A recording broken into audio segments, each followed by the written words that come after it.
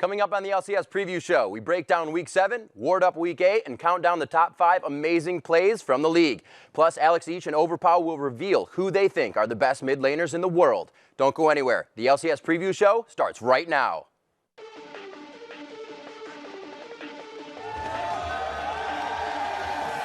Now the Wolves turn around. Amazing goes in. What an amazing kick that was.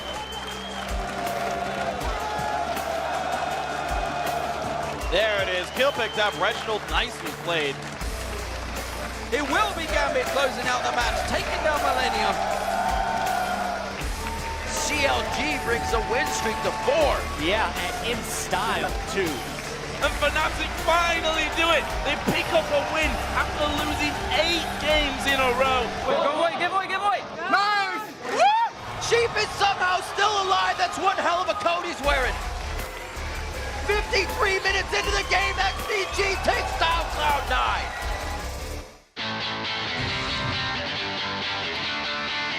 Hello and welcome to the LCS preview show. I am your host, Rivington Bisney III, along with Joshua Jat Leesman, and we're here to drop some knowledge as we head into our second Super Week of the season. How you feeling, Jat? Pretty superb right now. It's because we had so many damn games League of Legends about to come up. Yeah, lots and lots. So let's start out today's trip through the LCS over in Cologne, Germany, where Expecting and crew were looking to snap a 7-game losing streak against Froggen and Alliance. Starting out with that Fnatic versus Alliance matchup, Fnatic trying to end a 7-game losing streak, like we said. Yeah, you can definitely see Alliance was looking stronger coming into this game. It's been the game for Froggen, a lot of people said. Back on Karthus, back on his old ways, gets a good one on Expecting there, and he had his number completely throughout the game. Yeah, Froggen back in form this game really showed why Karthus was a big pick for him in the past. Starting this fight out, Alliance with great coordination, and Expecting is going to make a quick call from Froggen there. He's got his number onto him once again. Expecting couldn't do anything in this game, and he's been the one to try and carry for Fnatic. They made it tough for him. Yeah, he didn't expect the flash over the wall when he was trying to get him with that shockwave. Not at all. Froggen's aggressive play on Karthus set the tone that game, and Alliance hand Fnatic another loss. Fnatic versus Gambit, the next match we want to highlight. Everyone was wondering when Fnatic would turn things around. Yeah, and Cyanide was the one who came out big at the start of this. There's a lot of AP, a lot of poke on the Fnatic team, but it was Cyanide going in hard at the start of the game. It turned things around with Wukong very nicely as we see Gambit just trying to regain a little bit of control, but never did they have that. Gambit in their own jungle again, caught by Fnatic. It really seems like when Gambit loses, they lose badly, and this was the game Fnatic needed to turn it around. And it didn't help anything that Yellow Star and as well Reckless on Sivir, the on the hunt, the initiations, this Soul Shackle, just allowing Fnatic in the base of Gambit. Yeah, also notice how fast Cyanide was with the Sivir ultimate coming in there. This was a flawless victory for Fnatic. They did not die at any point in this game. They were able to make it through the base, clean up a few more kills, and bring it around to a near 33-minute win for them. Very nice, and they start off on a good foot. Next up, Alliance versus SK, where SK was able to pick up the win, and they are red hot now going up against the 6-9 Alliance. Yeah, Alliance was riding really high on the confidence from their earlier win, and you could see that in this initiation. Shook went all out, popped Blue Ult immediately, but it gets turned around.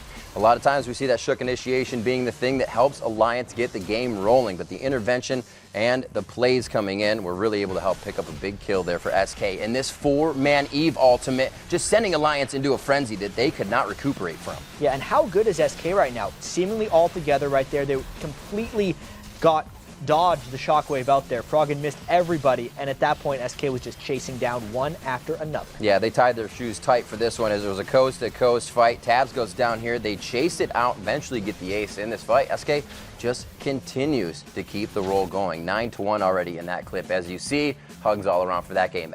Super Hot Crew versus Rockat is the next matchup. While SK are climbing, Rockat are headed in the other direction. Yeah, what's happening with Rockat? Kind of like what happened to Fnatic after they were the #1 team in Europe. It's almost a curse to be up there because it just means you're about to go on a losing streak. You can see it's already 4-1, 13 minutes in. Yanko's trying to take back a bit of the jungle. Impaler stays alive in this, and the Super Hot Crew just comes up with so much. Super Hot Crew really coming into their own as this European LCS season takes over. You can just see some consistency and some plays in the bottom lane. Yeah, Migs one after the other, gets the box, then the hook after on Vander. They clean up more kills onto Celebr's Lucian.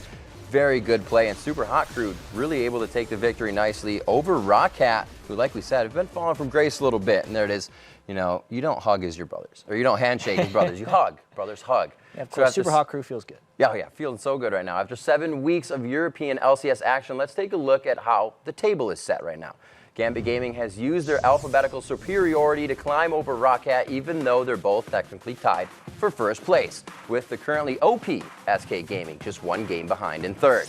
And with Super Week's worth of games coming up in Cologne, Germany, every team will have 4 chances to climb those standings. Let's take a look at the schedule. In just about 20 minutes, day 1 of the Super Week kicks off with 5 games. Up first, the Copenhagen Wolves looks to sink their teeth into Fnatic's 1-game win streak, followed by a battle between the first place teams, Rockat and Gambit. Then on Wednesday, we get you through the Hump Day doldrums with 6 games, including Diamond and Gambit taking on SK Gaming and amazing super fast reflexes. Then on Thursday, Super Week 8 of the European LCS comes to a close with 5 more matches. The day gets hopping with Froggen and Alliance trying to take a frostbite out of Alexish and Gambit. Now for more on the European LCS and SK Gaming's climb up the ranks, I'd like to welcome Trevor Quickshot Henry to the show. What's going on, Quickshot? Did you survive the carnival? I did, and I'm super excited to be here, surviving Carnival in Cologne, just as we're getting ready for Carnival games in Super Week in the LCS. All right, Quickshot. The first thing I've got to ask you about is the team you called the best in Europe, SK Gaming. What's been their key to recent success, and do you really believe they're the best team in Europe right now? Well, in my opinion, SK Gaming has simply learned to work as a team as the split has gone on. At the beginning of the year, SK had moments of brilliance, but it never added up to map control or objectives. They have 5 wins out of their last 6 games, and it could have easily have been 6 for 6. If we break it down a little bit more in depth, Freddy, he's a strong split-pushing top laner who's able to roam for Dragon and tower fights when it's required. Jesus and Candy Panda deliver at all stages of the game, and Jason doesn't often outright win his lane, but he doesn't need to because he farms up well enough to become a force to be reckoned with in those mid-game team fights for SK.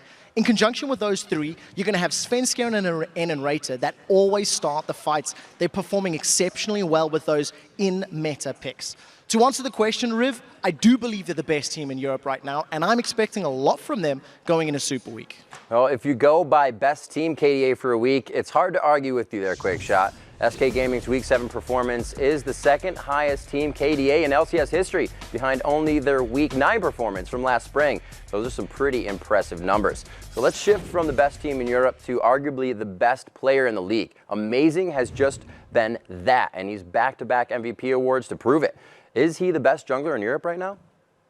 Oof, that's a really tough question to answer. I think he's definitely had the largest impact for his team and arguably the biggest impact for any team in the last 2 weeks. He's played Lee Sin 3 out of 4 games. He also leads the entire European LCS with a kill participation of 81%. His performance in Week 6 ranks as the 2nd best 1-week KDA for a jungler in the European LCS history. And for his team, the Wolves have turned around their questionable decision-making from earlier in the split. It's due to Amazing taking charge of their mid-game decision-making. He finds picks, he finds objectives to fight over, and he's going to need to continue to do that if the Wolves want to pick up more wins during Super Week. But I'm definitely expecting him to. He's got the caliber. All right, and now for a click-by-click breakdown of Amazing's moves, let's safeguard over to Jat, who's hanging out across the studio. Thank you very much, Riv. And if you've been watching LCS, you've heard casters on both sides of the Atlantic marvel at the sheer speed of Amazing reflexes and the quality of his plays. In fact, they're so fast, it's nice to break it down jump by jump on the telestrator. First off, there's been a couple Lee Sin plays that he's been able to pull off. And the thing about Amazing is how he makes multiple people on the other team unsafe. We can actually just start this off really quickly. We can see Amazing land the kick, and now pause it right here, actually. Normally, when you get kicked by Lee Sin, you're worried about the distance of him closing and maybe kicking you back, which is why Peke is pulling himself so far back that he wants to try and make it safe. But what they're not considering is the Amazing kick, when he jumps to the side and gets Yellow Star back. Let's actually roll this clip at half speed just to see how quick he is, because it's in slow motion. As soon as he lands, he gets the ward, and then he takes a few extra steps over so we can kick Yellow Star completely back. Let's roll this around one more time, all the way back, so we can see this play in full speed. Let's roll it now in full speed, just about how quickly he pulls this off. Just 1, 2, 3. One swift motion to get Yellow Star all the way onto the other side. And let's actually take a look at this next clip. This was really the most impressive one. And before we get into this, I have to note that Amazing has already landed the kick, the first part of the kick onto Kevin, the Sonic Wave, and he's way back here. You do not expect, as a Morgana, that this guy is going to be able to close onto you, and this is just the no safety that Amazing gives to everyone else on the team. Let's just roll this clip at half speed now so we can see Amazing, how easily and seamlessly he gets in. He also managed to get Jay Reese, so it knocked up Kurt for the extra damage because he hit the target farthest in the back of the team. And it is just those type of Lee Sin plays that are making it so unsafe for the enemy team. It's not just the person who gets hit by the Sonic Wave, it's everyone around them, which is something that mentally players really haven't adapted to yet. So for more on the European LCS, let's head back over to Riven Quickshot.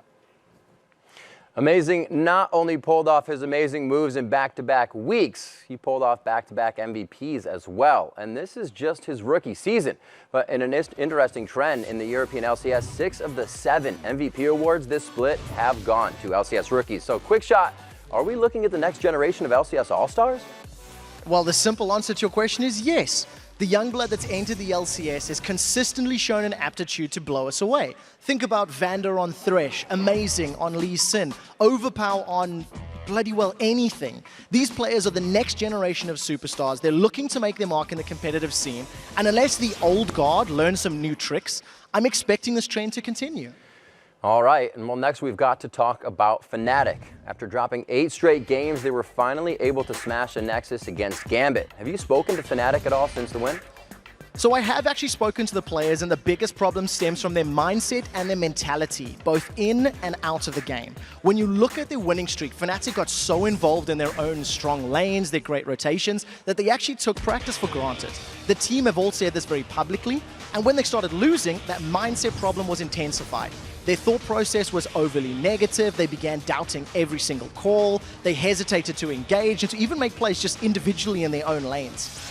I think with the root of the problem lying within their own minds, the team needs to find a way to trust their teammates and play confidently. Because if they don't find a way to deal with that mindset issue, these heavy swings are very likely to return and continue. And while Fnatic's struggles have taken center stage over the last couple of weeks, the phenoms of the first half of the split, Rockat, have started to fall back to earth a little bit. They've now lost 3 games in a row and have dropped into a tie for first place. Has the quality of their play dropped off, or have the other LCS teams or squads started to figure them out? So I don't know about that. In my opinion, Rockat are just in a small slump. They took a few days off leading into week 6. It meant they went 1-1. Last week, they did drop both of their games, and truthfully, they didn't look to be their usual selves. Traditionally, we've seen Rockat performing well in lane, and then transitioning fairly early on to team fights and dragon fights. And I think Rockat needs to ensure they show strong lanes during Super Week this week. In terms of other teams figuring things out, I think the teams that are beating Rockat in the LCS are starting in the bottom lane. They're banning out Celiva, picking away his champions, and then ganking him and Vander often. And I expect this trend to continue. So we'll see if Rockat can adapt to this focused playstyle in Super Week. And if Rockat can work around that and anticipate it, it's going to allow them to pick up some wins. All right, and since this is a super week, that means Rockat will have 4 chances to regain some altitude in the standings, including our European BF game of the week, Rockat versus Gambit. Quickshot, what's your take on this matchup? So this match is basically 2 mirror image teams doing battle. Every single member of both Rockat and Gambit share similar playstyles, similar champion pools, and even similar weaknesses. Both Genji and Celiva are somewhat overshadowed by their star Thresh playing supports, Edward and Vander. Both teams absolutely love to pick fights around Dragon, and they often start early Dragons if they feel the opportunity's there. Both teams also hinge on their jungler getting their lanes rolling. So with Diamond and Jankos being so important in securing kills to give their lanes an advantage, I think early aggression, counter ganks are an absolute certainty, and fights around the Dragon. So we'll see which team can do it better. All right, Quickshot, I know you've got 5 games to get ready for today, so I'll let you go. Thank you very much for the knowledge buff. Well, the pleasure is mine. Remember, the buff does wear off after the games are wrapped up, so refresh it next week. All right, now let's send it over to Shox, who's standing by with the guys who will be in the middle of today's game of the week, Rockat's Overpower and Alex from Gambit. Thank you very much, Riv, and thank you for joining us, gentlemen. Of course, you guys played 2 times already, but last time you played, it was Gambit featuring subs. But the last time that you guys were up against each other in the mid lane, it was Overpower that got the best of you, Alex. So what did your team focus on going into this match versus Rockat? So I can't tell all the strategies we're doing. So maybe I can tell that we won't pick Heimerdinger. That is one of the heroes that won't be picked. Aw. And wasn't picked yet.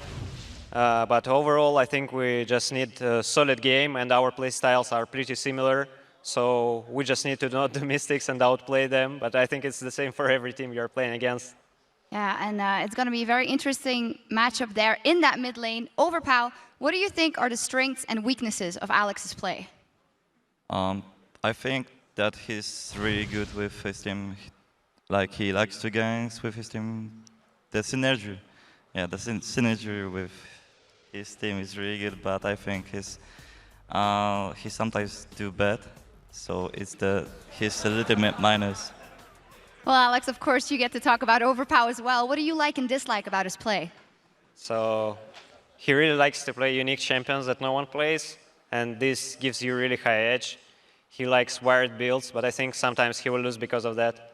All right, very interesting. Now, you guys are obviously two very good mid laners here in Europe, so I'd like to use your analytical skill to maybe look at the whole world and who might be the best mid laners in the world, starting right here in Europe. And I know, Alex, that you chose NukeDuck as to be the best mid laner here in Europe. Why is that?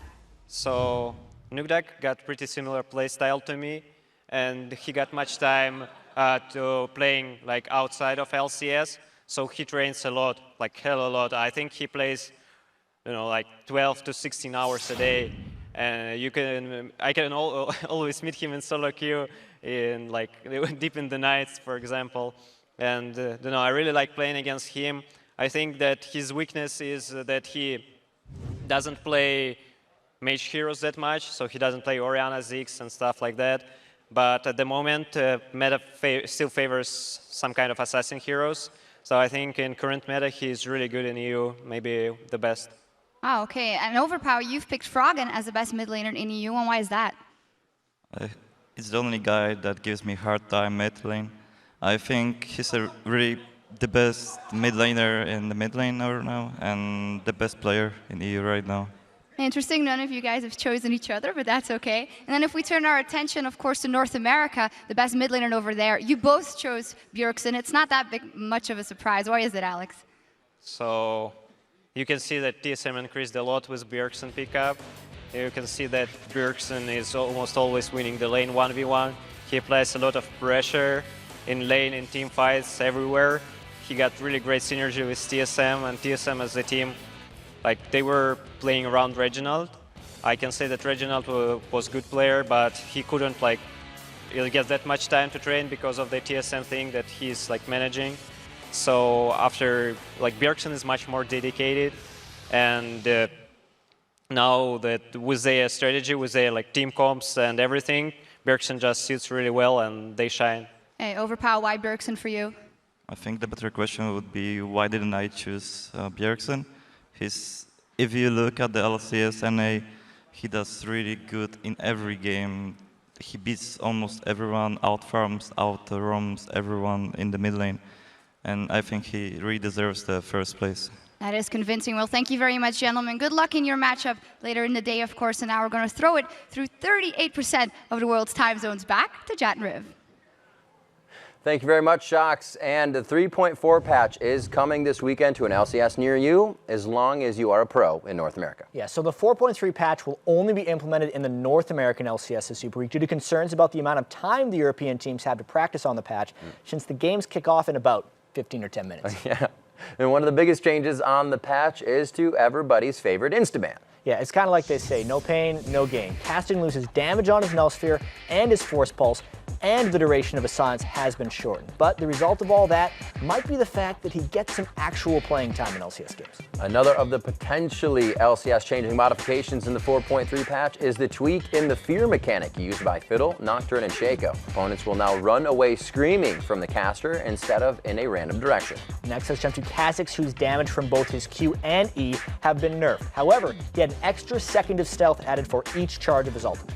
And the slipperiest big man in the game wasn't slippery enough to avoid getting the damage from his body slam and explosive cast, reducing this patch. And finally, we've got to hit on the boots of mobility. Not only have they been put on the clearance rack, 200 gold cheaper, they now have less base movement speed when you're in combat. I also heard they thought about renaming them, but we'll see. Yeah. The boots of mobility. The boots of mobility. Anyway, I can't believe it's already time for the 4.3 patch. It seems like only yesterday the North American pros were playing on 4.2. Well, it probably seems that way because Sunday was the day that they played on 4.2, which is a couple days ago. It's all a blur, but we'll see how it continues to go from here on out. There's a lot of games coming. It's a super week. How many? 32?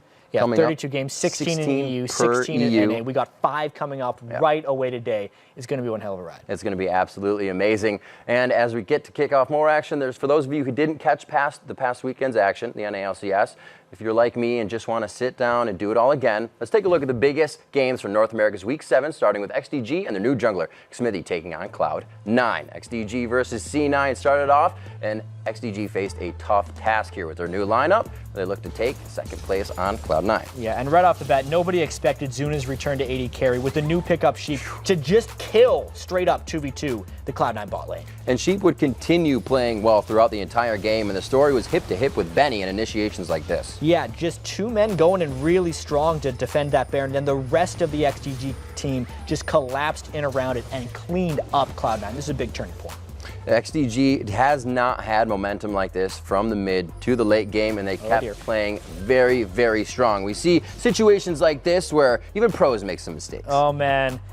Ironballs were not happy about that one. Big mistakes, but that was just part of the story. XDG continued to play solid. And a huge win with their new lineup. They are very happy about that and hope to continue that success. Next up, the highlight is CLG versus Curse. Link versus Voyboy in the mid lane was the one to watch here. Yeah, big mid lane jukes here by Link. Voyboy was trying to go in for the final kill, but he just misplayed it.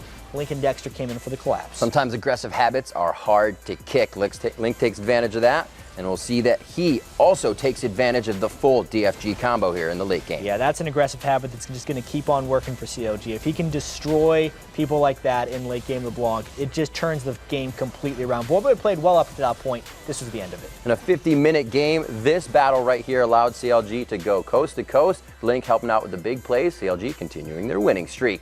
Next up, Dig versus Team Solo Mid. Speaking of mid laners, Reginald is back, 7 for Bjergsen. Yeah, this was a pretty big return for Reginald, but it wasn't necessarily the story of the game. It was actually the odd one's Wukong coming in again and again, seemingly always hitting everyone on the map that was close to him with that Cyclone. Coming in huge. Xpecial had a few plays of his own to set up the odd one on that, but like you said, it was all about the general leading fights. This one looked like it could have been bad for TSM, but the category 5-man Cyclone flash over the wall from odd one to bring it back. Yeah, Cruiser came in just for the end so we could get all 5 of them. It doesn't matter that odd one dies in this fight because he started the fight for his team and they came out on top. And we got to remember, Reggie still back in the game, played quite consistent for the team with the odd one going off onto everybody to get cycloned again, and they were able to come out with a pretty big win for Bjergsen in the sub. Yeah, once TSM had a little bit of momentum in this game, they just carried clean through, handing Dignitas yet another loss. Looking at our next highlight, it's going to be from Cloud9 versus Team Solo Mid. You can see reeling off of that game, they hoped to get a win over Cloud9. Yeah, this was supposed to be this crazy, amazing, hyped up matchup, but right off the bat, Meteos gets the jump on a TSM, makes him pay. Who has some of the most hands in First Blood? It's Meteos, coming in huge for his team. You even see him in just a few seconds, coming up even bigger on the Kazakhs. And Xpecial was trying to make some plays of his own. Yeah, that was Xpecial's tribute to Yellow Star right there. Unfortunately, it happens to the best of them.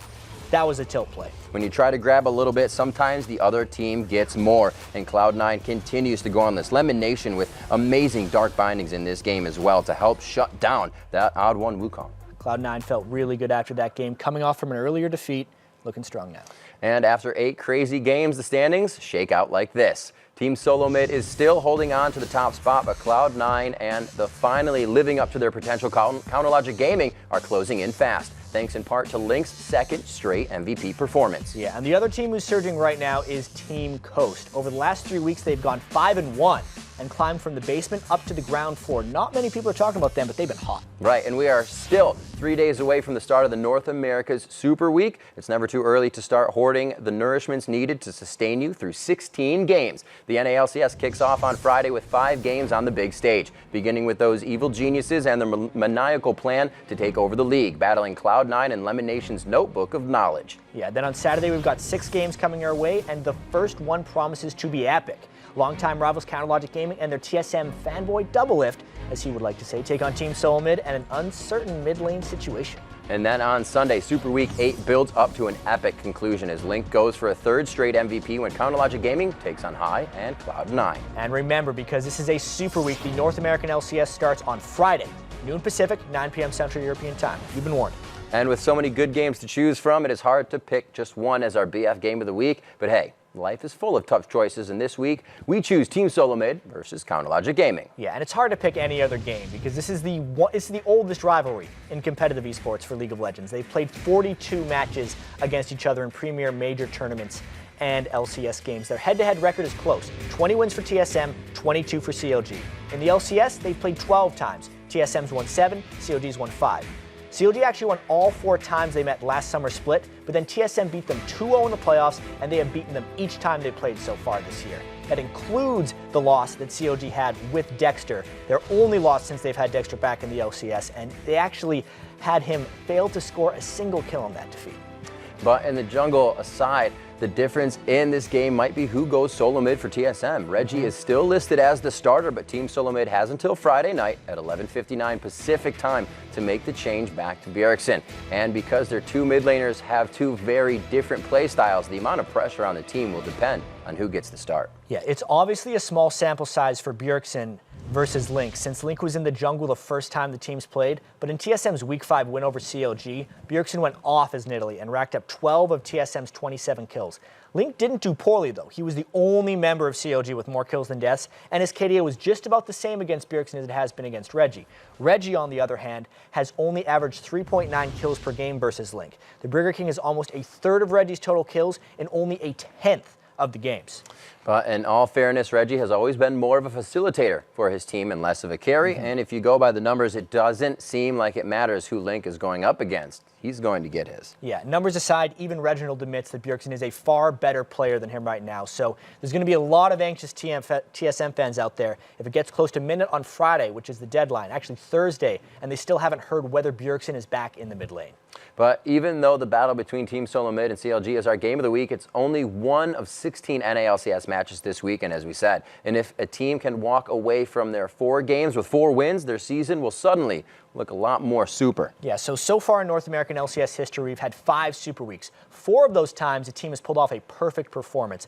The first of which, actually, we go all the way back to the spring split of last year with Dignitas. They had a perfect 4-0 record on their way to winning 10 games in a row to start their surge in that split. The second perfect Super Week actually came in with TSM. They went 5-0 and jumped over Curse and Dignitas in the LCS standings on the last week of the spring split. That perfect week actually earned them the #1 seed in the playoffs, and Team Solo Mid rode that momentum to the spring split championship.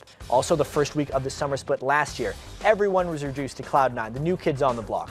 Meteos and crew shocked the LCS, going a perfect 5-0 in their first 5 games, including a win over the spring champions TSM. And amazingly, the last team to pull off a perfect Super Week was Vulcan, who is now XTG. They went 5-0 during Week 9 of the summer split and locked in the 2nd seed in the summer playoffs with that performance. And with teams turning in perfect performances in 4 of 5 Super Weeks, odds are we'll see one again this weekend. Who is your favorite to turn in a perfect 4 games? Right, so if Reginald ends up starting mid for TSM, I think CLG will come out on top in that matchup, which would mean heading into Sunday's game, Cloud9 versus CLG, I think they're both going to be undefeated. CLG has a good chance, and so does Cloud9. And then if I look at that game, based off CLG's recent performance, I definitely have to say CLG's most likely to walk away with a 4-0 record and kind of make their surge towards the top spots in the league. All right, we'll have to see. Now, when I think about perfection, the first thing that comes to my mind is the top 5 plays from Week 7 of the LCS, or as we like to call them around these parts, the Penta.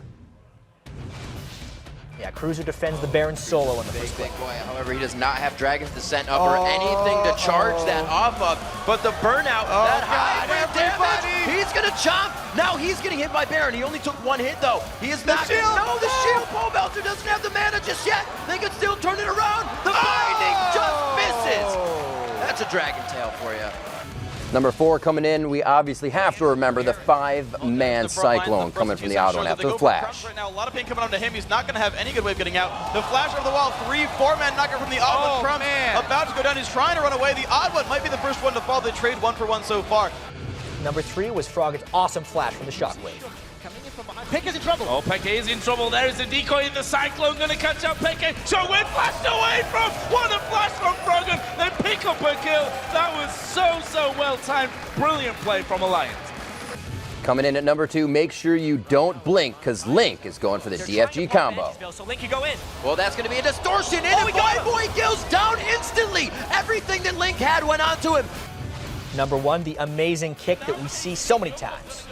Now the Wolves turn around. Amazing goes in. What an amazing kick that was. Code goes down. This could actually be the game here for the Wolves if they play their cards right. And the best thing about this week coming up is we have a super week to get so many amazing plays. Yeah. All right, everybody, thank you very much for checking out the LCS preview show. Here's your last hit. How it stands now for all-time deaths in the North American LCS, Nintendo is the current leader. He's got 235. Reginald's at 202, so if Reggie can die 34 times this game, he will reclaim his spot as the all-time most deaths in the North American LCS. So he needs the support of the TSM fans. Hashtag 34 deaths the dream with Reggie.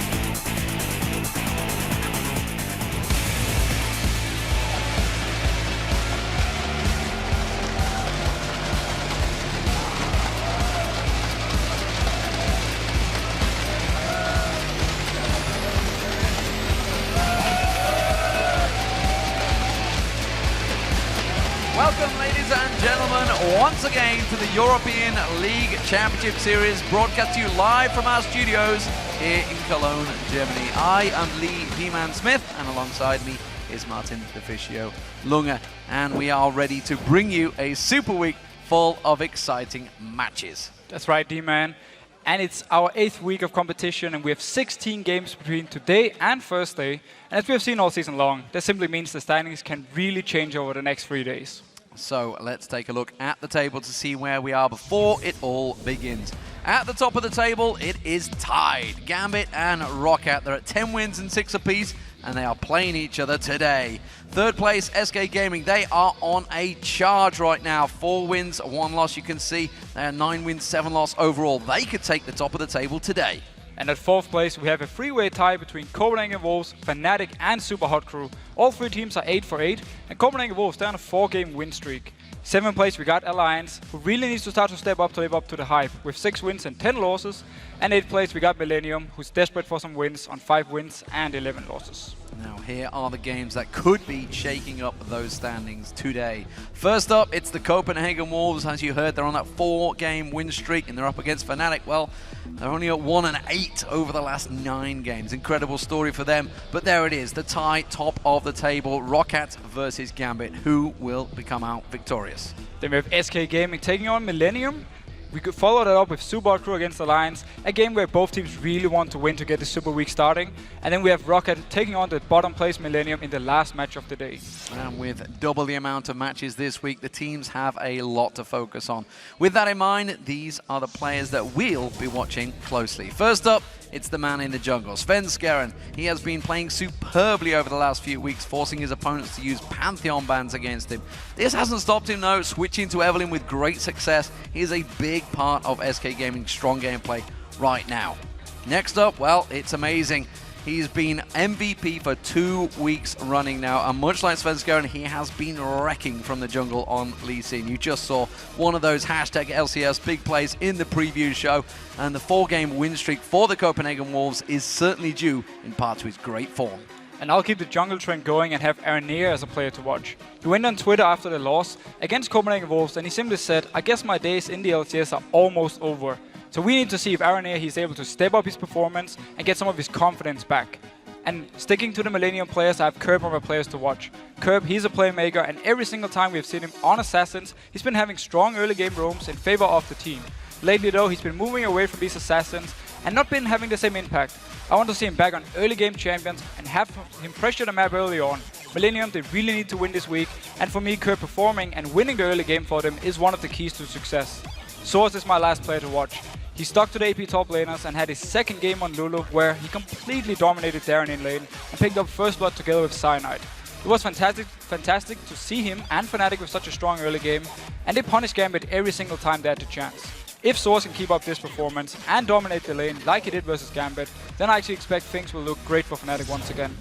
Fantastic stuff. We'll see how it goes. Remember, you can track the stats for these players, check out the schedule, watch the VODs, and much more all over at lolesports.com. You can also vote on which teams you think will be winning throughout the day. Click on the schedule link and then make your choices for each of today's matches. We'll be checking in as each game begins to see how you voted.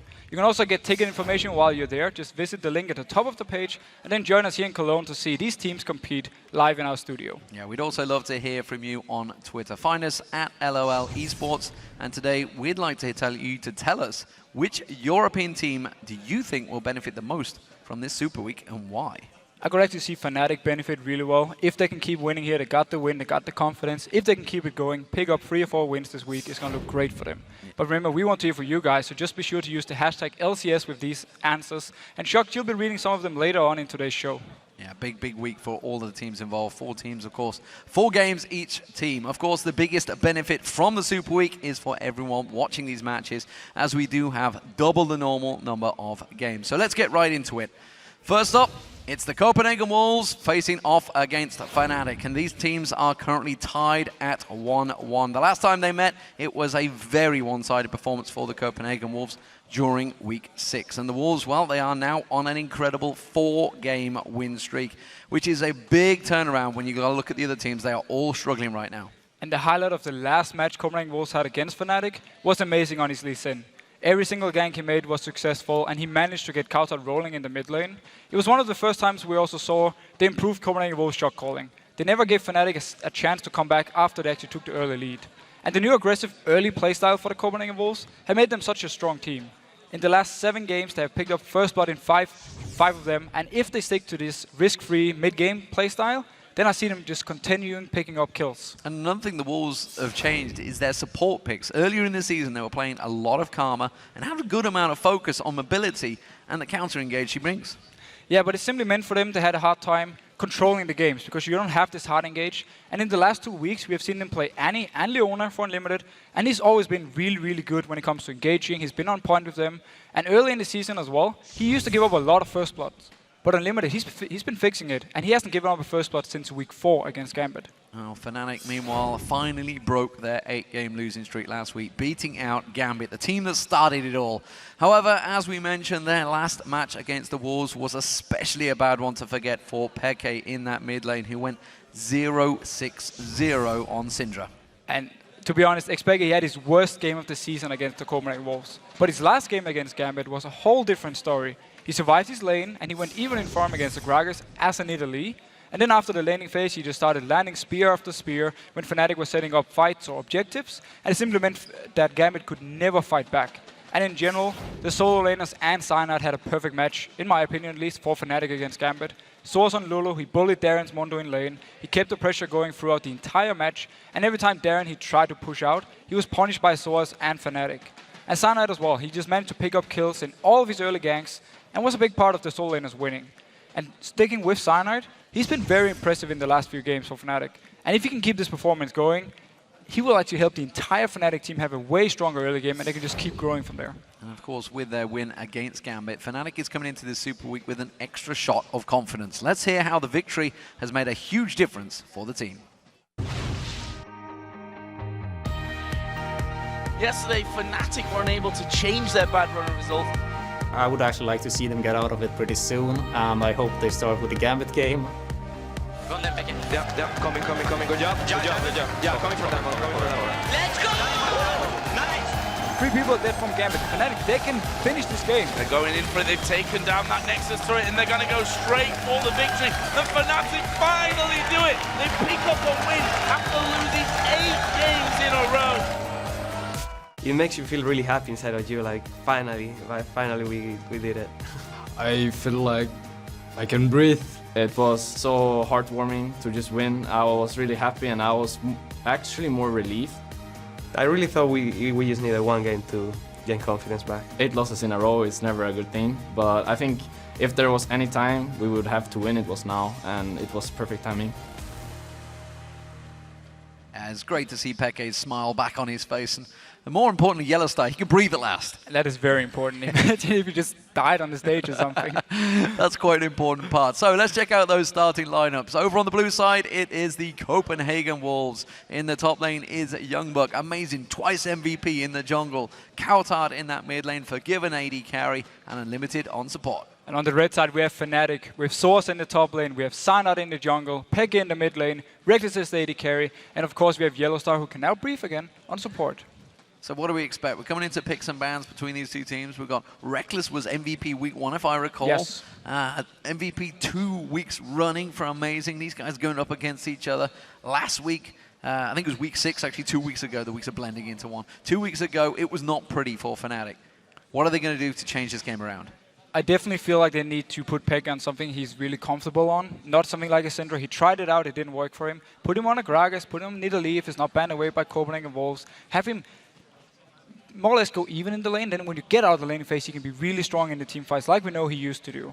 And also, you just need Sana to roll. If you can get Elise, if you can get Lee Sin away from Amazing, possibly banned away, make sure he doesn't get it, I feel like Fnatic will have a good chance early on. So, do you think that the bans are basically going to be a lot of the junglers? Do you think it's going to be... Because often it used to be mid lane focused heavily, but you got to look at Cyanide. We saw in the pre-show, Cyanide pulled off some big plays against Gambit with that Wukong.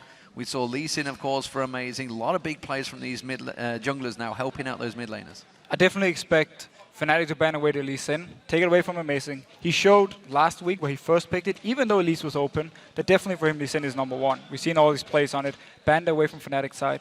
Copenhagen Wolves can then say, you know what, we just ban away the Elise. We don't want to give you the best jungler. And then you have to fall down to something like Wukong, Pantheon, Nocturne. We have a lot of different junglers coming down. So I can definitely see those 2 picks. And also, I kind of feel like Copenhagen Wolves have to ban away the Nidalee unless they have a hard engaged counter to it. Because we saw Peke on it against Gambit. He went even in the laning phase, got out of the laning phase, started spear after spear after spear. And every time you get hit by a spear, you have to more or less back off and you can't fight. So unless Copenhagen Wolves want to deal with this, they can just ban away. So what do we make of the likes of Soaz or the AD carries? I mean, we saw Lulu for Soaz the other week. I mean, that worked to great effect up against Darian. Lulu is an option, but Copenhagen Wolves are first pick. We have seen people first picking Lulu. They don't have to ban. Fnatic would then have to do it, or Copenhagen Wolves simply just first pick it away and say thank you very much.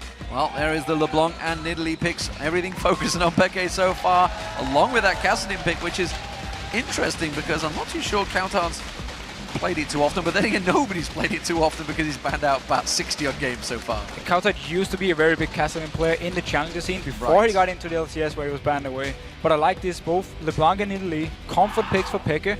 They want to put it on something where he's not used to play with it or something where they feel they can punish him like they did in the last time they faced each other. Well, Lee Sin was taken away from Amazing and Elise taken away from Cyanide. That leaves Fnatic with a choice. What's their final ban? Because that means there's going to be a lot of options for Copenhagen Wolves. What would they target for first pick here? If the Lulu is open, I'm surely they're going to go for it. Yeah, if Lulu's open, I think they're going to first pick it straight away because there's still so many junglers open. And they do actually go in straight with the Lulu pick. Expect it to be mid lane for Coutard because we have seen Unlimited switch to these hard engage supports. And Lulu is definitely not a hard engage. So it could be Coutard getting it mid lane. Combine it with Wukong jungle, Pantheon jungle, Nocturne jungle, so many options. Whenever they jump into the face of the enemy team, pop the ultimate and you have some good CC and you have some very good damage and roaming potential on Lulu. That is the Wukong for Cyanide, locking that straight in. Worked out great for him up against Gambit, and it will be Caitlyn for Reckless. So to take away the most safe, most standard AD carry from Forgiven, Lucian is still open. I don't think he minds actually giving them the Caitlyn. Also, it simply meant with the Wukong, they don't want to risk this combo Lulu Wukong. double CC, a lot of good engage, so they simply take it away straight away and just put it onto Cyanide. There's a potential for a giant crocodile on the map because Renekton has been locked in, and with that wild growth and dominance, he becomes huge. Meanwhile, of course, Annie is available now for Unlimited and has locked in. That means it's going to be Annie Lucian we're expecting in the bottom lane for them. How do we count this one? It's going to be an Annie Lucian. Looks like it's going to be up against the Thresh Caitlyn. Thresh Caitlyn is basically one of the best bottom lanes you can have. You have a lot of harass, you have a lot of good poke potential, you also have a lot of safety because you have your lantern, you have your net onto Caitlyn. It's very hard to kill them. But meanwhile, Annie Lucian, they have more damage straight up in a fight. Pop down the Tibbers, pop down the burst from Lucian. You will out damage his Caitlyn and Thresh. So it's going to be more about can Copenhagen Wolves engage before they get poked down. Do we expect to see a Ziggs maybe coming out here? It's generally what we class as the skill matchup. No, Gragas is the other option up against Countout in that mid lane for Peke. We have to remember Source actually played Gragas as well, so he could potentially go top with it. But yeah, if it's for the mid lane, it is a comfort pick for Peke. He can do really well farming-wise. He will have some issues early on.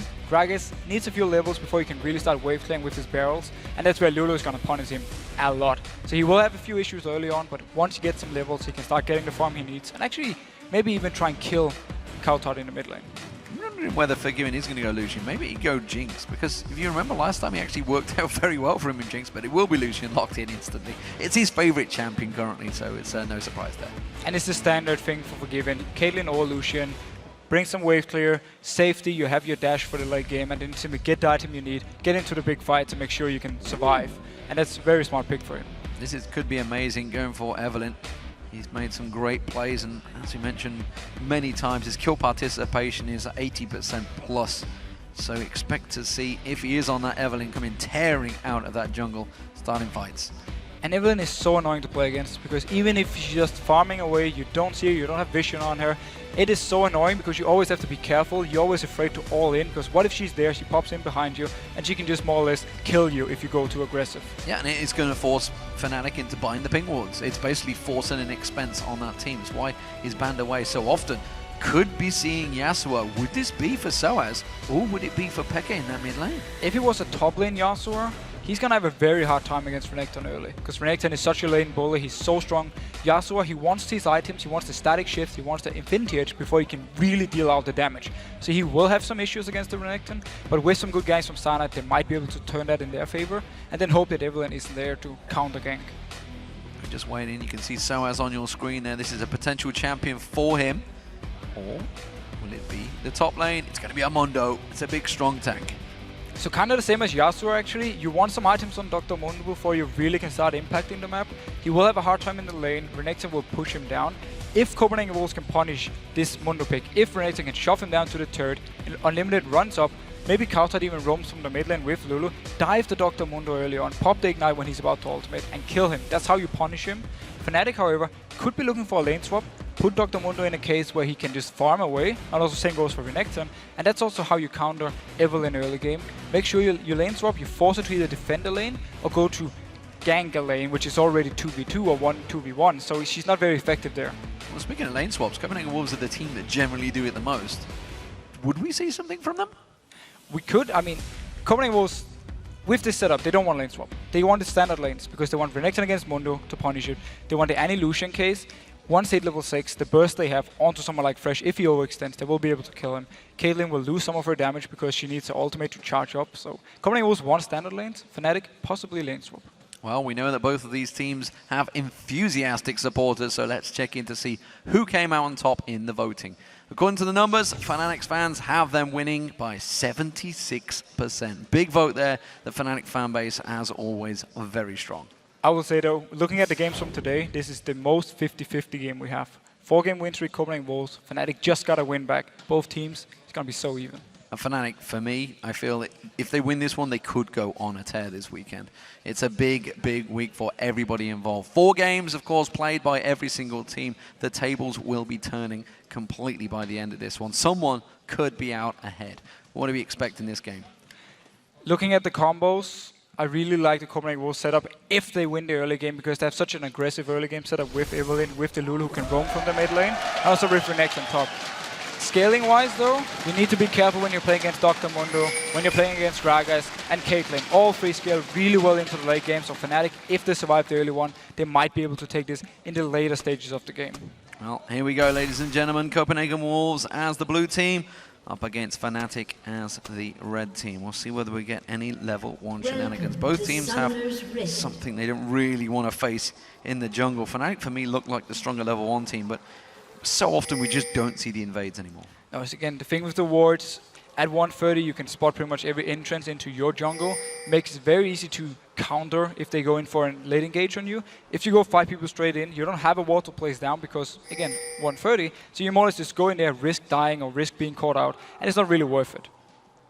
Well, we'll see how they work out. Last time around, the Wolves took some early aggression, and it was on Peke. We'll see whether they go for it. Of course, Amazing's going to be wanting to maybe try and start something off. And talking about the early aggression, we have a Doran's Blade onto Renekton. Starting item, it simply means he wants to shove the lane. He wants to get Mundo to the turret. He wants to have a kill threat onto him. With the Ignite to the teleport as well, there's pretty much no chance for Source to actually get a kill 1v1. So the whole idea for Copenhagen Wolves, shove Source into the turret, and then have Evelyn coming up and trying to dive on him. Is this going to be a bait? Cyanide does just get spotted on towards Amazing there. Don't think we knew he was there finally. The moment he stepped out to put that ward down, backs away. But this is very smart by Copenhagen Wolves because they can predict now, or they can actually spot out if there was a lane swap from Fnatic side, because they would see the bot lane helping Cyanide do red buff, and then they could swap with them. It's a very nice ward.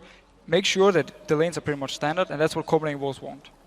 And we do see Soaz heading up there. He's going to help out. The leash barrel from Peke will mean that Cyanide starts off on the red buff, and we see Amazing. He's over on the blue. He's going to be taking that one away. Taking a lot of damage though. Didn't get a lot of health from Youngbook. Youngbook wants to get into that lane early on. Meanwhile, Unlimited gets flayed on already. Has hold on to that stun. They want to hit that level 2 first. Yeah, the standard, we want 8 level 2 first. It seems to be in favor of Copenhagen Wolves. They will be able to take down his minion wave. Very nice harass from them. The stun used pre-level 1 there. Nicely done. Caught Reckless in that stun and forgiven quickly onto that one. Must have been pre-worked on them level 1 strategies. There's a lot of early game aggression from Copenhagen Wolves, like we know from this bot lane. They love to shove up the lane early. And if you're not ready to counter shove it, they will always get you up there, get the early level 2 and put the pressure onto you. Fnatic though, are in a good position. Very close down to their own turret, so even though they will be only level 1 to level 2 of Copenhagen Wolves, they won't be really afraid of dying. Level 2 hits first for Unlimited, immediately turns around, puts a flame on towards Yellow Star. Very ballsy play, knew exactly the experience they required to hit that level 2 because he could have been walking straight into a death sentence. So we need to see also how much Yellow Star can do on this first, because they gave Annie over to Unlimited, he's been loving to play it, and they were fine with it, just picked up a different support for Yellow Star and felt this is what we want. So we need to see how much he can actually do, also laning wise. Remember also Caitlyn was one of the very early picks, so that was definitely also one they wanted to take away from Forgiven. Yeah, one of the first picks they made on with that Wukong for Cyanide, a champion that maybe he's found out does work out well for him. Well, Cyanide himself has had a few rough weeks along with Peke, but at the moment countered up against Peke seems to be working well. Yeah, and look at this, just as we talked about with Lulu early game versus Gragas, who needs some levels before he can really start clearing the waves with his barrels. He's getting harassed down and pretty much pushed straight to his own turret. He's only having 7 CS to 20 from Couchard, so a big difference early on. Peke so far is happy to just sit there on the tower. Doesn't want to go too far. Remember how this one turned out for him. 0-6 last time he faced Couchard. Not a good week in the LCS for Peke. This time around he has a more mobile pick, so if he should be ganked by the Evelyn, which we see actually going towards the top lane, no ward from Source and no pink, I mean, so he won't be able to spot him out. And Cyanide actually just recalled. So if they want to go for this dive, they should be able to get it. Double buffs on Amazing. They may well try and go for this one. Hasn't been spotted yet. Remember, he is invisible, stealthy, but Soaz is playing it very cautiously. Youngbook's going to have to slice and get the stun down on towards Soaz. That's what he does. He goes for it, gets the stun down, the Ignite goes down. The damage is enough, and First Blood easily coming in for Amazing. And such a standard play by Copenhagen Wolves against the Dr. Mundo. This is what you need to do. Punish him early on where he's weak, and he's not able to shove up the lane, and he's just more or less an easy gank. Amazing just goes for a loop around, goes towards those golems. Cyanide had just taken them away though. Meanwhile, the mid lane, Peke, look at the harass on him. Glitterlance does catch on the poke there and forces him away. Takes a bit of a tower hit, but it doesn't matter. He's going to keep pressuring that put tower. And he really needs some help from Cyanide. He is nearby. He needs to go in and help Peke. It's going to be very hard though, because Peke is and very, very low, so he won't be able to join in. But if Fnatic doesn't stop this bullying into the mid lane, where Couchard is just constantly shoving down Peke, he will continue falling behind. A stun on towards Yellow Star. Good flame coming out from Unlimited and Forgiven. does get the poke back on towards him, dodges out the death sentence, and they are really putting pressure on this bottom lane. And basically, Copenhagen Wolves is just pressuring every single lane. We had Youngbuck pushing up in the top lane, picking up the kill with Amazing onto Soaz. We have mid lane shoving, we have bot lane shoving. This is standard Copenhagen Wolves early game. Every single lane is very aggressive, and they just want to focus on winning on CS. First item coming out in the top lane. We do see a pickaxe being picked up for Youngbuck, meanwhile up against the chain vest of Soaz. So it's a very smart pickup by Soaz to prevent some of the damage from Youngbuck. If Amazing comes there, he will have a lot of magic damage early on, so he won't do anything with the chain vest. But with the pickaxe onto Youngbuck, he wants to go for this Tiamat early, so he can just continue shoving down the lane and putting pressure. Meanwhile in the mid lane, as we see Kautard, he's been back on himself that Chalice. Meanwhile, we see Peke, of course, went for the double Doran's ring. So struggling a little, and you can see double the CS now for Kautard on this Lulu, really putting pressure on Peke. And generally speaking, if you can't afford your Chalice on the first buy, you're really far behind. And now Peke actually going on to Kautard. Gonna get the belly slam down on him. He does manage to use the barrel on towards him. Quick pick turned on from Kautard, just gonna step away from this one. There's no mana. Oh, they ignite, it's got enough. Peke makes the play. Giant misplay by Kautard. He walks into the body slam of Peke, gets engaged on, and he has no counterplay to it. And Peke simply just follows him down, body slams him one more time, ignites, and picks up a kill. And the only thing Kautard had to do was just harass from distance. He never had to go into range of Peke. Just didn't even seem to counter that. Ignite would follow through. As soon as I realized he's out of mana, he's got no cooldowns. Nope, Ignite is ready and waiting to go, and Kautard could have flashed away from that at any time. Chose to flash right at the end. But that was such a beautiful play by Peke. He really took advantage of the mistake from Kautard. That's one of the most important things when it comes to professional gaming. If you see someone make a mistake, you need to punish him. This time around, he spotted Kautard making a mistake, took the kill, and he now got some gold back, instantly went back and also bought some early magic resist. What we do see, yeah, like you say, magic resist and the boots as well, so he's got mobility to go with it. Amazing spotted out Cyanide here. Is going to come in towards this buff. Remember, Amazing will be coming in stealth. Cyanide is starting off. That ward will not spot him. Now he's going to come around. Now he will get seen out in a moment. He will go down towards Cyanide. He's got Kautard joining. Oh, they guessed wrong. He thought he was going to go off to the side there. Youngbuck came into cover as well, so it was a 3-man invade for the Copenhagen Wolves, but they get the red buff. And they really take advantage of the fact that Amazing is level 6, and also the fact that Soaz couldn't move from top because he's all the way down to his own turret. So smart move, get the red, and now Kautard, not enough mana on Peke to actually kill him, so this time around he feels safe just running past him. Yeah, does walk back, and of course he does have the Ignite as well. Make sure he gets that Siege minion, will take down all of the gold on that tower, so nothing being wasted. But Peke, he's trying to detract here, maybe pull him towards the race, but they have a ward, so they saw exactly how that was happening, playing out there. Kautard's going to take the blue buff, heads back to the mid lane. And we need to see how long this pink ward in the river for Fnatic side actually is going to last. It's been there for a while, they put it out on the first buy, and nobody from Copenhagen Wolves have actually been around this area, so they haven't spotted out anyone yet. But if they can keep this one going, maybe even for a dragon fight, it's going to be a big advantage for them.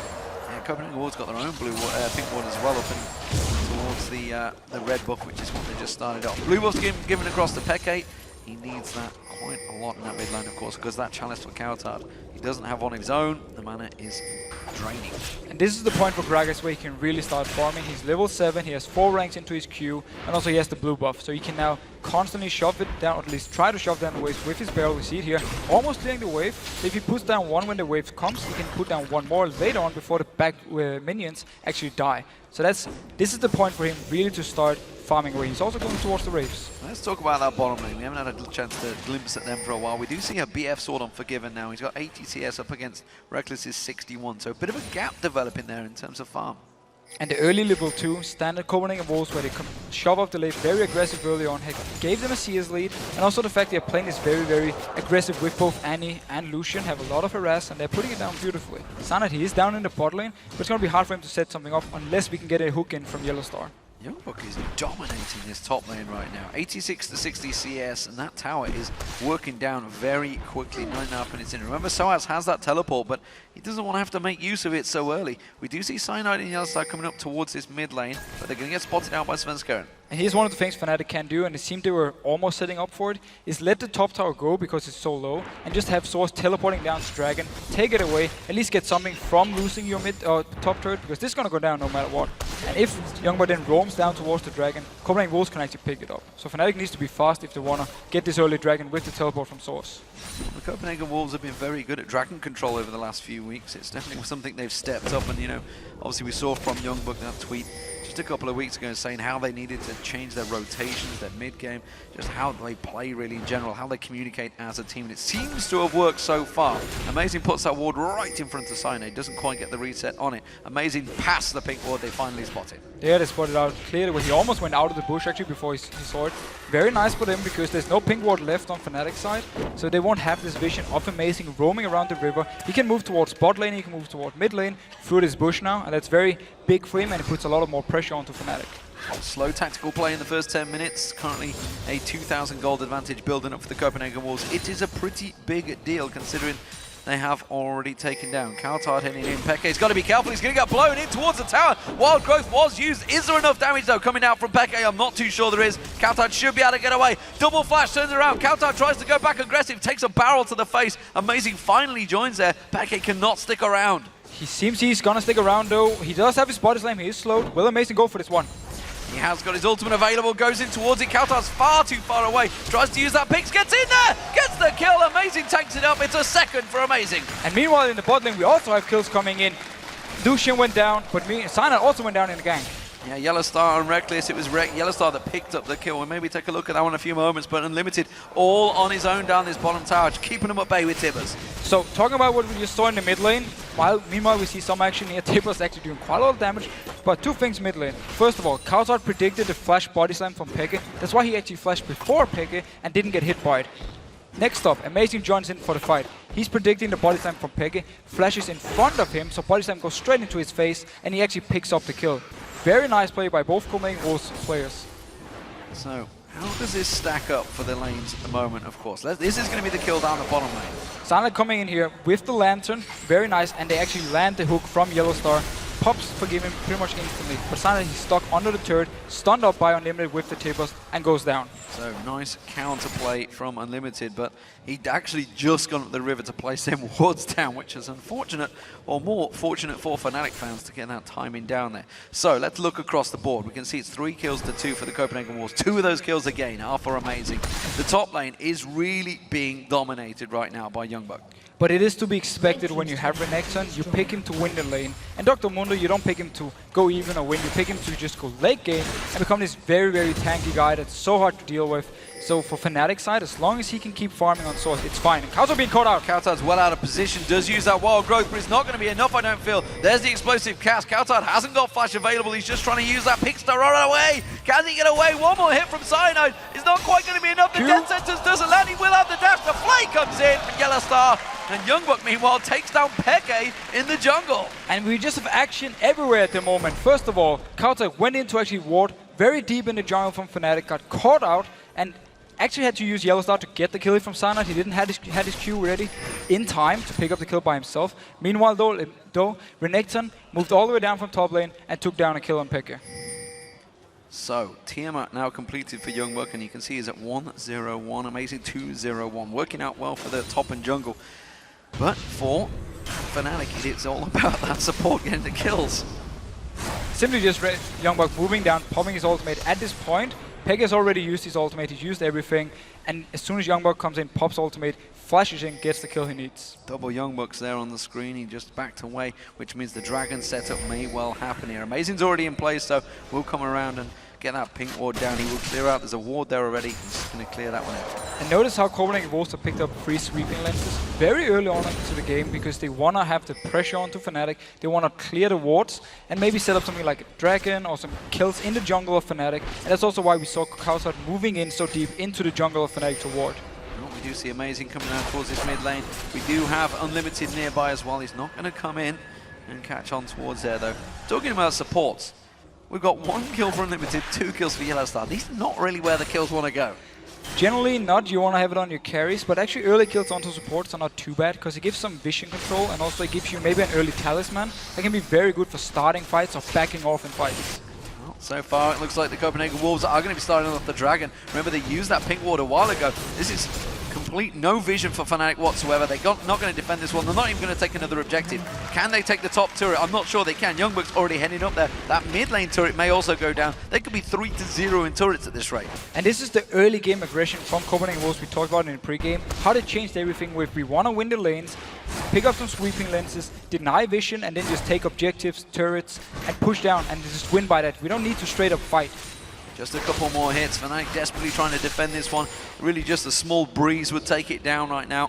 And Counterhard Unlimited are there. We do see Forgiven. Now he's coming back up. Got himself that Bloodthirster completed, heading towards the Trinity Force next item. Still yet to buy boots. But Forgiven, he's very far ahead compared to Reckless. Bloodthirster completed, he can stack it up to 30. That's 30 extra attack damage when it's fully stacked. He can get these 30 attack damage, and he has the Sheen. So his upfront burst, if a fight should start, is very, very high at the moment. Pink Ward just got placed by Cyanide, gets immediately removed by Youngbuck. That's not good. That's an investment of gold that is not going to pay off. We have to see what Copenhagen will decide to do now, because Source is left up to farm top. That's what he wants to do. He wants to get the farm here in the early game. Meanwhile, Youngbuck is actually rotated down towards the mid lane, but they're not in a position to take the turret, at least yet. It only takes more or less 2 people to come in that can actually get it, because Fnatic is staying in to try and defend, but there are only 2 people at the moment, and Copenhagen could actually have taken it. Yeah, while this is all happening, while they're trying to keep it at bay, we can see Forgiven, he's down the bottom, getting himself free farm. We do see Youngbuck, he continuously goes across the jungle, clearing it all out. Spirit Visage being built up now. Meanwhile, Sunfire Cape has been built by Soaz, but he is desperately falling behind. He is going to become that tank, as you mentioned. He will become a problem in the late game. In the late game, he's so hard to kill, but with a combo, and also, especially with a combo from Copenhagen Wolves side, because Lulu, she won't have damage to kill a tank late game. It's going to be all about Forgiven actually taking him down, and that can be an issue for Copenhagen Wolves if it go really late. I have to look at the items also from Unlimited. He picked up a Relic Shield after the laning phase, which is a bit weird for me. This doesn't decide to go Talisman to even have more mobility on the team. Instead, he wants to have this shield he can put onto his possibly the AD carry or Evelyn or Necton. But he's not going to do too much compared to having the mobility from a Talisman. So I'm not too sure about that item build. See where it goes. Currently, it's Copenhagen Wolves. They're going to push in, take that mid-tank turret. Unlimited thought about it there. Thought about rushing into maybe Flash Tibbers. There was 3 juicy targets for him, but instead they saw Peke down the bottom. And they're not going to go for it.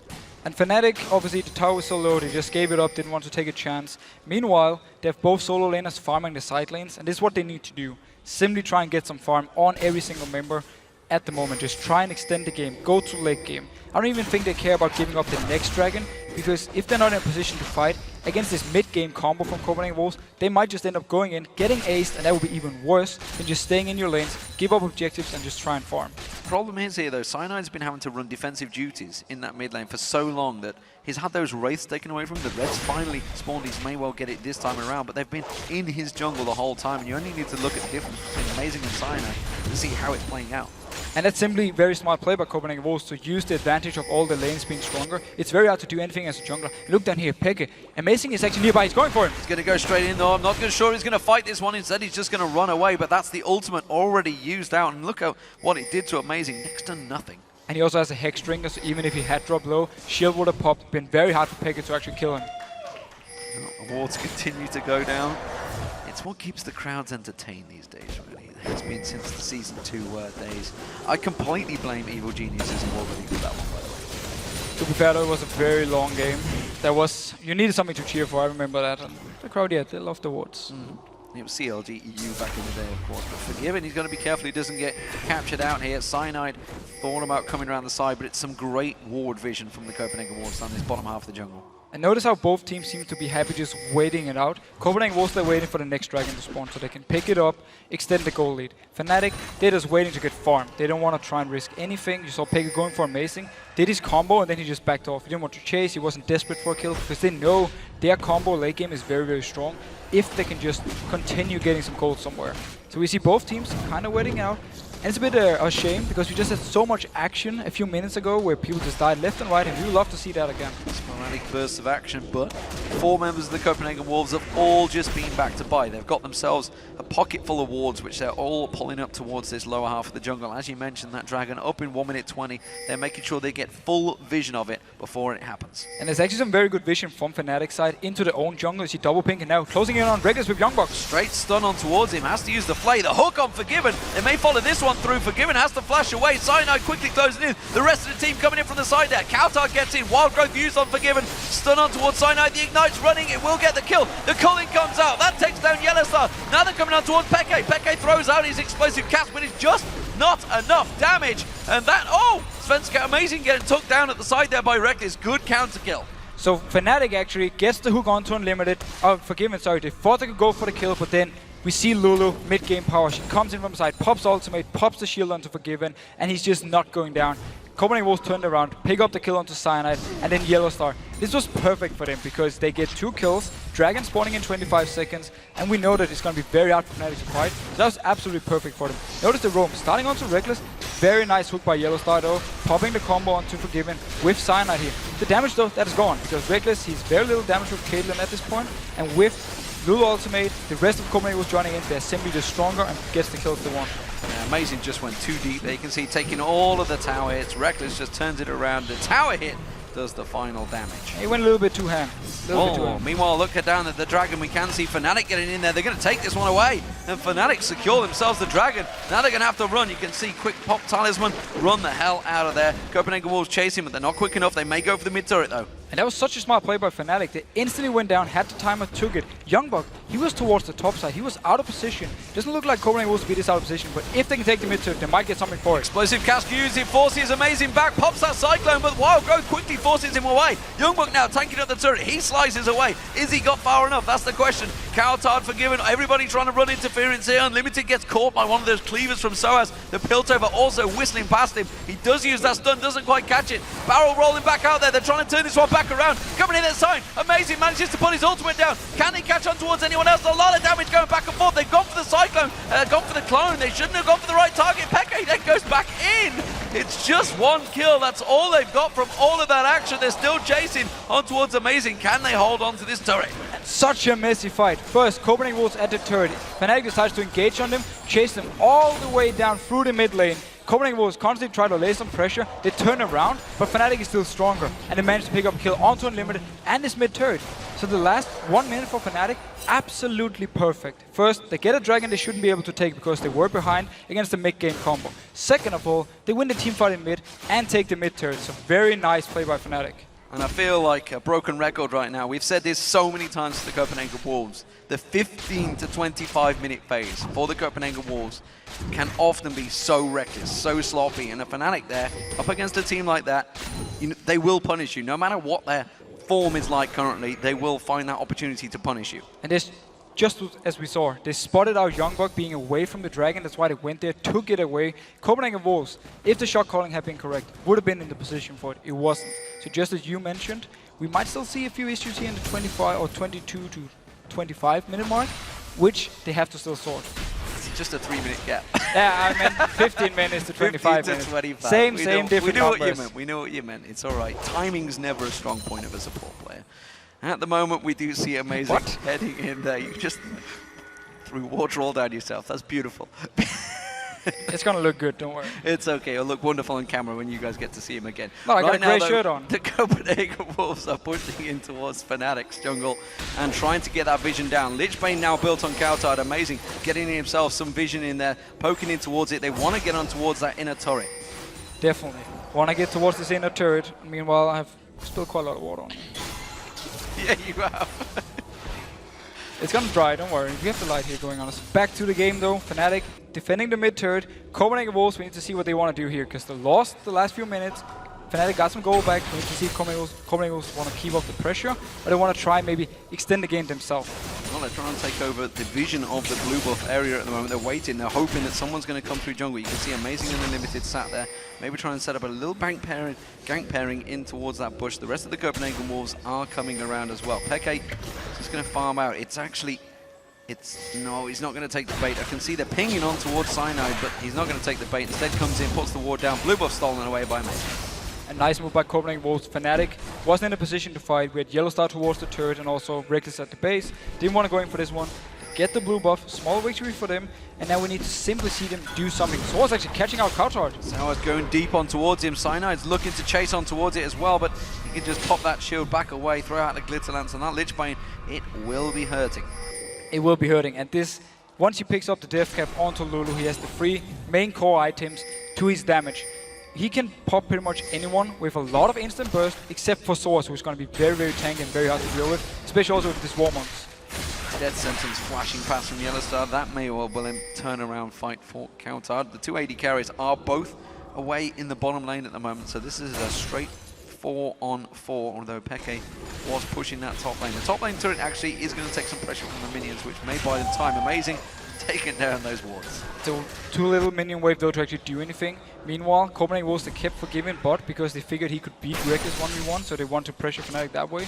He has rotated mid, all 5 members are here. They need to push up this mid wave and get Reckless to move there, otherwise he's going to get too much farm. So as is part undecided, he wants to push for that top tower, and I think he's been given the all clear by his team. He is one of the main shot callers for that team, by the way, so he will be making this decision saying they can't push on that tower. Everybody holds it, I'll push and take the top. And it's a big issue for Copenhagen Wolves. They're more or less stuck. There's nothing they can really do. They can't push anywhere. Great wave clear from Caitlyn, great wave clear from, obviously, Gragas. So it's very hard for them to actually do something before the next dragon. When it's up, though, if they have the proper vision control and want to take the fight, that's where Copenhagen Wolves has the advantage. Look, he's a long way ahead in builds. I just realised that across the 2 top laners, he's actually got that Randians and Spirit Visage along with the Tiamat, where it's Sunfire and Spirit Visage. It's all to actually tell him lie. That's not a Spirit Visage, is it? Okay, I see how Soaz is built. He's gone a bit different. So it's basically said, I want to defend myself against both armor and magic damage, so I build a Warmonks. Yep. Straight up HP is the best defensive stat if you want to have against both. So smart by him, and it also makes it very hard to generally deal with, because he's going to regen so much health when he pops his ultimate. Well, since the summer of 2013, I've kind of tried to block out Warmogs because there were so many Warmogs being used back in that period of time. But as it stands, Soaz is going to continue shoving on that top lane. You can see he's closing in on the 4,000 hit point area, and he will be taking down that top turret. The minions will do it for him. Very smart, because he has the teleport ready. If a fight should break out, he can join down. He can continue pushing, apply pressure. 2 seconds for the dragon. We see Copenhagen Wolves move into a position where they can start clearing out the wards, get the control, and then maybe start a fight in their favor. Well, 1 dragon apiece so far for Wolves and Fnatic. It's all tied 1-1 in games. Let's see who can take this one this time around, because the gold, well, it will certainly pull heavily in Fnatic's favor if they can go and get it. Copenhagen Wolves have already started off here. Amazing's already on this one. They are just running interference with Coutard and Youngbuck. We see the pings to fall back from Fnatic already. They don't want to contest against this combo. Hook coming on to Youngbuck. Oh, it's only Youngbuck they caught though, and I don't think that's really someone they want to go for. They may well get caught out of position here. Reckless took a Glitter Lance there. Didn't want to get too heavy, but Fnatic, whoa, this is risky play. They're going to push for the tower. And we actually might see an engagement here from the side of Copenhagen Wolves. Youngbuck goes on towards Cyanide, and so as Cyanide still holding on. That's going to be the ultimate from Yellowstar. They do manage to knock back. Youngbuck just slides himself away. Amazing gone a little bit too deep there. Can you see the Death Sentence? Ace in the hole will come through. That's going to force Amazing away. And notice here the issue from Copenhagen Wolves. Youngbuck goes in from one side, and now the hook coming onto him. Flash Death Sentence comes out. Explosive cast forces him back, but he quickly flashes out of it. Cyanide caught in position. Cyclone doing nothing. And the Copenhagen Wolves, now they're thinking we can take it. So here's the thing. Fight-wise, Copenhagen Wolves, they need both Youngbuck and Amazing to go onto Reckless if they want to kill him. This time around, Amazing came from one side, Youngbuck came through the middle. Nobody really got towards Reckless, so you could just net away, no chance of him dying, and it simply meant Copenhagen Wolves had to back off. The combo here for them is either go all in, pop someone, or just back off. So as he's going up towards that top lane, but he's got 2 members of the Copenhagen Wolves closing in. Coutard and Amazing all coming in here. He's only got 1,000 hit points. He doesn't have that ultimate. He's going to try and run it now as much as he can, but I don't think he's going to have the regen. It was quickly countered by the Ignite. So very nice of Copenhagen Wolves to punish Source for overextending. He still had the teleport, he felt comfortable, he can just go up top, continue pushing, teleport somewhere if something should happen. Meanwhile though, this means the rest of Copenhagen Wolves can now go towards this top lane, where the minion wave is coming with them. Copenhagen Wolves all shoving in there, and well, Fnatic not even close to responding here. Peke is going to teleport back, but that tower's going to take a hell of a lot of damage before anyone gets near it. Forgiven is very far away though, so he won't be joining in. He's doing a lot of damage to the turrets. So is a Lich Bane Lulu though. Reckless is going to be careful, he doesn't go too deep on that one. Cyanide slides himself in there. Cyclone not available yet, but the sheer pressure of it was enough to force him back. Coutard just baiting out that hook. Not going to land this time from Yellowstar.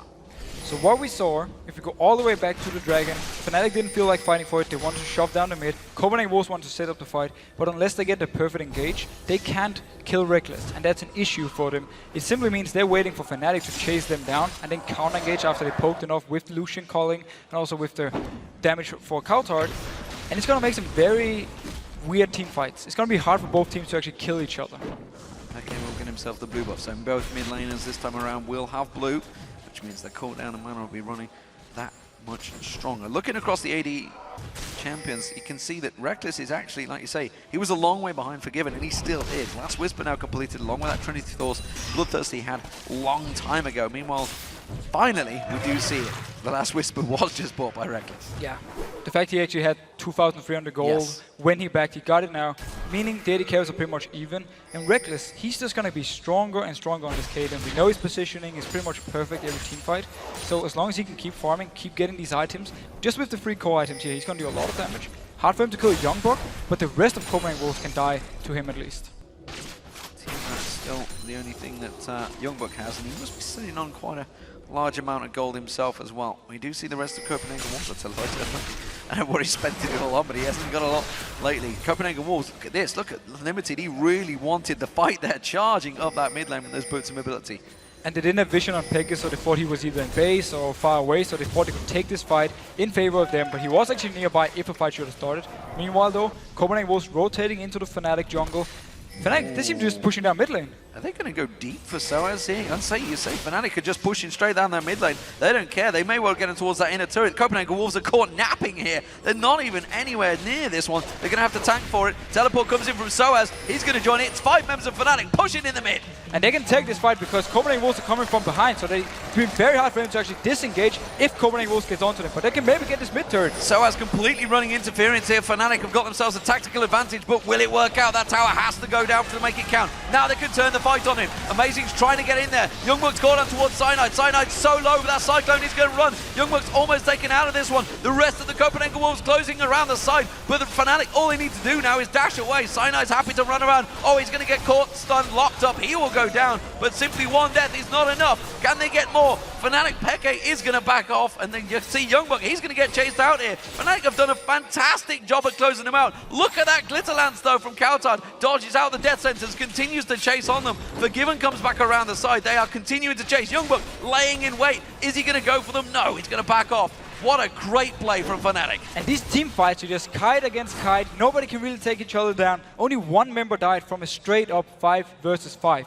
2 turrets though in favor of Fnatic, so they definitely won out on this one. And also they now have an open inhib in case Copenhagen Wolves decides to move somewhere else. They can just go straight down, take up the inhib. They're closing in on Youngbuck. Soaz is coming around the side, lands that cleaver, and look at this. Yellowstar comes to join the party. They have got a tower to defend with, though. Dodges out from that death sentence. They'll take the tower nonetheless. And again, just fine for Fnatic. They didn't even need this kill onto Youngbuck. Just the fact they get all this global gold to all the members by taking down these turrets is a huge win for them. Meanwhile, though, Copenhagen Wolves have started the Baron. Not sure that's going to quite work out for them. Amazing was tanking it out. It's like, no, you can't tank it anymore. There was this patch some weeks ago that maybe turned it around. Youngbuck's taken down there, but Peke and Yellowstar are a long way from this fight. They're going to try and take the Baron down. Cyanide, though, is close by, and he has a history of stealing these things. And we need to see, they need to constantly clear these wards to deny him the vision, otherwise he will be able to come in. And Reckless is also there doing a lot of damage. Not going to get it. That's the Baron for the Copenhagen Wolves, but what will they do with it? They're going to have to back to base and spend some of that gold. Crazy, crazy game. Starting to heat up now. Yeah, everything just exploded. Very smart move by Fnatic first, but then they stayed bot lane. After they took down the bot turret, they stayed there to kill Youngbuck. Smart move by Copenhagen Wolves, instantly going up 4 members to the Baron, and they picked it up. Dragon, though, has spawned, and you can see Fnatic straight on that. That's going to keep that gold much tighter than it should be. It's going to take them to what? Just 1,000 gold differential, 2,000 gold differential between the two teams. Peke going to clear out this bottom lane once again, shove it on towards the towers. Everybody sitting on a mountain of gold. They're all going to go back and buy. And while we have the Baron buff onto Copenhagen Wolves, the same issue will be there as we saw earlier in the game. The wave clear on Fnatic's side, the 3,000 gold onto Gragas. Once he spends them, he picks up something like a Void Staff. It's going to be so easy for Fnatic to just constantly shove up the waves. You have so much attack damage onto Reckless as well. His Q is more or less going to destroy the minion wave. So if Fnatic can just keep it defending like they've been doing so far, we might not actually see something happening, even though there's a Baron buff onto Copenhagen Wolves. He's going to time it just right. 4 members of Copenhagen Wolves pushing up the mid lane. Can they follow through on that minion? Because Fnatic, well, they've been doing a great job at defending you. They've been trying to push for that inner turret for the last 15 to 20 minutes. It's not been working out. And look at the items onto Soaz. He had a hard time early on, but he just stayed there. He kept farming. He's still behind, but simply due to the fact that he's going full tank. No Tiamat there. He's a lot more tanky than his Renekton. With his ultimate, he's going to regen so much HP. So Soaz, he's going to be so hard to deal with because he got so many tanky items already. And he might even go for something like a Thornmail or Randuin's as the next, making it even harder for Lucian to kill him. Looks like a Guardian Angel may well be coming out from Peke as well. Chain Vest in there, we'll see where it goes in towards. Blue buff had just respawned, so the Copenhagen Wolves trying to steal that one away. Will go across to Forgiven. So that's going to be cooldowns. They need to really be pushing. I think the bottom lane, that's where they're going to be aiming for. That's where they're heading. And it's a very smart move. They want to rotate from mid to bot. See if Fnatic is left at their own turret, and they can maybe get some hits there. They have the shield from Lulix put onto the AD carry, who can then go in and hit the turret a few times. And that's kind of how they want to take them down, unless Fnatic decides to just straight up engage. Well, Amazing and Youngwook were sticking around, trying to pull something off. Amazing's actually been hooked in there. Death Sentence goes on towards him, and he takes a good chunk of damage, and they're not really getting the damage they want on towards his turret. Of course, Lich Bane on counter will help them take it down a bit quicker, but this Baron buff, well, it is running low. They still get some pretty good damage onto the turret. If they can do this the next wave, if Fnatic is not in a position to actually straight up defend it, they will be able to take it down, move on to the next one. It will be very hard though, because look at this barrel, it's already on the ground, will explode with these minions. Pretty much just one-shot them. There goes the barrel, there goes the minions. It is a siege minion, it's the strongest one they're going to get. They've hooked on counter, they're going to follow through on towards him, but is it going to be enough? Cyanide has to quickly get out of that one. There was a Dominus used. Youngbuck panicked, he thought the fight was on, as was the Tibbers, but Fnatic didn't pull the trigger. Not a single ultimate was used from Fnatic's side. That is huge for them if they decide to fight for this one. It also means Copenhagen Wolves have to be more careful when staying here, trying to siege him. We might even see them backing off. Yeah, I don't think they're going to try and fight this one out there. The Baron buff will be wearing out in a couple of seconds' time. You can see Soaz continuing to cause himself a pain, throwing those cleavers out from the side there. Another Death Sentence will almost certainly be followed. You can see Yellowstar looking towards it. They're going to catch on towards Amazing. Cleavers on him. Soaz is really bullying down Amazing, forcing him away from the fight. And notice how easy it is for Fnatic to just clear this wave every single time. Copenhagen Wolves have to pressure multiple lanes, but they won't really ever get towards the turret. In the advantage is the top lane pushing, but it's going so slowly, it won't really get to the tower in time. And Coutard, he might even want to try and catch our Source. Well, he gets towards him and gets a cleaver in the face. And Fnatic have done a successful defensive job. They're going to try and rotate around. They're trying to push in towards that middle turret, but I'm not too sure they're going to be quick enough. Instead, they're going to rush towards the top. And if they can actually get up there with the big minion wave, they can get some damage onto it. But meanwhile, mid, it's fairly low. They might be able to take it. They've gone in there, but you can see the barrels come in. The tower goes down. The culling comes out. Soaz is taken really low here. A good wild growth knocking up Cyanide as well. Soaz is going to back away from this one. Youngman can't quite get the kill. Cyanide gets away. They're going to turn around and chase. The ultimate run-in from Soaz just keeps him full health. And well, it was a tower nonetheless, but they can't get the kills. They can never get the kills. They don't have the damage to pick it up. We didn't have Tibbers. We didn't have the ultimate from Youngbuck this fight. And they simply didn't manage to pick up anything other than the turret. They have to be happy with just getting one thing. It was a good rotation from them going there. The turret was already in like 35% when they got there. Pulled it in, took some damage onto it, killed it. And then the fight, just like we've seen all game, these fights back and forth. There are so few people dying because the damage is not there to kill each other. Yeah, they just don't quite have enough poke. And when it's the likes of Cyanide and Soaz are going in, they are the tankiest members of Fnatic, and everybody else is staying at safe range. Banshee's Veil now has been completed by Yellowstar, so even the supports are starting to pull out the big items. It's a 60,000 gold game between these two teams, just a 3,000 or 2,000 gold differential between them.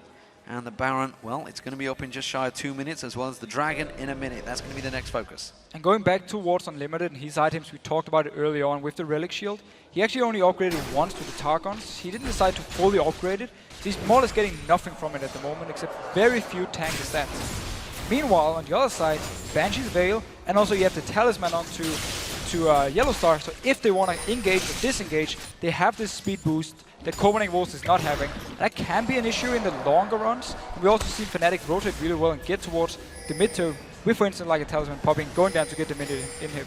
We're maybe seeing a Void Staff coming out in a moment from Unlimited as well. You can see it's got the makings of it. Those cleavers are doing so much damage to Unlimited, really working him down. Unlimited, he wants to go towards the Rylai's Crystal Scepter. He's been doing it before. Simply, when he pops down the tables, he slows everything, pretty much everyone he hits, and that's That's the idea behind it. Also makes you more tanky, gives you a slight amount of AP, so it's a fairly decent item for him. With this Baron spawning in, what, 50 seconds, there's not a lot of vision from Fnatic. Not a lot of vision. That is an issue because they don't feel like they can just move all the way out. They are kind of pressured down to their own turret. Smart move by Copenhagen Wolves to keep them there. Having the vision control, there's still a very good ward behind them, so they can actually see Copenhagen Wolves move towards the Baron pit if they should do it. Wolves do keep on clearing out those pink wards. We do see Fnatic making a move for this dragon. It's going to be Cyanide who wants to get down there. Ooh, Forgiven. Face checking into that bush. Had no idea of the vision. They do catch out Peke maybe. Could try and push on towards this one. The rest of the team have moved in place. Amazing tried to catch on towards him. So as teleporting into the bush. The death sentence does not land. Youngbuck's going to be the one at the front there. But the Cullen's coming out. It's massaging the mirror image of Cyanide. Doesn't really do the damage they required. And Fnatic have got themselves positional advantage on Dragon. And once again, 2 ultimates are down from Copenhagen Wolves. Only the fresh ultimate is down. We might see a fight, but it could be in favor of Fnatic. Pink ward goes down, but the Dragon's already gone across to Fnatic. And now they're just going to step away from this one. No advantage whatsoever for the Wolves. And honestly, Fnatic, they're just doing a better job at getting towards these dragons at the right times. Meanwhile, though, Copenhagen Wolves can go for this Baron again. Fnatic out of position, but they are moving there. The smite was used by Cyanide on the dragon, which they know it can't get stolen away. Explosive cast is available, though. And you can see Youngbuck, he's just going to come around the side now. They're going to try and take this one down as quick as possible. They've got it! And just as I mentioned, Copenhagen Wolves have been doing, Fnatic have been doing a better job at getting objectives. Copenhagen Wolves picked up the second Baron. Smart move, instantly going there. They popped Tibbers, sorry, not Tibbers, but they used everything on getting this Nasher. Yeah, they actually did use the Tibbers on it, simply just to try and burst it down in time. Get everything on towards it, it worked out. So, Dragon for Nasher, not a bad trade. And these two teams are still very, very close. You can see it's just a 2,000 gold differential. The lane, though, in the top has been pushed heavily by Fnatic, so the Wolves will have to step away and deal with that one as well as the bottom. And it actually is insane how close these two teams are. Every single time someone takes an objective from the other team, they just go somewhere else, pick up something. And it's just making it such a close game. And meanwhile, every single team fight, have we seen more than 2 deaths from one team in a team fight? I don't think we have, actually. Just back and forth, very hard time killing each other. Such a close game. And I can tell you that Fnatic now have as many dragons in this game as they have in their entire 8-game losing streak. Wow. Yeah. That is pretty impressive. Which is actually a good sign for Fnatic. It means they are actually turning things around, which may be a bad sign for the Copenhagen Wolves. That's the thing, we have to give them credit, Fnatic at least, on getting these dragons. Even when they were behind, they walked down there, took the dragon away from Copenhagen Wolves, so that was a good move. Meanwhile, though, we have to give Copenhagen Wolves credit for picking up these 2 Barons. Always punishing Fnatic if they're out of position. They've got to be careful. Countered with that Lich Bane can do a lot of damage to those towers, and you can see that one's just on a slither of health. The mid lane is also being pushed in by the Copenhagen Wolves. It's just so as they're keeping them at bay here. And the Copenhagen Wolves, while they may well be slightly losing some of that positional advantage, they have been dominating the jungle area. They've really been having so much vision inside the Fnatic jungle, pretty much the entire game, and they've been using it to rotate around. This is a free turret for Countered. Very nice. If they can push up here now towards the base, pressure 2 lanes, they might force Fnatic into something they don't want to be in, like in a bad team fight, for instance. If Peke stepped around the side, I was wondering whether Amazing was going to go in for it. Countered. Happy that he's just taking the tower down. The quick rotations coming in from the Copenhagen Wolves. Fnatic a little bit slow to respond to this one. Youngbuck looking to maybe try and get around the backside. Cyanide's all on his own. They're going to take the tower. He's not going to go for it. Great rotation once again. Peke was going towards the base. Regulus was already in the base. Simply meant they could rotate around. Fairly low turret. Shield on to Forgiven. Goes in, takes it. Very nice. And that stretches the game so quickly. It was, what, 2,000 gold a minute ago. We're already up to 5,000, just like that. Those 2 towers going down, and the farm across the jungle, all being stolen away. Youngbuck's gone down to the bottom. He's going to continue to cleave out all of that farm as well. And something we haven't mentioned, actually, these 2 top junglers, 2 top laners, I should say, both got themselves 4 mail now. Both for 4 mail, making it, again, just very, very hard for both teams to actually kill them. And that's the whole thing we've seen in the fights. Tank goes in, they can't die, they back off in time, and simply get out, reset the whole thing. And speaking of builds, look at the 2 junglers. Obviously, Cyanide's gone for the full tank, a little bit of damage, but Amazing, he has got a lot of damage in there. This is the Evelyn build we've seen with a lot of different items. It's very hard to predict always which one they want to go for, but he has the Sonias, gives him, with the Randuins, very nice amount of armor, also very nice of damage, and if he goes into the face of Fnatic and they try and turn on him, he pops the Sonias, they won't be able to kill him. And also Hexdrinker towards the magic damage, if he shoot or blow, shield will pop, he won't die. So basically he has every single defensive stat he needs, and also he has a good amount of HP and a good amount of damage. Looking at towards the 2 AD carries, it seems, and obviously with that possible Banshee's Veil for Reckless, I'm not too sure which way it's going to go with that one, whether it's going to be with Kuro. We have seen QSSs coming out quite regularly from AD carries lately, the Quicksilver Sash. As it stands, Forgiven not going for any defensive items. That's the standard Forgiven thing. He rarely builds them because he just wants full-on 6-item damage, and then he's going to rely on the Lulu to pop shield and ultimate to save him in the backline. It's going to work as long as the Lulu ultimate can be used on him at least. Reckless has got to be careful. They're pinging out. They're trying to... He's been stepping out a little bit far in that mid lane, and they've been looking to try and create a gank. Of course, with the likes of Amazing in there, they could step out, and he was on his own, or just with Soaz, but that would not have stopped a gank on him. Instead, they have backed away. This Baron buff is running low and has one off. So we see again the minion or the wave clear from Fnatic just defending towards their own base. Copenhagen Wolves don't feel comfortable. They can just push in with 5 people or split out naval lane, try and shove the waves. So instead they take the farm, push them up, and then they back off. Could be waiting for some key items. We just saw the Blade Rune King actually being picked up onto Lucian. So they would maybe even waiting for that one, and now we might see them do something. Yeah, Banshee's Veil starting to appear on all members of Fnatic there.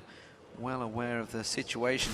Oh, this is dangerous. Copenhagen Wolves coming in a split poise here. Actually went towards Peke. Peke managed to get away. Cyclone does catch out 3 members. Soaz teleporting in. There's the Dominus coming out from Youngbuck. They're going to get towards it. Soaz is tanking up on all the damage. But by God, he's taking a lot of damage. Youngbuck goes down. The Culling comes out. Cyanide does not get away because he's going to get caught out. Reckless is so low. The barrier is not going to be enough. The Copenhagen Wolves continue to push. Peke turns it back onto Forgiven. The lifesteal just coming out. Guardian Angels is popped though. He's going to come back to life. Will they manage to capture him down? No. Countdown completely missing the Glitterland, so he could get dead sentence. He does manage to get the hit. Yellowstone's going to be the phone to focus. He will go down. It's going to be Countdown with a kill, and that's an ace for the Copenhagen Wolves. And the no defensive item Forgiven, standing in the backline through the entire fight, was just hammering away onto Fnatic. So as he came in with the teleport, but he had to back off instantly because everyone from Copenhagen was turned onto him and just bursted him down. Big death timers here. The Copenhagen Wolves can push on through into the base here. 30 seconds, they can almost certainly get these 2 Nexus turrets down. Can they finish off the game? The Copenhagen Wolves are pushing through. They've got all of the damage available to them with that Lich Bane and with Forgiven.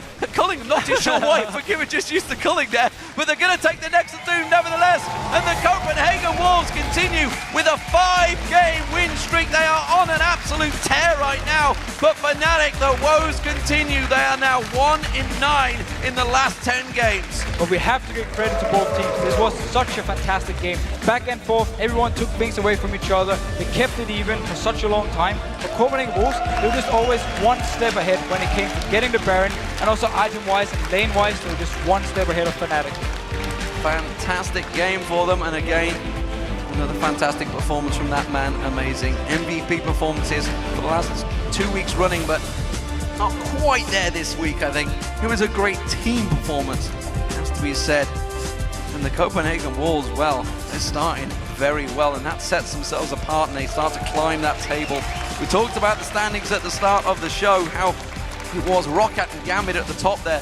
I got a feeling come the end of the week, we're going to see a very different standings. I could definitely see Copenhagen Wolves being up there towards the top 3, maybe even top 2, because they're playing so well. Every single member, we saw the laning phase. Top lane won, bot lane won, mid lane even won, except for the one mistake by Cartard where he gave up a kill to Pekka. And then meanwhile, when you have a jungle like Amazing, who can just farm away, get strong in for the first few team fights, we saw how many items he had on Evelyn. You're just so hard to deal with.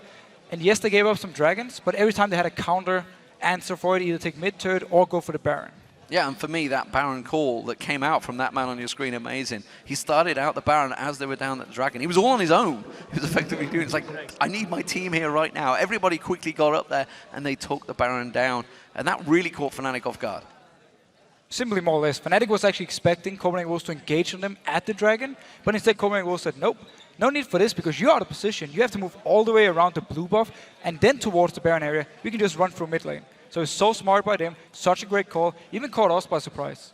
Yeah, very quick play, and fantastic game once again from the Copenhagen Wolves. There's no doubt about it. They really have stepped up their game. They came into this tournament, the spring split, as the #1 amateur team. No doubt about that. They were huge.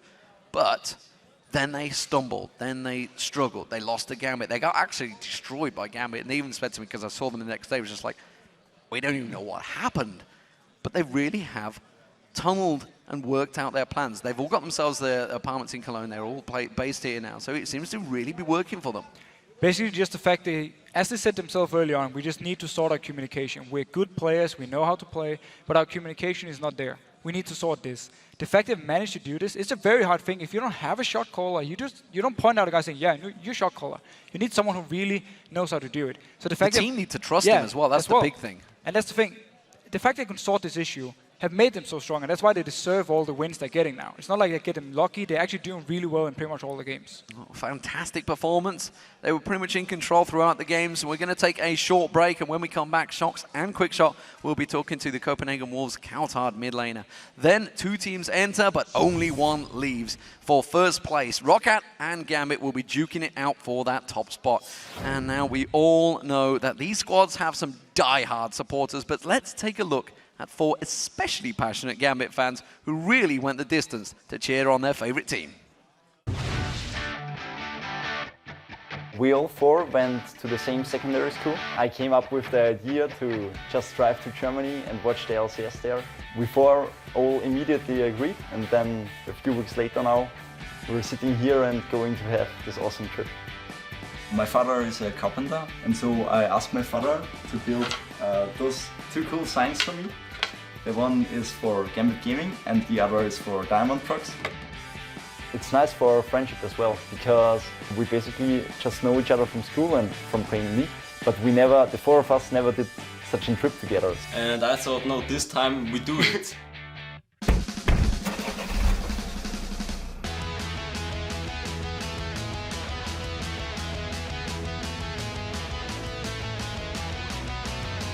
Well, right now we are in Germany. We already made a short stop to eat something and drink. There are still a few hours to arrive in Cologne. I'm already getting a little shaky, and I'm really looking forward to this.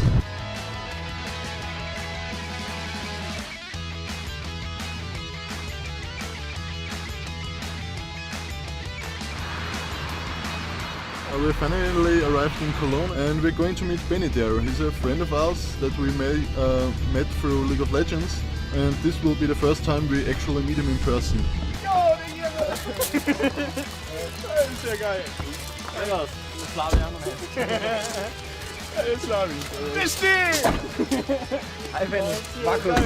We've already played 1,500 games together, and this is the first time we ever met each other. 5 minutes to go and we're there.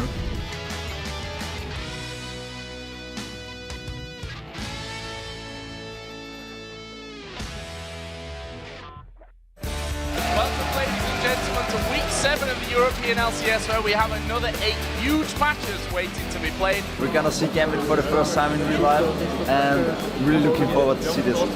Diamond manages to land his ultimate across all of Millennium, and now Alex Inch focuses on towards Kevin. Kevin goes down.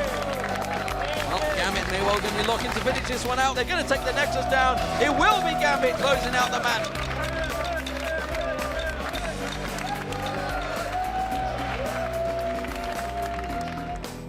They just won, so crazy. On Friday, we will be bringing you another full day of matches. To get things started off, Fnatic facing off against Gambit. Welcome back, ladies and gentlemen, to week 7 of the European League of Legends Championship Series. We had some fantastic matches yesterday, and today promises to be just as amazing with the likes of Gambit versus Fnatic on the cards. And they're going to go straight for the victory. Nexus going to be focused, and Fnatic finally do it. They pick up a win after losing 8 games in a row. It's awesome to meet you. Hi. Hi, Edward. Hi. Hi, Alex. Hi, Darren. Nice build. Hi, enjoy. Yesterday it was really awesome, and today as well. So we wanted to kill at least one guy. Not quite. it's really awesome to meet them, and I think we're all happy about this. I'm really happy I could experience this. So it was crazy to see the LCS and all the players live, and we really enjoyed it, and I think we'll be definitely here again in Summer Split. The whole 2 days was so much fun for us. It was really cool and great experience. So see it again in Summer Split.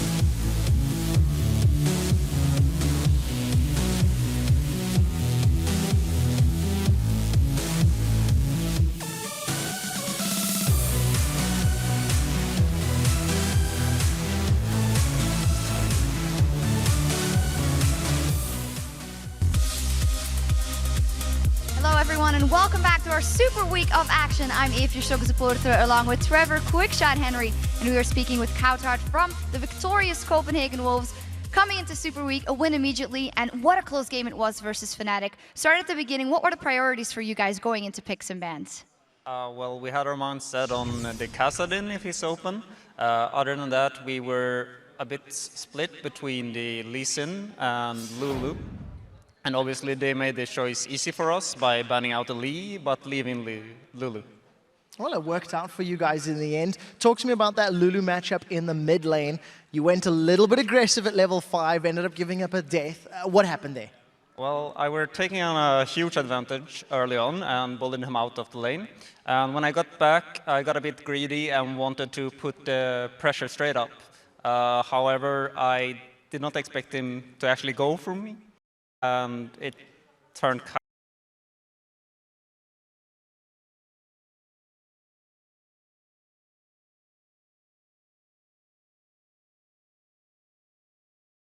there with that Agony's Embrace.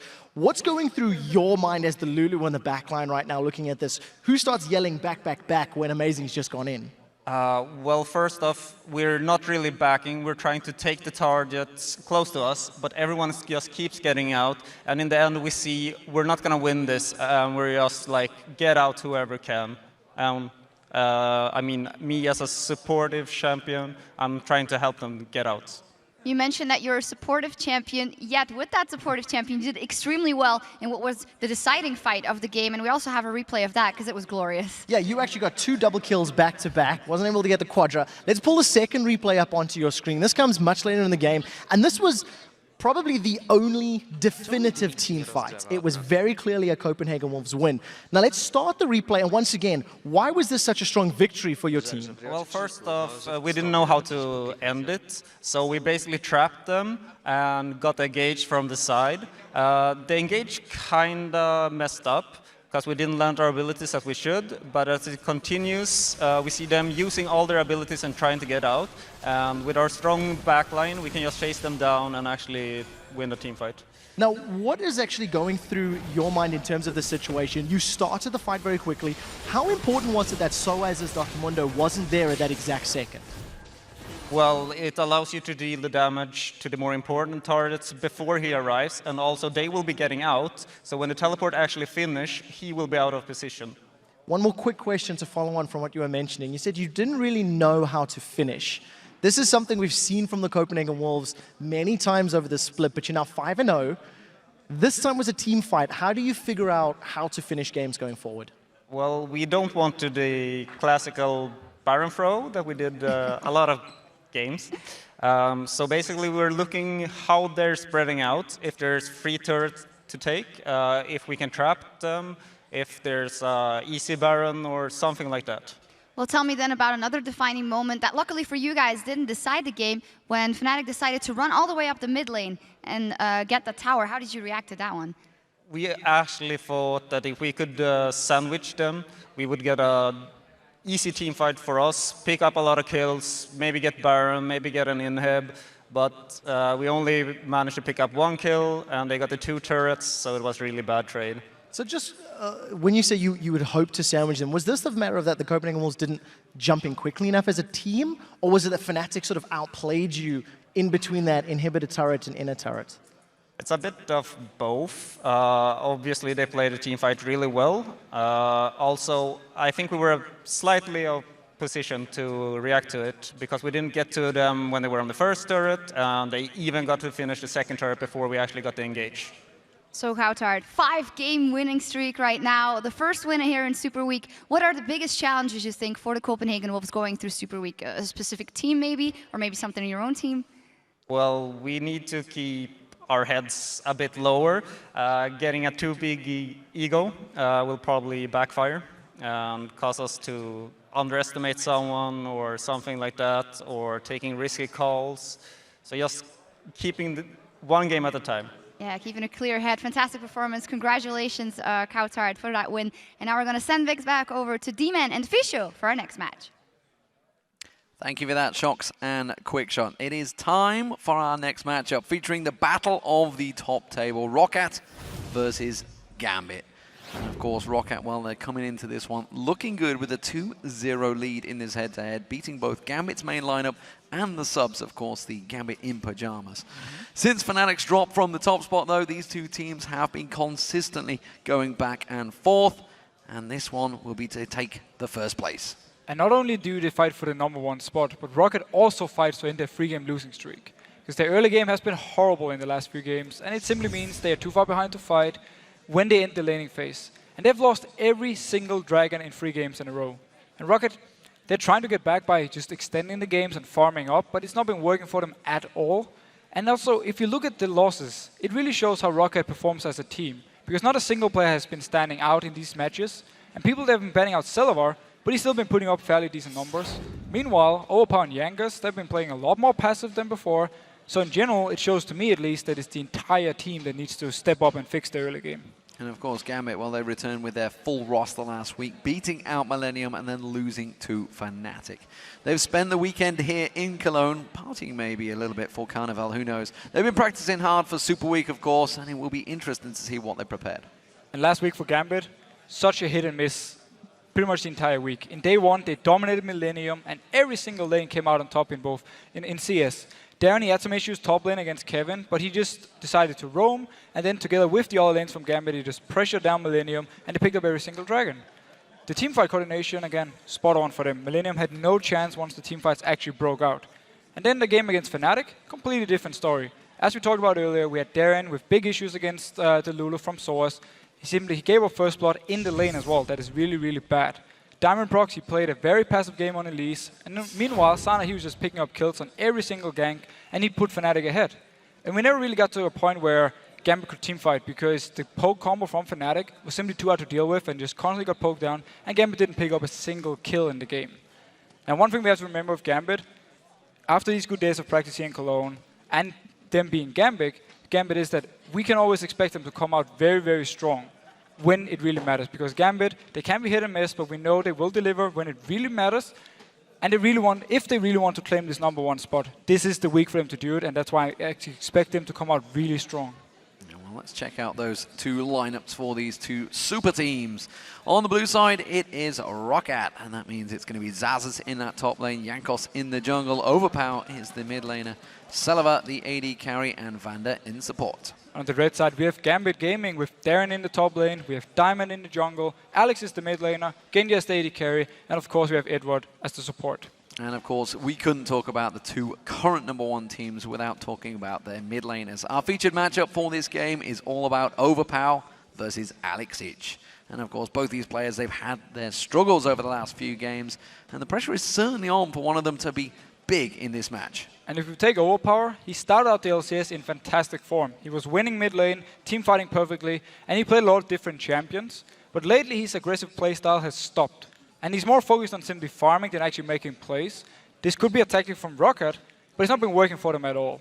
And the focus on farming is great if the rest of your team is able to win or go even in the early game, or if you can stop the enemy mid laner at least from having an impact on the map.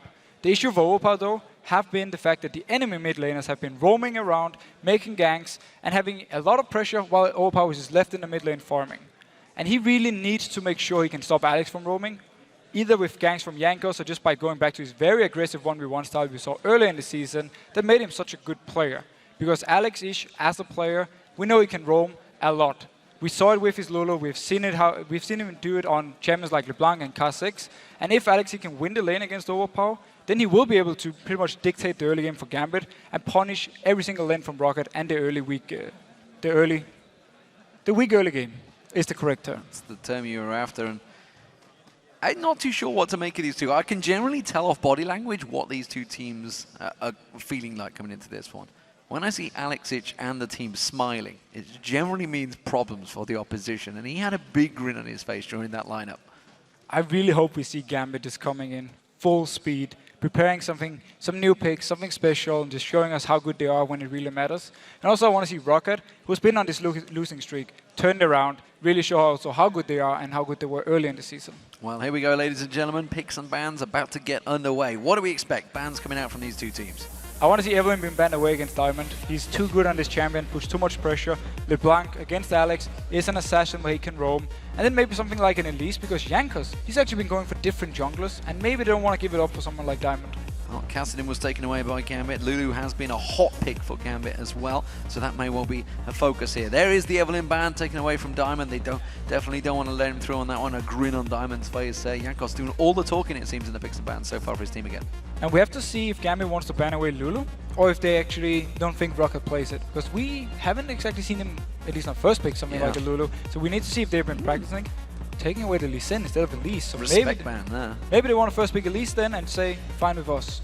Yeah, and maybe force Diamond onto something else like a Skarner, who knows what he could work out with. He's Shen, of course, but in fact, it is going to be the Lulu. That leaves a number of champions open. What will they use for their first pick? We have Elise open if they want to go the jungle route. Pantheon is banned away as well, so we have actually 3 jungle bans. Meanwhile, something, again, Trundle for Xaxus has been a very popular pick. It is open. Seems though they decide to go with the Elise for Jankos. That's why they ban away the Lee Sin. Simply to say, we take Elise, ban away the second best jungler in our opinion, and now Diamond has to find something completely different. We've seen him a lot of different things, but not all of them it actually worked. And actually, it's a pretty clever ploy by Rockat. Take Diamond out of the picture maybe, force the lanes to actually work solo, which doesn't always work, but then again, Rockat have had their own problems in those lane phases. Darian and Diamond on your screen. Let's see what they're going to go with. Will it be the likes of Warwick we've seen from Darian over the weeks? And it's funny how early in the season we had the trend of banning away supports. Now people are just leaving them open, so pretty much every single one, except for maybe Lulu support, is actually here. They can grab it, or they can delay it later on because they think there's so many options. We have seen again Trundle on someone like Xaxus. He's been very strong on it. They could take it away from him, or maybe a Renekton to put in some pressure on him early. Okay. Choosing to go for the Morgana over Thresh, where Thresh is available. Vi is almost certainly an option for Diamond in that jungle, and they have gone with the Morgana, but is it the support Morgana? I expect it to be support Morgana. It's a bit of a risky blind pick because you actually don't want to play against something like Annie. We've seen it last week, how much you can get punished by Andy early on because of the long range, good harass onto you, and it's very hard to black shield or tippers because it's more or less instant popping down. You need to have it on there beforehand, and then Andy can just delay, not pop down her tippers. So it's a bit risky, but first, or maybe it's blind pick, but they definitely feel like they want this Morgana support. Meanwhile, Devi, simply a result of all the jungles being banned away, he goes for the best option. Well, I believe he's played Vi. I'm trying to think what week it was, but it seemed to work out well for him. Generally, anyone that plays Vi works out well for them because he's a straightforward champion to play. Looks like it's going to be Zazas with Renekton, and Selva, well, it's sticking to the tried and tested, going for that Caitlyn. We've actually seen people banning out Selvar in the past. This time around, leave everything open. He gets the Caitlyn he absolutely loves to play. Also with the Renekton, Rockat can do what they love, split pushing. Put Renekton up top lane, shove down the lane constantly, keep the Caitlyn in the mid lane to just push out every single time they have the chance and move up towards the turret, start hitting the turret if somebody's moving around. So Rockat gets a very standard lineup for them, and it's a good start. We'll see what Alexic is going to pick up for his top laner, or will it be the Shen maybe for Darian? Darian, Shen up against Renekton. It's a lineup we saw, I think it was back maybe week 1. I think it was in Super Week we saw that one. I think it was Kevin that maybe pulled Shen out a couple of times.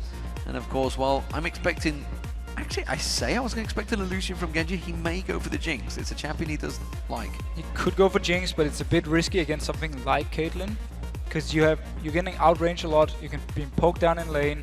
Lucian is the standard way to go against Caitlyn, but it actually seems like, yeah, he will log in the Jinx, so he's not afraid of this Caitlyn in lane, unless the one decides to do something else.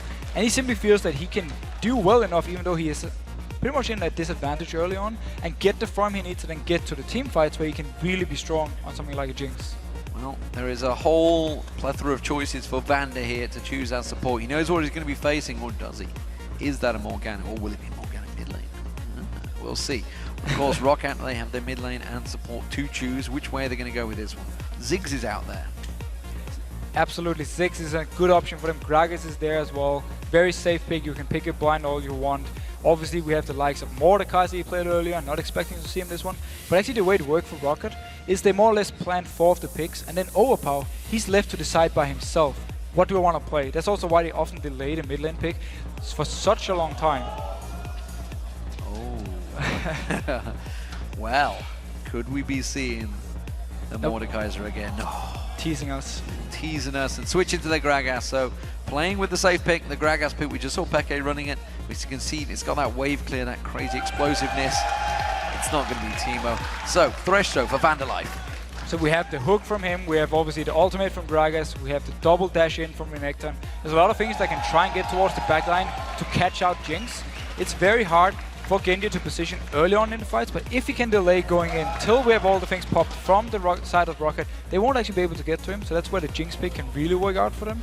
Meanwhile, Gragas, very safe, blind pick, fresh of course for Vander, we've seen it so many times. Very strong lane, he can set up plays with the rest of the team. You know, I love these champion selections that Edward makes, but always goes one of these days, it's going to bite him in the butt. He's going to press the wrong button. He's going to lock in the wrong champion. But Kha'Zix was the champion chosen for Alexic. We do get to see whether he can make some of those plays. Of course, he got a pentakill during the summer on Kha'Zix. It's a good champion for him. It's one of his favorites, and now he got this assassin. If he can get going early on in the lane, maybe from a gank from Diamond, or at level 6 mark he can all in, get the ultimate from Darian, try and get a kill onto Overpower, and then we really know how Alex can start roaming around, picking up kills left and right. Gragas, however, is a very nice pickup versus Kha'Zix. You're very safe, you can farm from a distance, and you also have the body slam if Kha'Zix should jump on you. So I expect it to be very farm-focused mid lane, and then we might maybe see more focus towards the top lane, where we have the very aggressive Renekton versus the very defensive Shen. We really do have a all-in cover as well for Gambit. So what do we make overall from these two teams? I like the thing with the Gambit setup, if they pick up a target with Vi or land a binding, just single him out. You just single him out. You have the Rockat to execute from Jinx, and then obviously you have Kha'Zix jumping in, getting reset, continue jumping. I like that setup. Rockat-wise, very strong laners all around, and very basic setup. They have wave clear, they have siege potential, and also they have good team fights, they have good scaling into late game, so I like both setups. Well, the players are just about to head onto the Rift, so let's check in your votes. According to lolesports.com, this game is a close one. 43% for Rockat, 57% for Gambit. And that's pretty much spot on in my opinion. You have the free game losing streak, Rockat, you have Gambit, who's, yes, they lost to Fnatic, but they're still a very good team, so very even match, maybe slightly in favor of Gambit. I'm never quite sure what's going to turn up with Gambit. Nope. I'm never quite sure. Sometimes they turn up and they just look unstoppable. And then against Fnatic, they didn't really turn up at all. That's the thing. Gambit's early game is a bit shaky, and they need to do well there to actually get into these team fights they absolutely love. So it can be hard for them if they fall behind early. That's what Rockat might want to punish with this very early laning setup they have with Renekton, and obviously punishing top lane. You have the Caitlyn very strong in lane, in the bot lane, obviously Gragas. So if they can manage to win this early game against Gambit, they might be able to take it from there and force them to never actually team fight. Well, here we go, ladies and gentlemen. Rockat as the blue up against Gambit as the red. And as per usual, we probably won't see a great deal of invade. It really is only Millennium that tends to try things out, although Gambit have been known to do their blue buff invade, but only when they're playing as the blue side. As I say that, pretty sure Darian and Xaxus are about to face check. Actually, Gambit has a very good level 1 setup. If you land a binding, followed up by a taunt from Shin, I think he knows he's in there. He does. He's just like, teasing him. Turning it back to him. Disrespect. Showing him the butt. That's exactly what he's doing there. Darian is in his red swag pants as well. You may notice the Shen outfit that he's in. I'm not sure. I'm trying to see. Oh, he hasn't got his red outfit on today. He's in the proper Gambit attire. He normally comes in with his red tracksuit bottoms. His comfy pants, I believe, is the phrase that a lot of people like to use. But he is... he's pretty comfortable. He's just stood in that river, not doing anything. So not much is going to happen anyway if he actually goes in there. They're going to hit each other one time, just move away. And then walk away. Yeah, and then walk away. Nothing really is going to happen from They've both got Doran's shield and pot, so they just both sit there and stare at each other. This is going to happen for, I would say, a good 10 minutes of the game. So, place down the ward. Only advantage for Rockat is they know now the ward is there, so they won't obviously invade into this red buff, but they weren't in a position to do it anyway. So more or less just a ward from Darian, nothing really happened. So, red buff start out for Diamond and Darian. Darian's going to be helping him out in there. Meanwhile, blue buff, of course, for Jankos. Xaxus will be leashing out there. We did see Rockat members all heading down towards the bottom, so standard meta from the two teams. What do we expect? Who's going to be pushing for that level 2? Obviously, both bot lanes want to go for this one. It's going to be easier for someone. The good thing about Jinx, you can put on your Rockat, you can start hitting the backline of the waves, and you do a lot of AoE damage to it. But with Rockat, with Celavar and Vander just shoving down the wave instantly together with the Q from Caitlyn, they might be able to get it early. And then we see them actually already pushing back Gambit. You can see Edward taking some damage, taking some lashings from Vander there. And it will be seemingly Rockat that will push for that level 2 early on. They have taken down the first wave of minions, and Genja had already done the same. Genja does take some abuse there, but not really going to go for it. Poison being used by Edward in level 1. You actually see Edward starting his W simply to try and shock the wave. It is early level 2 though for Rockat, missing the hook. Yeah, it doesn't quite land it on there. Edward just taking some damage once again. Vander has got that death sentence leveled up now, doesn't go for it. And if we look at the two supports, Morgana's ward is actually fairly decent against Thresh because you can block the hook, you can block the flay, you can block the box obviously. So there's a lot of safety in having this Morgana together with the Jinx, especially in team fights. But when it comes to just straight up harass, Thresh has the advantage. He is going to be able to always, if he dodges the binding, there's nothing Morgana can actually do towards him, and he can just walk in, try and land the hook on someone. And goes back and keeps on lashing Edward. Really is focusing on support versus support. He finally puts the ward down in the bush, so they know exactly when he's coming. Going to be making sure they step out and away of that death sentence. Dark bindings are available, and he's not being baited into this one. Instead, he's going to go in, flies on towards Genja straight away, and puts a lot of damage back down on towards him. But Vander taking a good beating as well. Ignite being used by Edward there, and of course barrier by Genja. It was actually a slight misplay from Rockat side because he went in, then he flayed Genja out of the pilled over Peacemaker from Caitlyn, so they didn't get the damage here. Actually ended up going fairly even in the trade. Took, Ignite for barrier. It's obviously an advantage for Rockat, the fact that 2 summoners down from Gambit, but still, they didn't get enough from this one, as much as they at least wanted to. Certainly enough to keep them back away. Meanwhile, we do see Darian back in his top lane, keeping up equal farm so far with Xaxus. He's doing a good job on the turret. Shen is very good at CSing on the turret because you have your Q to last hit these minions. We need to see though if Jankos decides to come up there at some point to try and dive him, if they shove there and all the way down to the turret. But so far he's keeping very healthy. It's going to be very risky to go for him. Alex is pushed heavily up lane here. Jankos biding his time. He could repel and use the minions to get closer, which is exactly what he's going to do. Alex just leaps away towards the bushes. Very smart play by Alex. Was on the right side to just get out safely. Didn't have to use any summoners. Overpower, he didn't want to like flash body slam him either. Just trying to push him away from the minions, picking up some fire. So lanes trading evenly in the top and middle. It's really only the bottom where the advantage is being gained by Rockat so far. Edward pretty low here again. He really is being beaten down by Vander. Vander's doing so much damage to him every single time Edward doesn't have the binding, because he just walks into his face. This time around the binding at a glance, but nothing comes from it, at least not from Edward's side. Taking a lot of poke as well. Genji happily just carry on farming. Didn't care that Edward had caught that binding.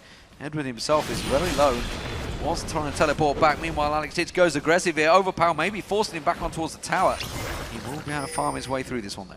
A nice use of the small XP advantage he had, because he got level 5, Alex was still level 4, just straight up body slammed him. He had all the minions to back him off if Alex had jumped onto him. It's a very nice play by Overpower, being very aggressive from the start, just like he needs to be. Yeah, that Crystalline Flask must be pretty low on charges now, I feel, for Alex Titch. He may well be backing away in just a moment, so it would seem that Overpower is starting to garner himself some form of advantage in this mid lane. You can see he's chugging that potion through again. Belly slam comes in again. Alex Titch not worried this time, but he will take another barrel. Takes a lot of harass from Overpower. He can now recall. He has quite a lot of gold. Get maybe something like an early chalice.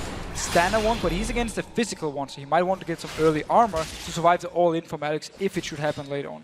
Well, Alex sticks around for the next wave. There is going to be the beginnings of the Zhonya's Hourglass for Overpower. Of course, it does give him a slight bit of mobility power along with that armor as well. Darian taking some harass from Zazas in the top lane. So he is going to have less mana regen in the mid lane on Overpower, but just the fact he has this early armor means it's going to be a lot easier for him to fight Alex 1v1. And also if Vi should join in, he's going to do less damage towards him. So smart pickup. I'm not sure if he's going to go straight into the early Zhonya's or he's just going to keep it like this for the early armor. Well, Alex has gone back himself, gets himself a tier and 2 longswords. So Brutalizer being built up. Did get spotted Jankos here by that ward that was in the river. Meanwhile, Diamond wards up the tri-bush, spots him out, and he's going to maybe go for the slam, charging it up, and then went, okay, you got to ward it. So we actually see Jankos putting some focus on the top lane because Darren is shoved all the way down to his own turret. He can move. Overpower is now joining in. Ward is spotting him out, but what can they actually do with this from Gambit side? Not a lot, I feel, because surely he can just shadow dash across the explosive cask, and good lord, he just exploded. And again, take advantage of having Renekton, like Rockat just did, like we saw Copenhagen Wolves last game. Push the wave all the way in, and then you just go up and you dive whoever is standing under this turret. Very nice use. This was why they early picked this Renekton, not something like a Tron. So the damage done. Darian down, first blood. Is that a sign, I wonder? Darian can so often be one of those players that can either carry a game or just completely feed his way through it. But when there's 3 members diving on you on the top, it's not a lot you can do with that. And the issue for Gambit is the fact your turret up here is going to take quite a lot of damage, so if Darren should ulti away, Sasus should be able to pick it up relatively easy because you already shoved the wave down so much, making it very hard for Gambit to actually make plays unless they don't care about losing the top turret. Red buff's going to be taken by Diamond, Wraiths are being taken by Alex Titch, so Alex going to make sure he has those Wraiths and tries to keep up the farm. Blue buff just going across to Overpower as well, so that's being concluded, which means, of course, that counteracts the fact that he doesn't have that chalice. And Alex has decided to evolve his W early on. We just saw it here. Gives him a lot more wave clear, but straight up damage or burst, he's gonna have less. And he won't even get the resets here early on. Normally, you actually don't take it early. You take the Q early on to get the straight up burst damage. And then you take your E at level 11. This time around, we need to see what he does there. Will he go for the leap at level 11 so he gets the reset? Or just full on focus on damage, going in, kill, slightly moving away? Yeah, and normally the W doesn't even get taken anymore, the Void Spikes. Doesn't even get taken because they just tend to evolve it for the ultimate to take that damage, 20-40%, I can't remember which one it is, these days on Kha'Zix. So instead, hasn't gone with that. So I see a few reasons for it. First of all, the wave clear from Gambit is very weak. You have only Jinx to do slight amount of wave clear, but that's very low unless she can actually get in range to hit with her Rockat all the time on the minions. So he does get more wave clear. Also for split pushing, if he wants to fast push a lane, the W is going to be better for him, but that's pretty much the 2 reasons. We'll see how it works out. Of course, Overpower will be pushing hard, which is probably one of the other reasons he's going to have to try and keep him at bay. Edward doing his job at keeping him at bay, but he's going to get caught out. The Flay comes in, but that was a great Chompers coming out. Jankos catches the cocoon on him. The Spider's going to skitter towards Edward, but not the damage they need. And Edward actually didn't have his black shield just when the fight started. That's why he had to flash out. It was a good engage from Rockat. Didn't get Edward down. Instead, though, they move towards this dragon, but Diamond is nearby. It can be risky for him to start. Risky fight because they didn't get the kill they required. Alex Ich is still around as well. Diamond coming in here. They are going to be able to push on towards him. Van are pretty low on mana, going to get caught with the Dark Binding. Will they chase on towards this one? Edward instead is going to take the damage. He will go down. The Repel comes out. He's going to get dropped by Jankos, but quickly they're focusing on towards Sullivan. Sullivan's going to get away from this one. Ace in the hole comes out. Oh, he gets the shot onto Diamond. Genja, can he get onto George Jankos? Yeah, he can. It's a 2 for 2, but Overpower comes in and finishes the deal. Takes down Alex Ich with the belly slam. So Rockat, they get the dragon, they get 3 kills on their side. Oh, sorry, they didn't actually pick up the dragon. They stopped it because they moved out when the fight started. Gambit went in to stop it, picked up 2 kills, but still lost 3 members, and we also saw the ultimate being used from Darren, but he didn't get down in time. I wonder whether it was interrupted or whether he just didn't get there in time. I'm not too sure. Zazas had just gone back. We didn't quite catch a glimpse of that one. I wasn't keeping focus, oddly enough, trying to keep on towards that. Meanwhile, Genja, though, putting pressure on towards that bottom lane. Let's take a look at this fight. So actually, Edward going in here, he only pops his ultimate towards Jankos. Meanwhile, though, Diamond gets onto Van in the back line, and look at the Rockat, boom, hitting straight on it because Jankos actually repels here to avoid some of the damage coming into Genja. Meanwhile, up in the top lane, what we see coming in the ultimate there from Silver wasn't blocked, and Shen was interrupted by Sasus onto his own turret. Yeah, that's why actually that would have saved Diamond as well. So Zazas doing that, getting that stun on towards Darien on the tower nonetheless as well. And this is again why Renekton just have to shove Shen in all the time. So you're always close to him if he ults away. This time around, for the next dragon, there's no ultimate on Darien, and Gambit would have to fight it without him. Black Shield being used by Edward, and Vander actually catching that death sentence on towards him. This is actually giving Genja a lot of free time to catch back in that bottom lane. They are making a move back towards this dragon. Not too sure whether they're going to be able to go for this one. They do find the Dark Binding off. It's not going to land. Diamond's going to have to go full on neck deep on this one, and he's not going to land it. A very nice play by Overpower up here. He zoned Alex away, so Gambit never felt they could actually go in for this fight because Alex was all the way towards the mid lane. He couldn't move past his Gragas. So nice play by Rockat. Got the dragon they wanted, and now they can go back to the laning phase, just as we saw before, and without actually giving up any kills. Yeah, Zazas also went missing in the top lane as well, which gave him a little bit of a pause for thought, thinking it could well have been a 5-on-4 situation. Instead, he just simply gone up to take the golems. I think he pushed in towards around the red buff, warded out the red buff as well. But notice all the wards towards the spot lane. It's going to be very hard to actually put up a gank. When they should come through the lane, get a lantern, or you hit a binding and then Diamond joins in. Going through the river, impossible, you will be spotted out. Speaking of ganks, Diamond level 8 now on that Vi. We haven't seen him anywhere in lane yet. He was up towards the top lane when they actually dived to Shen, but he couldn't do anything because they just walked in, 3 people, caught him under the turret, and that's pretty much it for him. The rest of Gambit has been happy just farming away. Alex is doing a fairly good job getting the CS he needs in here, and also Genja is trying to catch up towards Silver, who was very far ahead early on. Well, what I want to point out is the fact that Rockat haven't won their lane phase in the last God knows how many games, but when they do, they tend to make it count. Gambit, on the other hand, they are capable of coming back when their lane is lost. And notice Alex, Spirit of the Elder Lizard. There's a jungle item, so basically he wants to shove up the mid lane, then he has his tier to constantly keep his mana high, go towards Wraiths and Wolves, and just farm them over and over and over again. I don't even expect Alex to join any fights before he has all the farm he wants to, because he's so farm dependent with this build, because he's been laying his core items, so he needs to just constantly farm away. Took the wave here, moving up towards this red buff that Rockat is actually starting already. Overpower's here as well. There's actually 4 members of Rockat moving in towards this one, 3 members, sorry, and they do take away that red buff. Alex didn't want to get involved. And he couldn't really. Gambit wasn't in a position to fight, and they're also weaker at this moment against Gragas, Elise, and Renekton. So we just need to see how long Gambit can actually keep this laning phase going and keep Alex just farming everything he can get close to. Yeah, he's going to become a bit of a terror, I feel, once he gets fully evolved. We'll keep our eyes on that one, though. This bottom lane pairing, it's actually moved very close in farm between Genja and Sullivan. Of course, Sullivan, though, has got himself a kill and assist along with Genja, so both of these are, in fact, completely even in terms of farm. Even the supports at 0-1-2. And it's a standard thing you see with Jinx. The very early levels, you're not that strong, you don't have enough damage to really go for the big fights, but after level 6, when you have your ultimate with the execute damage, you're very, very strong. And notice here, 2 wards in the bush Edward is in, and behind him, Diamond actually seems to maybe abandon. He's at least just waiting around, maybe for counter gank. Yeah, I think they pinged it saying where the wards were. They knew that that bush was warded out. Genja continuing to keep the pressure on. And they are going to head themselves up. Edward goes around with the support of Genja to take down that pink ward. And now there is freedom of movement for Diamond. So Diamond simply said, I expect my bot lane to be ganked, I'm gonna move down there, just stay in the back, wait for something to happen. We also had the ultimate onto Darien. He can at least provide the shield. He might get interrupted and not join in, but he will at least give a shield. We do see Jankos nearby though, so he's also looking at making a counter here. He's going to get spotted by the ward at the tower the moment he comes around. Top tower going to go down for Zazas. And notice how Darien moved. He just went away from this turret because he knew it would go down, and also he would be in position to actually ultimate down and join in the fight. So he just abandoned the turret, walked all the way back to his own one if something should have happened. Everyone backed off though, both junglers went away from the bot lane. Alex continuing to jump around, evolved his wings now by looks of it. So he's been leaping across there. You can see big wings on his back. It's a giveaway. Definitely a giveaway, and now he's going to be able to get the resets if he can manage to pick up something in these team fights. Looks like it's Darien with a pause at the moment. Looks like it's probably going to be a straight client restart. He's already left the game, so he's going to be rejungling in there. Eddie decides to step forward and just give ourselves a bit of a pose there. So taking a deep, thoughtful look at the screen and thinking, how are we going to turn this one around?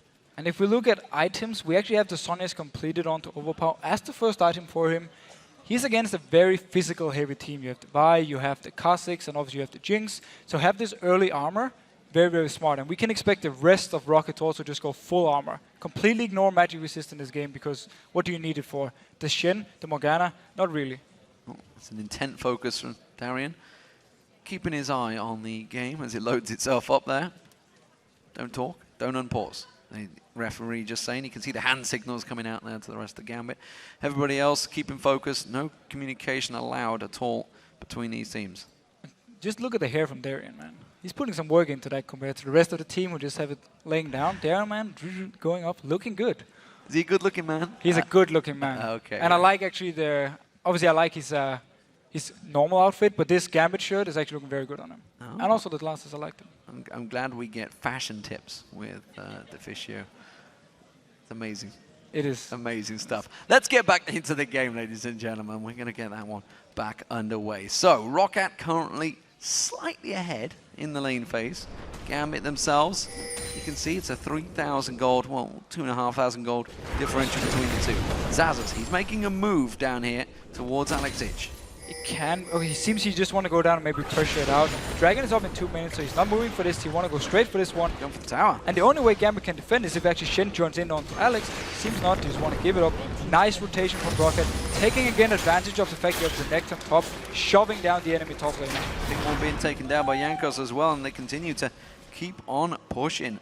So, slightly fought out there by Rockat. Gambit will be again taking away those wraiths. Oh, explosive cast just to steal that wraith. That's just cheeky. Well, it's smart because you're against the jungler with the jungle item. He wants to get this extra gold every time he jumps into the wraith for the wolf camp and kill them. So as long as they can delay Alex from getting the gold he needs, they will be a lot stronger in fights. Well, it is going to be down to Darien, I feel, to get himself involved in this game. Along with Diamond, we really haven't seen much of Diamond. He's been trying to create them plays, trying to create something, but hasn't really had any ideal opportunities. I thought Edward was going to try and take the lantern there, maybe, but instead tries to throw out that Dark Bind. It doesn't quite land. And again, going back to Alex, he picked up the Mana Immune. Again, he needs to stack it up. He needs time to be a lot stronger. He needs his key items. He wants something like a Brutalizer to get some extra damage coming in there. So Alex is really more or less putting all his hope in the fact that this laning phase is going to keep going for at least 5-10 minutes more. We'll see whether it lasts any longer. Pickaxe now being picked up by Zazas. He got himself the Sunfire Capes going towards that team out. And now we have Dragon coming up here in 25 seconds. We have Hook missing from Vander. Meanwhile, they were binding onto Celavar. Dark Binding followed by the ultimate from Edward. We do see the rocket coming out from Genja. It's not going to be enough. There's the final hit. Gets the Excite on towards him. Tries to catch on towards Vander. Dark Binding not going to be back available. Yes, it is. It catches on. But Overpower and Jankos are closing the gaps. They're going to run away from this one. Edward's caught out. He manages to get spotted. But it's good disengage from Gambit. And that was perfect for Gambit. First of all, they caught out Celavar with the binding. Dragon spawned now. Celavar, he's in the base. He's dead still. He's actually going to be spawned in 5 seconds. Seems though, if Gambit want to start, they want to have to do it straight away and not delay. The hook thrown out, catches on towards Edward. They're going to go for this one. Edward quickly turns around. The chompers don't land this time around, but Vander's going to get taken low. Gambit have to make their time to go for that dragon instead. They're going to back away, and Rockat will all be back in full force. They will all be back in full force, and if we have a team fight Darren will be able to join in. He will probably get some damage on his top turret if they can delay Rockat from straight up starting the Dragon. That's what I feel they're doing right now. They're buying time for Darian in that top. Everybody else now coming in. Alexic actually just gone back to mid lane. They're not going to fight for this. At least if they do, they need to go in now. Nope, jumps away with Diamond, gives up this Dragon. They simply want to say, our combo, we need the item, we need the farm, we don't want to risk any early fights. And Rockat took the Dragon, got at least something for it, but it's an issue that Silva died bot lane. He got caught out by very good binding from Edward, and then they just full on engaged. We saw the damage from Jinx, and also actually from Morgana support if she gets 2 ticks on her ultimates.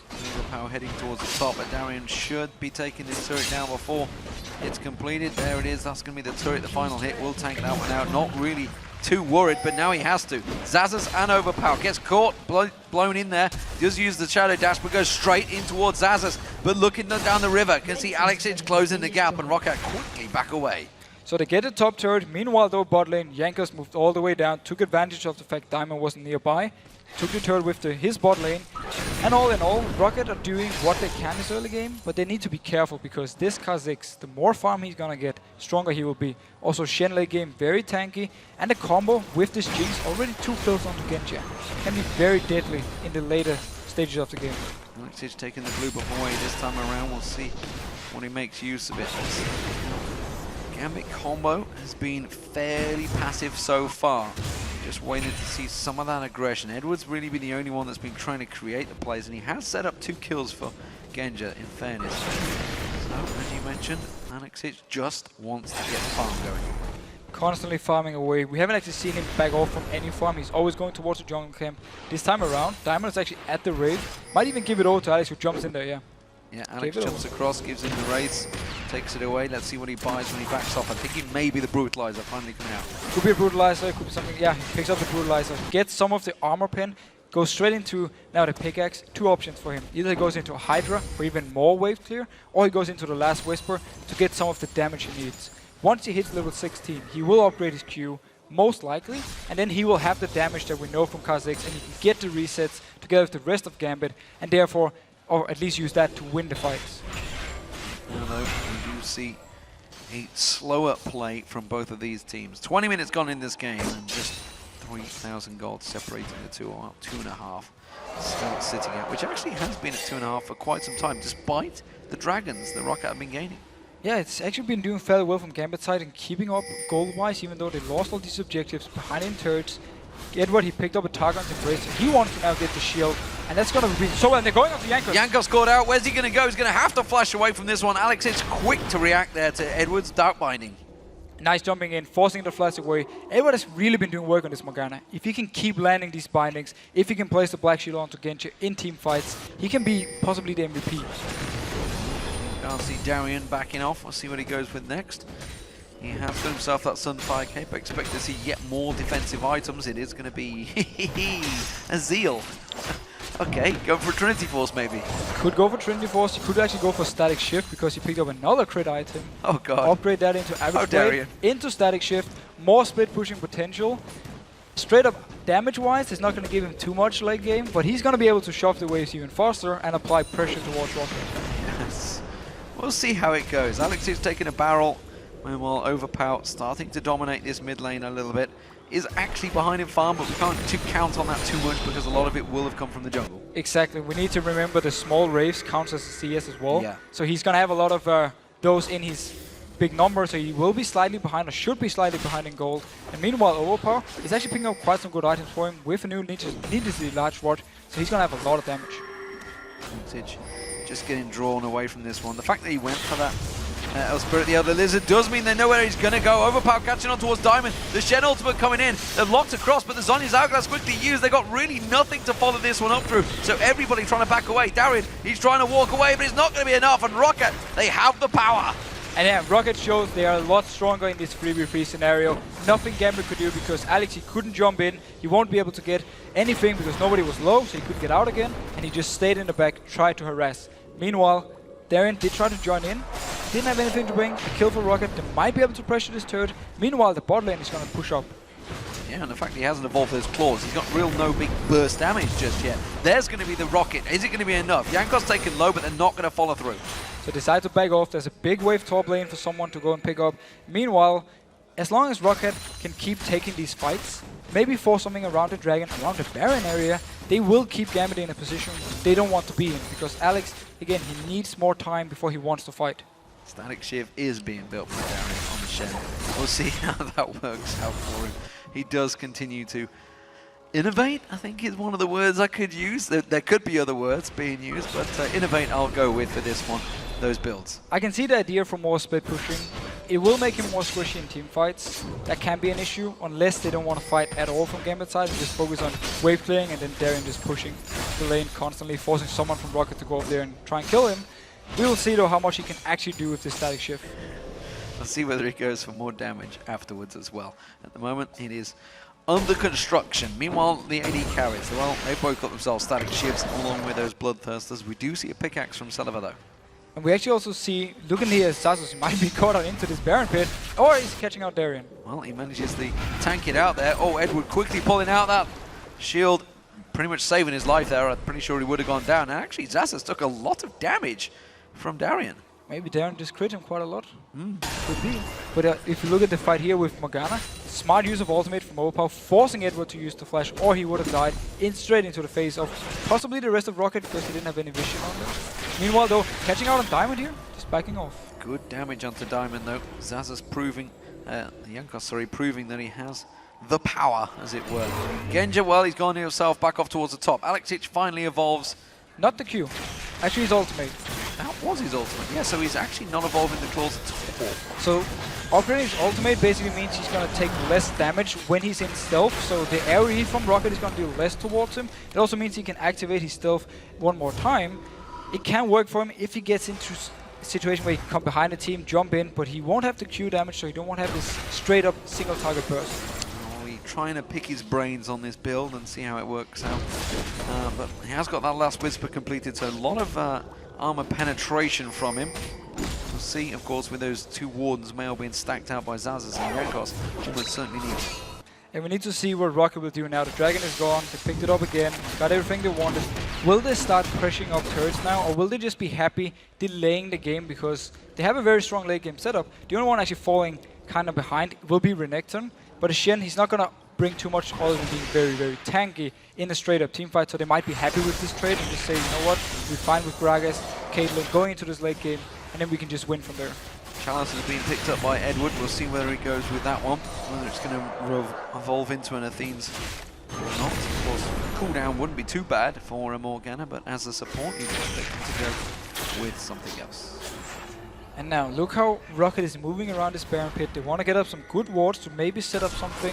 And meanwhile, down bot lane, we obviously have Shen pushing away. Has ultimate, can join in for a fight. But it might be what Rockat wants. Force a fight, get him to teleport up, and then back off so he's away from the split pushing. He's going to take the tower down before they do, that's for sure. That tower has gone. The rest of Gambit starting to move around. There's actually poising in the jungle right now. Alexic is going to be around the side, but Rockat have got good positional advantage. They really don't have the wave clear to try and take those minions away, and that tower's taking a lot of damage. While this is all happening, well, Darien is continuing to push. He's actually on towards the inner turret now. Diamond been blown away. He's going to use these assault battery. There is going to be the Stand United coming out, but it's not enough, which means he will be sticking down that bottom lane. He's going to keep on pushing, but Edward now goes down. The Chomper's going out. Alexic trying to keep them at bay, but he's been caught out by the slow. He has to leap away, and Rockat have themselves freedom to run through. And it might actually have been in the advantage of Gambit, the fact that Diamond died before the ultimate. Does mean Rock can go for this Baron, but meanwhile, look at the Shen. He's just constantly pushing. If they can try and stop this one, they can get something right. It seems not, it seems they're just giving it up. Somebody has to go back because he's going to be taking down the inhibitor turret surely before they get there. That inhibitor turret has gone down. He's now on towards the inhibitor turret. You can see him walking in there. Rockat all going to back away. Don't think Darian's going to quite have enough damage though. Zazus is there to stop him. He will be able to stop him as well, force him away. So nice move by Rockat. It could have gone wrong, but nice move going straight for the Baron. And now the rest of them might be closing down towards Alex and Darren in the bot lane. Yeah, Alexic using a good job at basically keeping them at bay, using those voice box to slow them down and buying Darien some time. But Baron picked up by Rockat. Great positional play. They now have themselves a 5,000 gold advantage and that giant buff. And Diamond was so low when the fight actually pretty much started, when the shield was popped onto him because Overpower shot him backwards, so he died before Darren could join in. Simply meant he could get a tower more bot lane, but it also meant that Rockat would take the Baron. So in favor of them, they defend their base, and also now with the Baron buff, we can actually see them going straight up and maybe take just straight up a 5v5. 5 versus 5 fight. We'll see how it works out for them because, you know, losing 2 towers for a Baron is sometimes not a great trade. They have to try and take towers with this buff itself. That's what I meant with the fact that it might actually be in favor of Gambit, the fact that Darren didn't get to join in. But look now here, he's going for Sasus. He already used the dash. Oh, he's already just used the slice and dice, and Alex was biding his time there, waiting in the bushes. Zaz in all sorts of trouble. He's going to get locked out here. This is a Baron buff as well. The Dominus is going to run, but it's not enough. They're going to get away. Vander on his own actually coming down here. He's got to be careful. And wow, Alex, he just stayed bot lane here, kept himself hidden, waited for Darren to come down, picked up the kill. Recalling now means they can defend the turret and also delay the time Rockat can actually use this Baron buff. Very nice play by them. Yeah, without that big tanky jungler, big tanky top laner, sorry, to come down, they've got really nothing that can take the hits, that can force them away. So that's bought themselves a long chunk of time here. So maybe the gamble that Rockat used to get that Baron has not paid off. To be fair though, they still have the advantage for them at least with all this wave clear that when they decide to go and push the turret, they can just constantly push the waves down towards Gambit and force them to either engage, like we saw before, with Darren ulted in a bit too late, or at least just try and move around the map and force Gambit to rotate with them and try and pick up turrets. So Rockat, I think he'll be happy enough not doing too much with this and just wait it out. Dragon is up in 1 minute and 15 seconds. Either they wait for this one or they just go straight up, trying to take this mid turret, and then later on they also have something like bot turret or top turret they can go for. Well, Spirit Visage has now been built by Darren. Oh, Edward. Want to be cautious of Overpower. Has that explosive cask. An ultimate used by Alex there to block out that damage, despite the fact, of course, that shield was always available. Overpower does go in. It's Alex going to try and focus on. He does manage to leap himself away. Stand United was used as well by Darien, but the tower was taken. And perfect for Rockat to get the turret, to also get the Shin ultimate, so he's no longer split pushing. And meanwhile, Dragon is up in 40 seconds. There's a big wave bot they can go and pick up for Overpower and then take Dragon, then go towards the turret. So very nice by them. And this forces Darien to stay with the team until the ultimate is ready again. Will be a small cooldown. Threshold just missing out there. Titch using that leap to dodge out that cocoon, and Rockat, they're still pushing for this inhibitor. They just want to keep Gambit forced all the way up into their own base, giving them no chance of moving out to do anything else on the map. So Gambit do try and keep them at bay, and Rockat will step away for now. Dragon up in 8 seconds, that's where they're running. Straight up stand-up play from Rockat, using the fact that they know where Gambit is and they have them pushed up. It seems though Gambit won't try and fight for this one. They catch out Diamond. Diamond going to dodge out that death sentence, not even close to landing on towards Diamond. Diamond instead is going to try and dash away, but he's only gone in towards Overpower. The rest of his team not close enough for this one. Great play. That's going to be Diamond going down. Does use the assault battery on Overpower, but does next to nothing. Almost like his impact in this game so far. So it seemed like actually Gambit wanted to try and contest this Dragon, but Diamond, he was too far out, he got caught out. Overpower came in from behind, picked up the kill. No Shin ultimate to try and save him. Another Dragon for Rockat, and Gambit got nothing from it. Darien potentially staying around a little too long there, does dash away. And you saw actually with that Sunfire Cape static shift how quick you can push, but look at Rockat. They're just turning and burning. They're running straight for the inhib. And Darren is forced to recall because there's no ultimate on him. So if he doesn't recall, Rockat can just go straight towards the turret. They're going to come straight in there. Genji's not close to either getting the wave clear on them. They're going to tank this one out. Zaz is in the front line. They could try and beat this one down. Alex Titch hooked in there. Has to leap away. Has got those void spots to try and keep them away. Gets caught out by the slow and a second slow by that Vander ultimate. But it will keep them at bay just for now. It was very nice Black Shield from Edward, stopping the stun coming in from Sasus onto Alex, giving him the chance to jump out and actually survive, even though he got caught by the hook. Well, they have to back away because there's minions in the top and bottom lane. So Rockat realizing they need to try and do some sort of defensive job in the mid lane because Gambit, they're trying to push forward. They're trying to force them out the mid and keep them away from that bottom lane. And they're keeping Gragas in mid lane to wave clear, but Gambit, they have multiple people. They're actually going for the dive. They're jumping on towards it, on towards that tower. Overpower having to use that Zhonya as he does try and get away. The rocket does not land, and Vander does try and get away from that one. Jankos is going to counter towards Alex Titch. Alex Titch, the ace in the hole coming through. He's going to get dropped down. Stan United not working out for Darien. They did not get a tower, they did not get a kill, and they're just going to have to back away. And they went straight for Overpower when they actually saw the rest of Rockat being moving away, but due to his Zhonyas, he just popped it, survived it, and then the rest of both Sasus and Selva could get in there, join the fight, pick up a kill onto Alex, and they defend the turret, and Rockat looking very strong at the moment. So Overpower going to get himself that blue buff. And at the moment, it is a giant advantage for Rockat. They have themselves a near 8,000 gold lead built up here.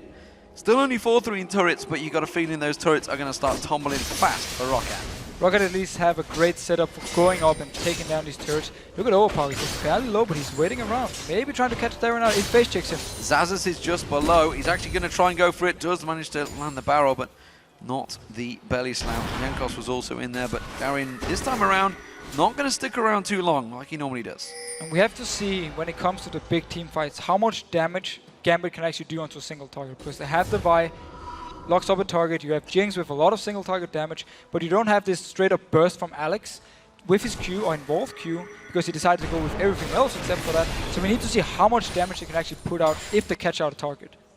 Yeah, and I'm confused with that one still, but we'll see how it works out. It's simply because they don't have any wave clear on Gambit's side. You're against Gragas and Caitlyn. If they push you up and you have no wave clear, they're just going to take down your turret, and there's nothing you can do towards it. But I would have thought that if he'd gone that route, he would instead not evolve the ultimate to take the damage passage, literally just jump in, jump out, get the kill, get out. Possibly he felt that he needed their defensive stats or defensive way he gets with the ultimate. When he pops it, he takes less damage when he's in stealth. Yeah. He probably didn't feel like he could actually survive anything from Rocket's side if he got caught out without it. Well, at the moment, they are staring down Rockat, who are feeling that confident that they're going to try and force something at the Baron. And honestly, I'm not so sure whether Gambit can do anything about it.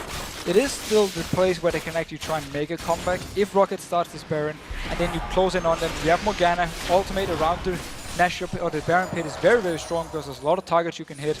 And meanwhile, the rest of Gambit can come in, try and pick up the kills they need. But Rockat, they're looking very strong and don't seem to be taking any chances. Just backing away from the Baron for now and want to get some more vision control. Well, that's the thing. I mean, this was never really the issue in the game for Rockat so far this season. It was all the lane phase, which for the first time in as many weeks, they've actually won out so far. Alexic taking that Spiderling from Jankos. The Ravenous Hydra also completed by Zaza, so he's going to be a bit of a split pushing monster as well, doing the damage as well as tanking it out. So far, big problems for Gambit to try and figure out how they can manage to work this one out. Rockat continuing to push in bunches. And again, great rotation from Rockat. They go through the jungle, get a ward, and then have the big wave with the cannon coming up top and a very low turret. Take this one for free. You now have only one outer turret left that's down in the bottom, but they can just continue top and force Darren into ult. And look at Alex. He just did blue buff. They could have tanked that one out. They're not going to go for it. Instead, Diamond is there trying to run interference. We do have Edward coming around the backside. Not too sure this is the right move he wants to make. He's going to land the Dark Binding on Vander. Goes in, pops that ultimate, but Edward's taken so low. The Edward will proc off. The ultimate will proc off. Vander's going to be jumped on. Alexic gets himself the reset. He's trying to look for another juicy target. Will he get on towards him? Overpower's so low, but he's going to have, and he gets on towards it. Jumps towards Sullivan. Can he get in towards it? He's going to run away again. Darian running interference from the backside. He does. Jankos goes in there. Jankos, will he take it down? No. Alexic gets the kill. Gets another kill. It's a triple for Alex, and it's an ace for Gambit. What the hell just happened? That was such a perfect fight for Gambit when you have a car 6. Edward, he landed the binding onto the support. One of the most squishy members you actually have on this Rockat team. He got the binding onto him. He was stuck in the front. He got low. Alex came in, took the first kill, got the reset, jumped over to Overpower, who didn't use his Sonyas. Then he got a second reset, and from there on, it didn't even matter he didn't involve his Q because the targets were so low, he could just jump in, get the kills. Check this fight out. Notice here the binding onto Vander, how low he actually goes before the fights pretty much even start. Yes, Edward will die for this, but it's fine because notice Alex here jumping into Vander, getting the first kill and the reset, and there, take your focus onto Overpower. Taunted, 3-man taunt by Darren, very nice. No Sonya's used, Alex jumps in, another kill, jumps onto the AD carry, and this is where he is actually doing a very nice job popping his ultimate to kite, and then the rest of Gambit can just come in with Genja, getting the reset as well, getting his passive proc and get the kills. And just walking towards those claws. So, Gambit have got themselves the Baron. Out of next to nothing there. Great fight started off. They're going to go for the Dragon as well. All the Rockat are up. They're going to have to hit and run very quick, but, well, Genja can do that. He's just going to mow it down with that minigun. And just like that, the game is within 2,000 gold, and Gambit are back in it. And that 3-man taunt from Darren, and also the binding to engage Vander in the front, was the key things for Gambit. It meant that targets got so low that Alex could jump and get resets, continue jumping, and also he could proc the passive onto Genji, so he could continue chasing as well, together with Alex. Now there's a Guardian Angel on Alex Sitch, who's got that Mirror Mana and Black Whisper, Black Cleaver and Last Whisper, so lots and lots of armor penetration. Also, we do see the Infinity Edge now being completed by Genji along with that Banshee's Veil. A lot of damage from the two men that count. And, well, Darien continues actually to build tanky now after that static shift. Seems to be working so well for him. And he actually has a Sightstone as well, so he wants to be able to put down some vision. Diamond Prox has a Sightstone, he can put it down, and obviously Edward, a lot of wards from Gambit's side they can actually take down if they decide to get in a situation where they want to catch someone out, possibly in the jungle of Rockat. We see them already moving there, getting some few early wards. Diamond is backing off though, he must be able to afford some item. Rockat are going to make sure they're not getting flustered by this one, the fact that they are now up against it. They are playing cautiously, nobody's going to get picked off because of course that's something that, well, Gambit love to do. They try and pick off those targets. Rockat are going to play very defensively, staying as a unit, staying back, but this is of course just going to give Gambit more gold. They're now going to sort of push forward. They have no vision really. Alexic firing the void spikes and jumping backwards. It's kind of like the reverse, almost the same you can do with the 90 caliber net Piltover, but just with a Kha'Zix instead. Notice the fact that Darren is actually here with the team. He didn't go up top lane to shove it out because he doesn't want to risk someone being caught out and his shield won't be enough to actually join in for the fight if they can burst down this target before the shield, or before he actually teleports down. So he stays with the team, not taking any chances. We will see though if Gambit decides to actually dive this one. They did land the binding onto Jankos. This is a straight siege though. They, like the top and the bottom not being pushed, it's actually being pushed for Rockat's minions, which tells me that Gambit really not going to get a great deal about this unless they're going to go really deep, which is dangerous, dangerous play. Alexic taking a good burst of damage. That's half his hit points taken off there. Yeah, with the way it's going here, Gambit have to dive. They won't be able to push this turret because there's so much wave clear. And as you mentioned yourself, the side lanes are not putting any pressure on towards Rockat. So now Hook coming in. Hook on towards Darien, not really the target they wanted, and the choppers on towards Vander. Have they got enough? Alexic thought about jumping in. The rocket coming out from Genji, but still not enough. And that may be actually what they needed to try and counter it. Look at Alexic. He's trying to get a pick around the side there while Darien does the work. And that town turret is suddenly much lower, and Rockat, they put themselves in that situation. Yeah, just what Gambit needed. The Hook came in, and then Vander actually jumped in with it to put down his flay. Did pretty much nothing towards the very tanky Gambit side here, and they got a lot of damage onto the turret. He will return soon. Now they have to be careful because now Gambit can go and kill the turret and then fight. So they get themselves the inner turret. Where will it go from now? Because those waves that were in the top and the bottom are turning themselves around, and they will be pushing in. But they bought themselves the time, this gap that they needed. And well, this Baron buff, it's still got about 2 minutes left. And Rockat just have to try and just wave clear for the next 2 minutes. They don't want to go straight into a fight against Gambit with the Baron buff. If they can just avoid the minions from getting to the turrets in all the lanes, they'll be fine. At least to wait out the Baron buff, and then from there on they can take a fight. Well, Baron buff has worn itself off. 2 minutes was slightly overestimated by myself. I wasn't quite sure on the timer exactly, but Rockat are being sieged, and this time Overpower's been caught out. Darien goes deep on the taunt there. Does get blown away before he manages to get killed off though, and survives. That's going to mean Gambit will all back off. Yeah, that's Yusu's flash. Kind of out of position for Gambit's side when he actually taunted. Nobody was there to really follow up with him, so he managed to get out, nobody died. Everything can now reset. Genji wants these wolves, or he actually wants to go towards the top lane, putting some pressure on the turret. Gambit not stepping away. They want to keep the pressure on the top there. You can see Genji in position to rotate round and go straight towards that tower. They do see Rockat are rotating towards it. Meanwhile, we can see Gambit, 3 members of them, keeping the pressure down. Of course, Stan United is available. Genji's continuing to hammer down that turret. He's got so much damage. Rockat can't deal with this one. Alexic comes around the side, jumps on towards Vander, doesn't manage to get the kill. Assault Battery comes in, locks him down, and that's another kill for Gambit. They are turning this game on its head right now. Diamond getting locked up, that inhibitor turret doing the damage. Overpower not able to belly slam, and Gambit again disengage with another turret taken. It's a very smart move again by Gambit. Genji went up with a very big minion wave to take down the turret. Meanwhile, Alex, he went in between the turrets because he knew there would be members from Rockat trying to move up there to defend. Jumped onto Vander, killed him together with Darien. Very nice play once again.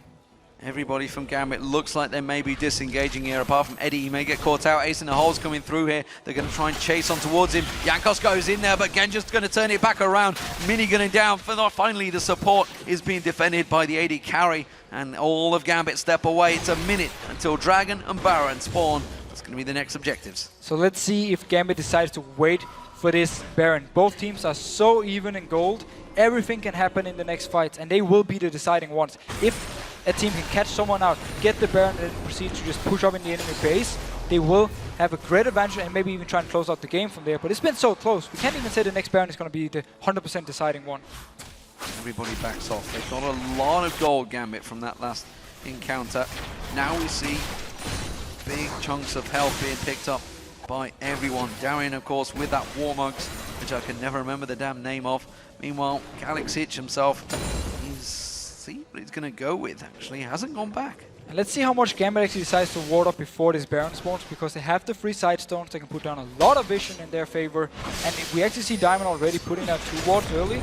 Meanwhile, Gambit still, Darien still has some wards, and also we have Edward coming down from base. They can get full vision of the jungle from Rockat and then pick up someone if they should split up.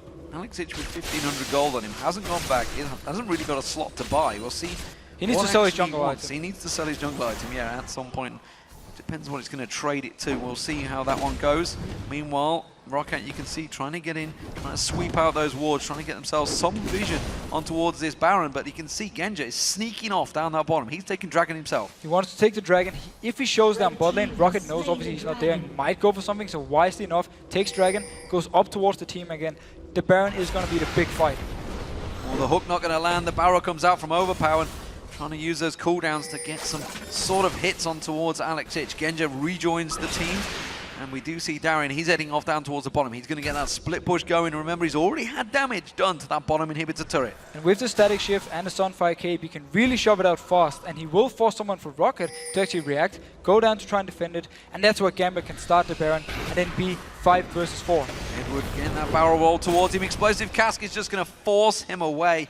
Not going to get the kill, but Genja split off here. He'd gone towards the top. He's going to try and push that top wave. And Rockat, they tried to force out the ultimate from Darien. That's why they win on just the first target. Wisely enough, though, they didn't use it. So he's still down in bot lane, forcing Rockat now to be more careful and also sending members back to the defend. Darien, though, did actually abandon because now it's slow pushing in favor of Gambit, it seems. And he didn't... Oh, going back towards the bot lane. Or not.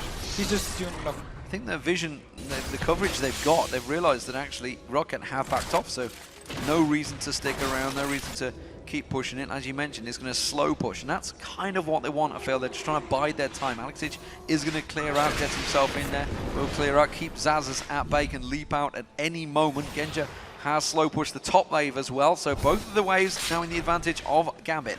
And as long as they can keep Rockat here, the waves are going to push more and more in their favor, and Rockat has to at some point to back off and go down to defend the big minion wave coming. We actually see Darien moving towards the bot lane once again. Now they know Rockat is near this Baron. This Void Spike's really not doing a great deal because everyone on Rockat is built so tanky now.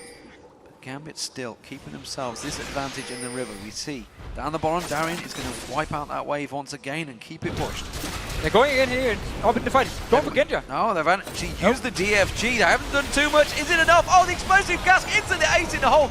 Beautiful combo coming out from Rockat there. The damage going back and forth. Alex Hitch forced to jump away. Guardian Angels is going to be procced. Darien doing a lot of damage. Overpower's gone down. Alex Hitch manages to get back out there with the Guardian Angel, with Sullivan's the one they need. Darien and Edward trying to get away from this one. Sullivan desperately chasing on towards them. Alex Hitch is backing away. You can see the talisman being used. They're going to keep on chasing, but it's the tankiest member of Gambit they're focusing on, and yet it was just 2 for 1 in favor of Gambit. Look at Alex Hitch. He thinks he's Peke. It's not going to happen. Alex want to try and stop Rockat from actually starting the Baron. They want to force him to come back and defend. That's why he went down here, even though he's so low. Also, he can just jump over the wall if he's feeling there's a chance he's going to die.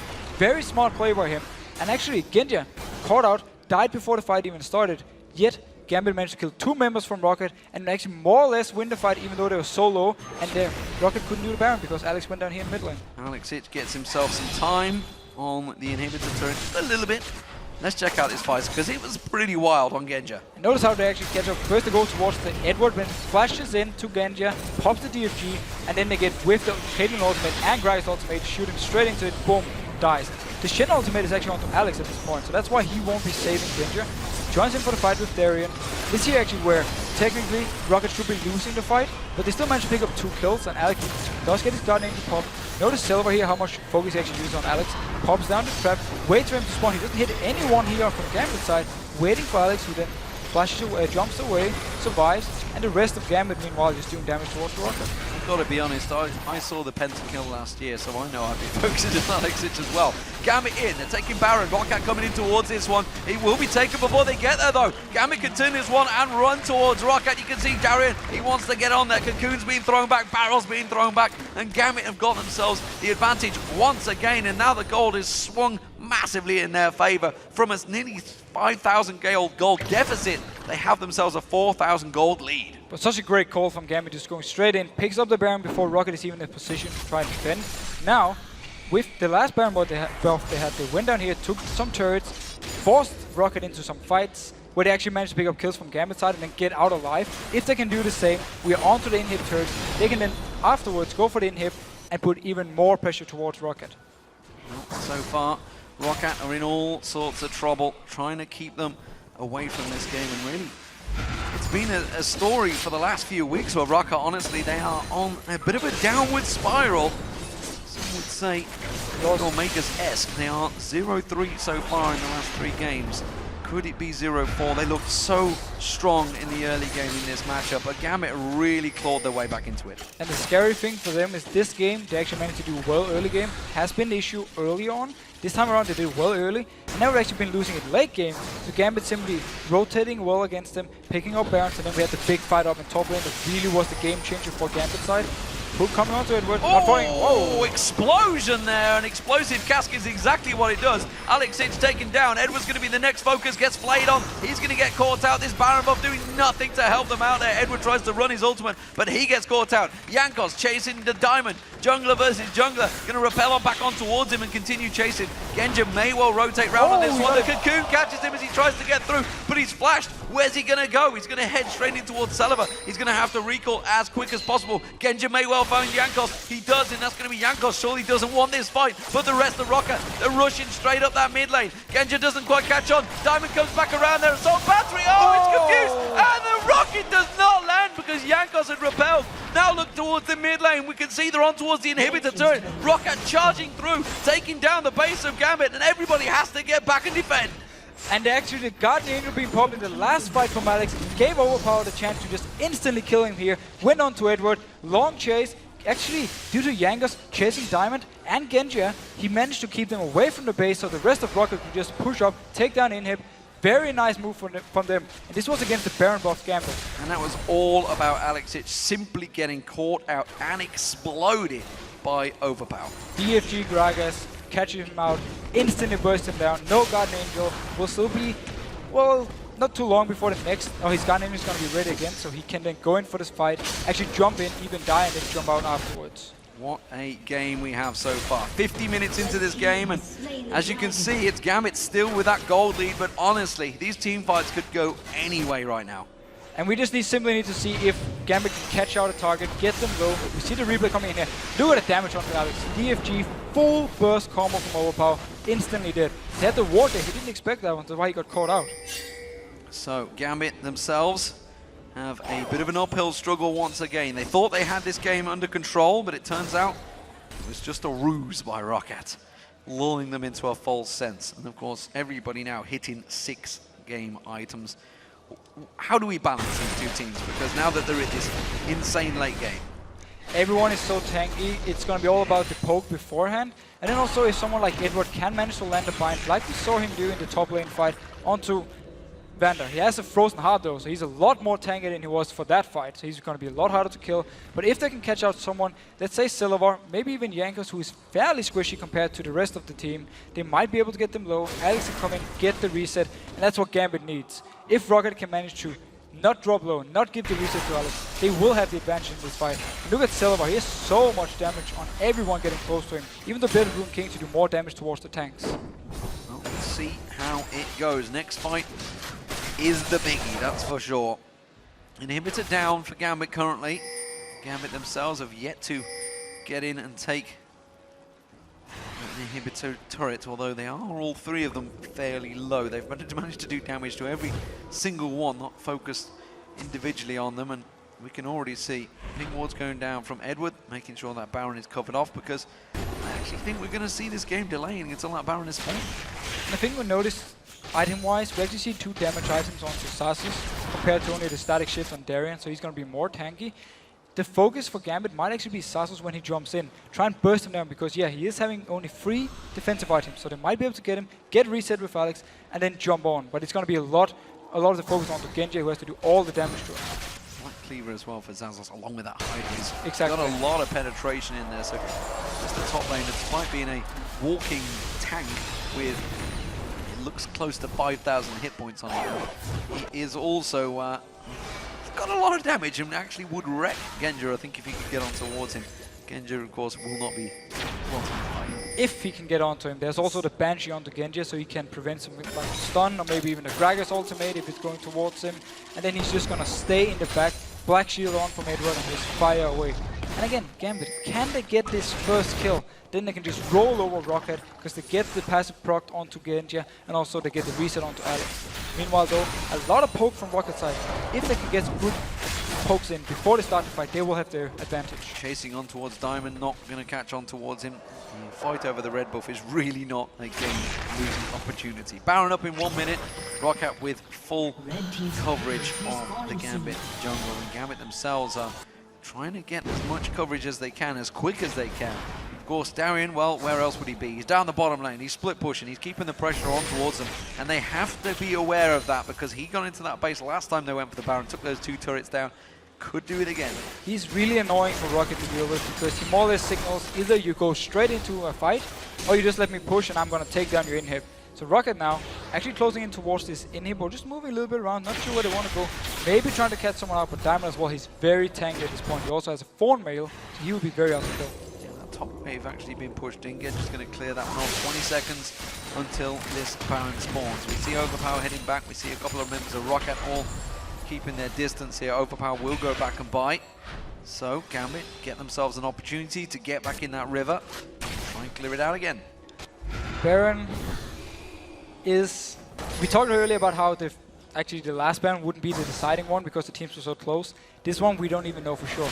This time around though, Rockat is actually in the area when Baron spawned. Gambit can just rush it down like they did before. They do have 2 Guardian Angels on towards Celebat and Overpower, so that's a big thing for Rockat. Of course, Darien and Alex Hitch have themselves a Guardian Angel. Darien, he's feeling pretty confident that he can really take on anyone he wants to at the moment in Rockat. He should be. Look how tanky he is with pretty much everything he has, and then with the static shift onto someone like Zazus, he's actually able to do a fairly decent amount of damage in a 1v1 and force Zazus to back off because Renekton has absolutely no damage in such a tank. Pressure being used by Gambit here. Bottom lane is being pushed out.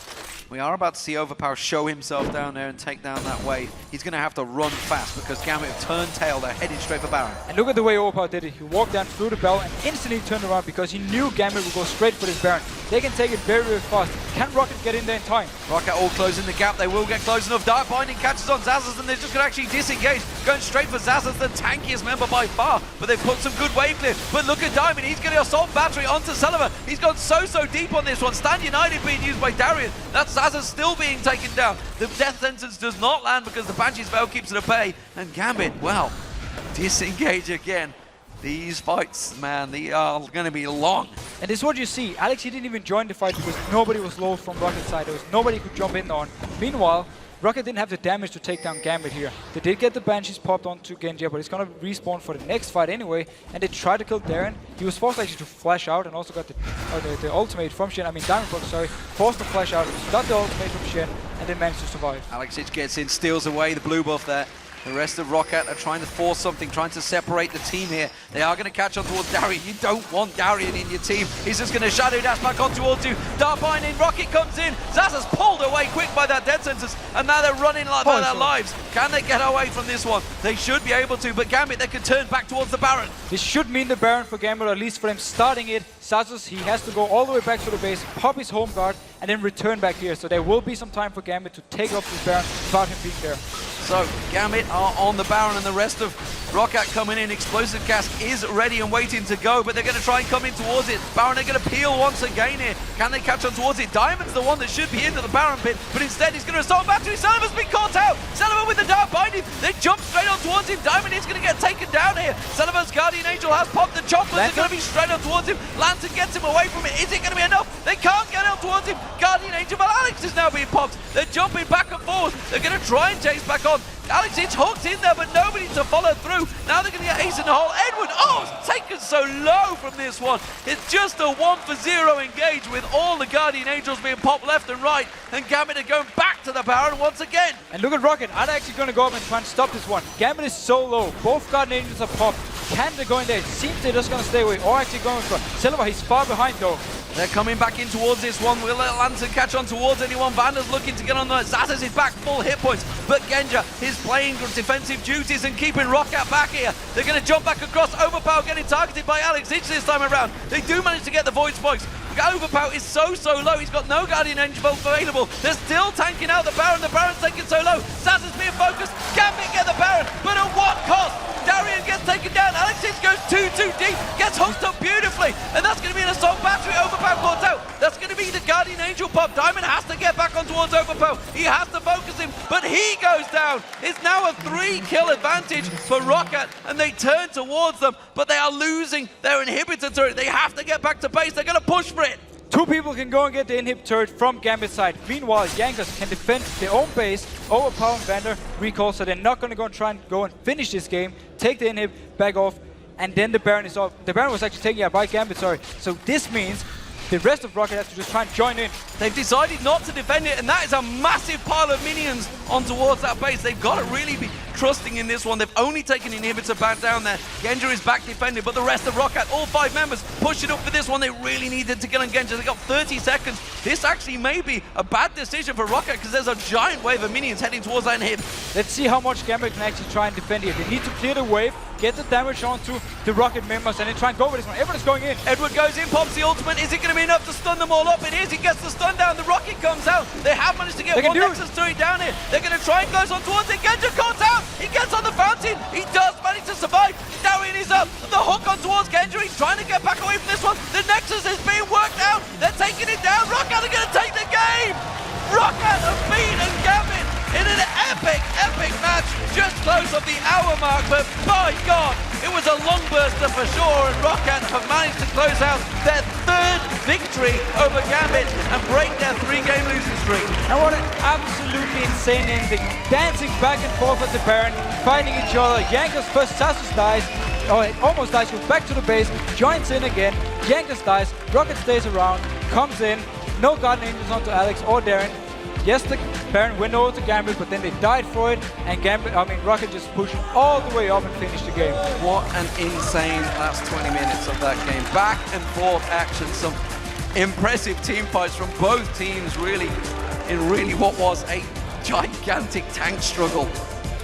You just got to wonder, for Gambit, if only they had have stepped away from that Baron. They were all so low, and they went back in the Baron. They got the Baron, but as I said at the time, at what cost? And Rockat pounced on it. Gambit definitely expected to be more healthy compared to how Rockat was actually. I don't think they knew Sasus was at full HP when he came in there, because he had gone back to base, returned up for the fight, and when they actually took the Baron, if they could have backed off, perfect play. But simply due to Sasus being there, full HP, he could join in, the rest of Rockat came with him, and they just managed to punish Gambit for this a little bit too over-aggressive play. And it just didn't seem to have...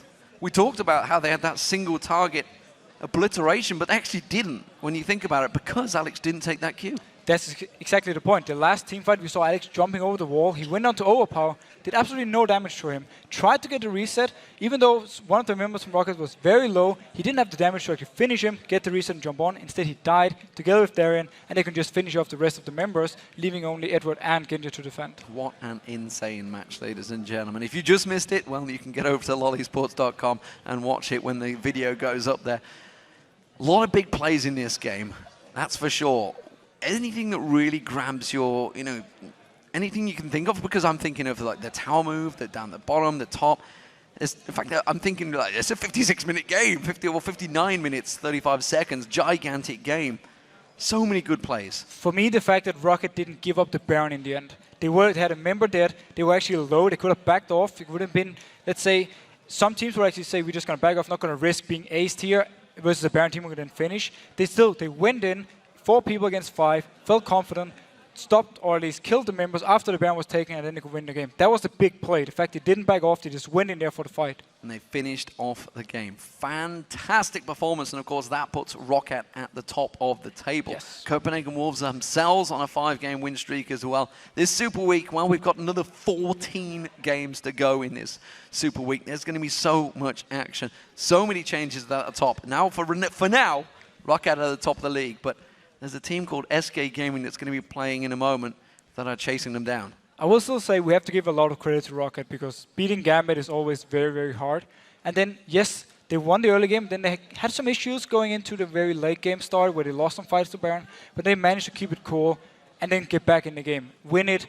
And we just have to give such a big amount of credit for them to actually keep the head cool. They have a very new team in this LCS and still managed to do this. Up against Gambit, of course, as well, Gambit. A team that they would have been looking at for many years. We got to recall to base for a moment, ladies and gentlemen, but stay tuned to hear from Rockat's Vander about that game. Then our Super Week will be continuing with the 3rd place SK Gaming taking on Millennium, team that is in desperate need to get out of the bottom of the table. We'll be right back.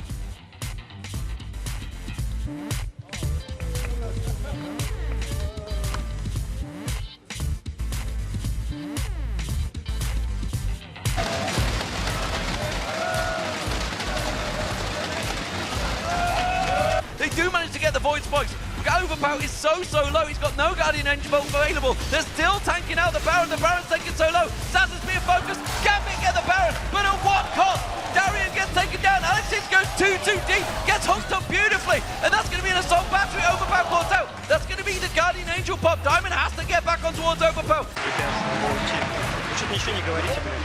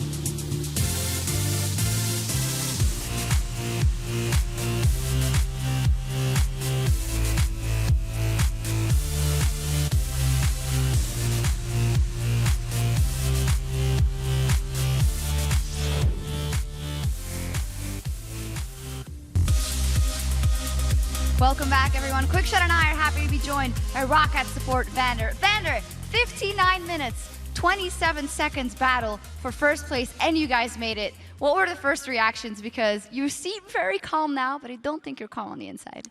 Yeah, it was. We didn't feel at all that it's that long game. Like, I only knew that it's 55 minutes because I timed the buffs and nashors, so I'm like, oh my god, it's that long in the game already. But yeah, I feel like a bit relieved because we did really bad last week. We lost both games, and now we are back in the victory, with the victory in the screen. Yeah, not only did you grab the victory, that's now also the first place title in the European LCS. In my head, that was the most exciting game that we've seen. I want to ask you to summarize it for me. How do you as a player cram that 57-minute game into a couple of sentences? What went right and what went wrong overall in your mind? I feel we did really good early game. We did our plan, and it was to give some advantage to Renekton with Elise.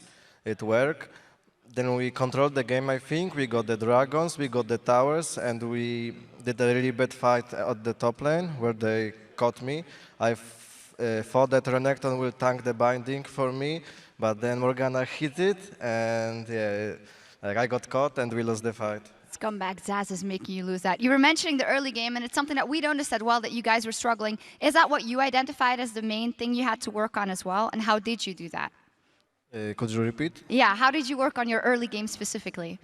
Okay, so in this week, when we're screaming, we like won every early game. And we're like really surprised. We did it here too, but we struggled in mid-game again. So yeah, it's like just we pick more comfortable champions for Jankos, I think. Like he played Wukong before, he's not that strong in the early game, and now we are back to Elise, so we get the edge in the early game. You got the edge in the early game, and then a ton of stuff happened, and eventually there was that so important Baron fight, the very last one. I would really like to go through it with you. So let's actually immediately pull this replay up onto your screen. It happens very near the end of the game. Leading up to this point, this was the 4th Baron, if memory serves, around about. Yeah. There had been fights back and forth. This is a very long replay. So what I'd like you to do is just talk me through what's happening in Rockat's mind. You coming into challenge, so let's start the replay and just talk me through what's happening from your point of view. So we knew they started the Baron, we had no vision. We saw the Vi coming at us, I tried to catch her.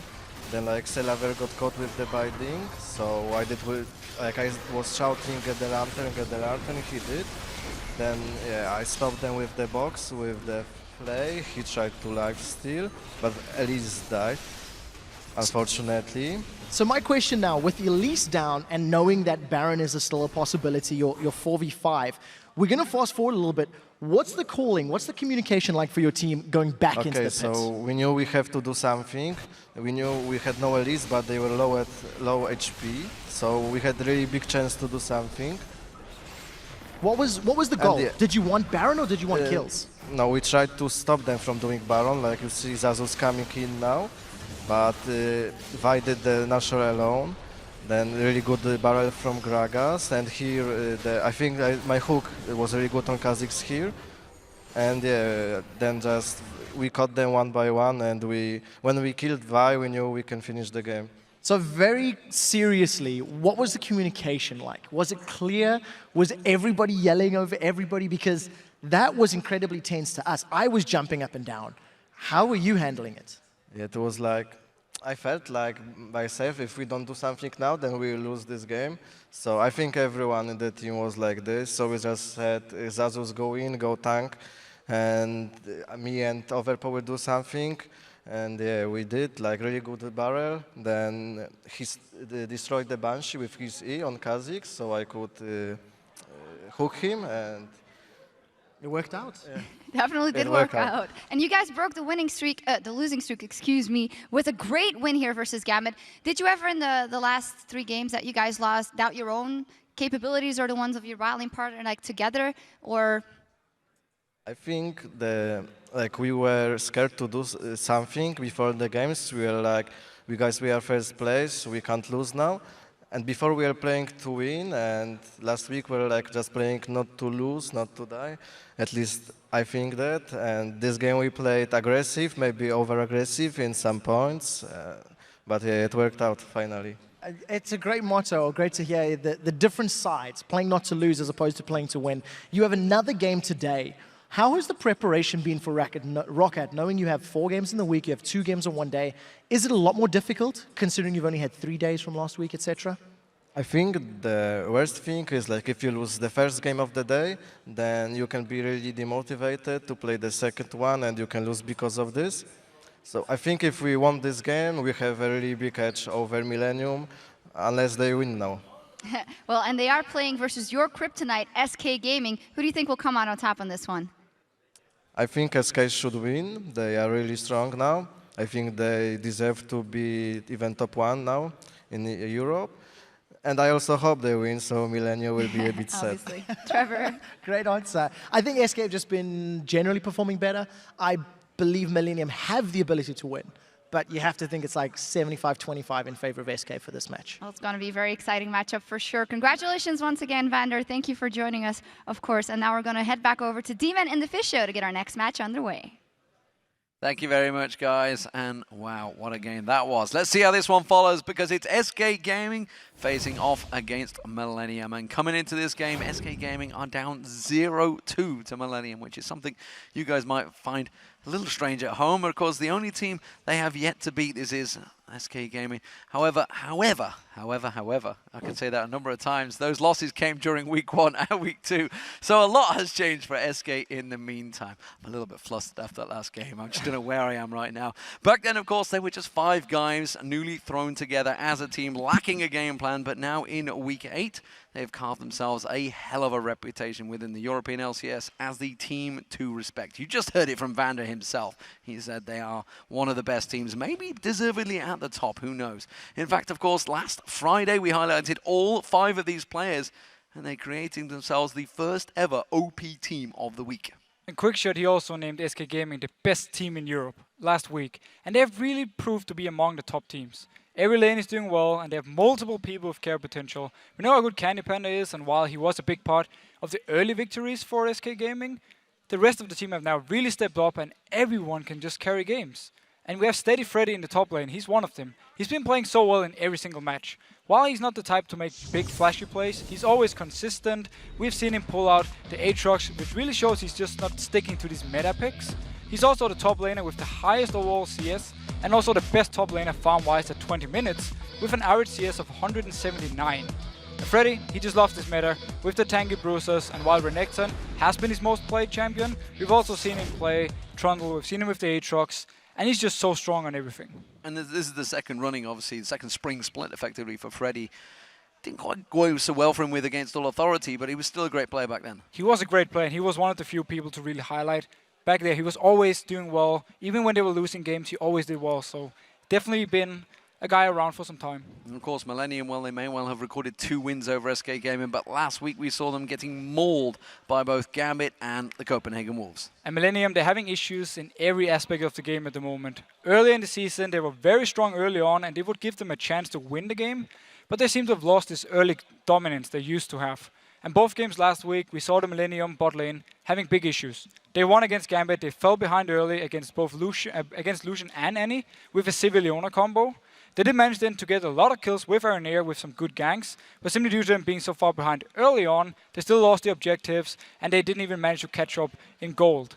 Day 2, Jerry decided to pick the Morgana into Annie, which simply meant that the Millennium bot lane, they fell far behind again, and Kraton, he never managed to catch up on CS compared to Forgiven. And Aranea, if you just continue the trend of the players, Aranea is a very aggressive and active jungler, but it sometimes backfires for him. We have seen him set up some very nice early kills where he's like predicting flashes or he counter ganks really well, but then he tends to be over-aggressive and gives the kills back to the other team by simply being caught out. Millennium, they really need Aranea to become more consistent, and they need him also to get his confidence back so he can put the motivation onto the team because he is the leader.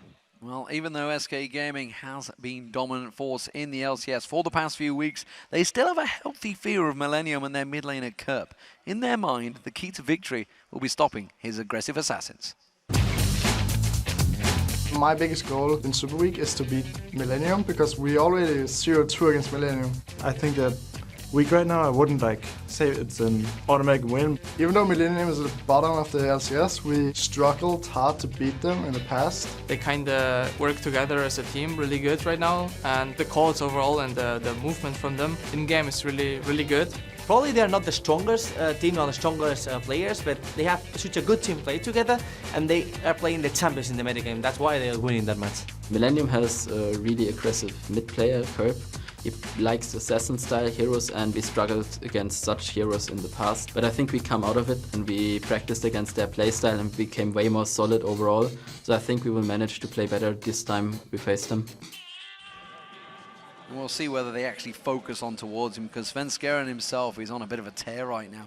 And even all of the whole team, we said they're in the OP team of the week. Let's check out those starting lineups. So on the blue side, for SK Gaming, it is Freddy in the top lane, Svenskeren in that jungle, Jez is the mid lane, Candy Panda as AD carry, and N-Rated as support. On the red side, we have Millennium with Kevin in the top lane, we have Aaron here in the jungle, Curb is the mid laner, Kraton on the AD carry, and of course Jerry is his support. So, picks and bans about to get underway. What are we expecting? We're going to see something funky from these teams. We've seen Nocturne being used to counter the Pantheon. Are we going to see anything like that coming out this week? I just want to see strong early game champions from Millennium side. I want to see them go in, win this early game against SK Gaming, and just snowball the game more or less from there. Pressure them out, make sure they can take the win before SK Gaming comes to these team fights where they're so good.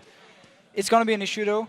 Both junglers actually play the same kind of champions, so we could potentially see like Evelynn ban, we could see Pantheon bans against them, and at the same time, mid lane wise, Curb and Assassins, LeBlanc, Fizz, these kind of champions, potentially a ban for SK's side. So what about N-Rated? We saw him talking there in the feature, but what's he going to go with? Because he's played so many supports. He pulled Kayle out last week to great effect. Annie and Leona has been like his preferred one, but yeah, he's been playing so many different ones. He's showing his champion pools very deep. Potentially, Annie has probably been his best champion to really set up things, so it could be a ban, but then again, there's so many things from Millennium actually to target out. There's also the Kassadin, of course, maybe a Nidalee against Jesse, he's been playing it to great success, so there's so many bans for Millennium to actually think about. No surprises here though, Vayne being taken away, and Nidalee, well, that's been taken away from Jez. It's the first time we've seen that one banned for a while. Of course, Jez has been playing it to great effect. Kassadin being banned out, of course, because Kurt really doesn't play it, but then again, the Al Red team, they have to ban it now. Meanwhile, we've also got LeBlanc, Elise, and Truffle. Yeah, so we have the LeBlanc ban straight towards Curb.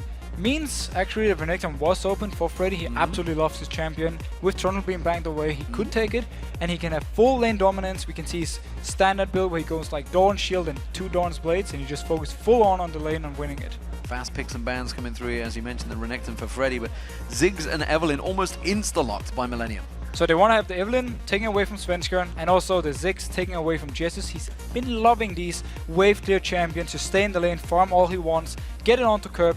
Very strong early game champion, they can put some pressure on there. Did leave some very key picks open though.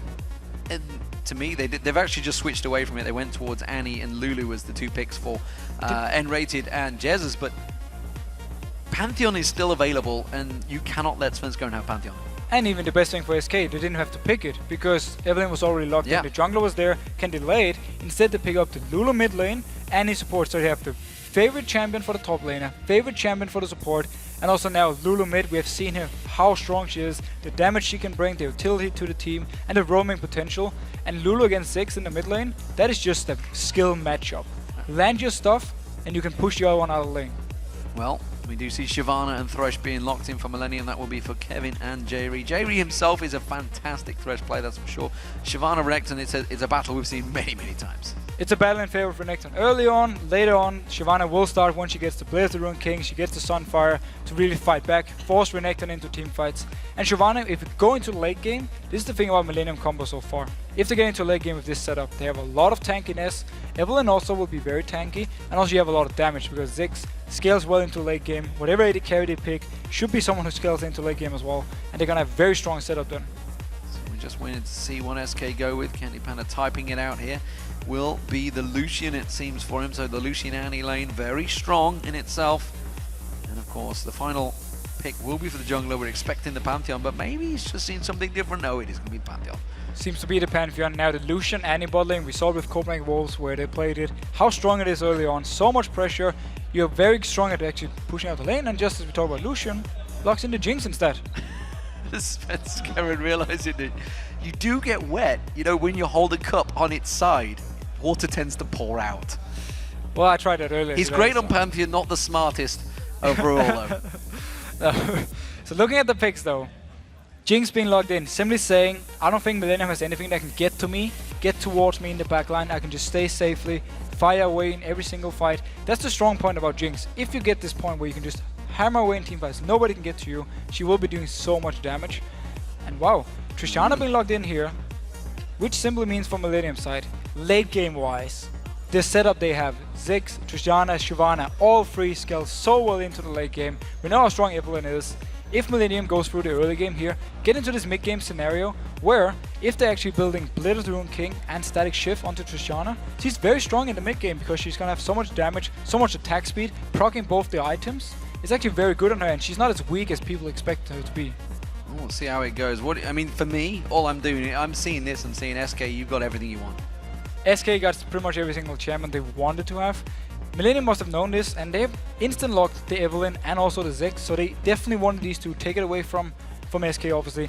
And for me, if they survive early game, go into this mid game, start having some good team fights, and then hit the late game point, Millennium's setup is very, very strong. But the early mid game power from SK's setup is very scary to deal with. And that may well be a problem because SK Gaming's lane phase has always been fantastic, and they have really turned it around, to be fair. They're on an absolute crazy win streak right now. With the champions locked in, of course, for these teams, let's see who you guys at home think will win. Looking at the votes, it's 82% of you have picked SK Gaming, and I think, as Trevor said in the interview, I think that's about fair. Very close. He said 75-25, very close.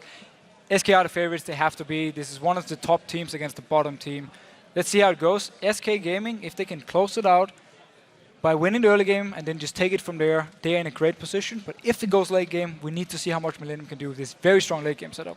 Well, you can see the crowd are ready and waiting to go. They've already seen two fantastic matches today. If you've missed any of them, get over to loesports.com and make sure you watch those VODs back. So here we go though, ladies and gentlemen. Game 3 of the Super Week.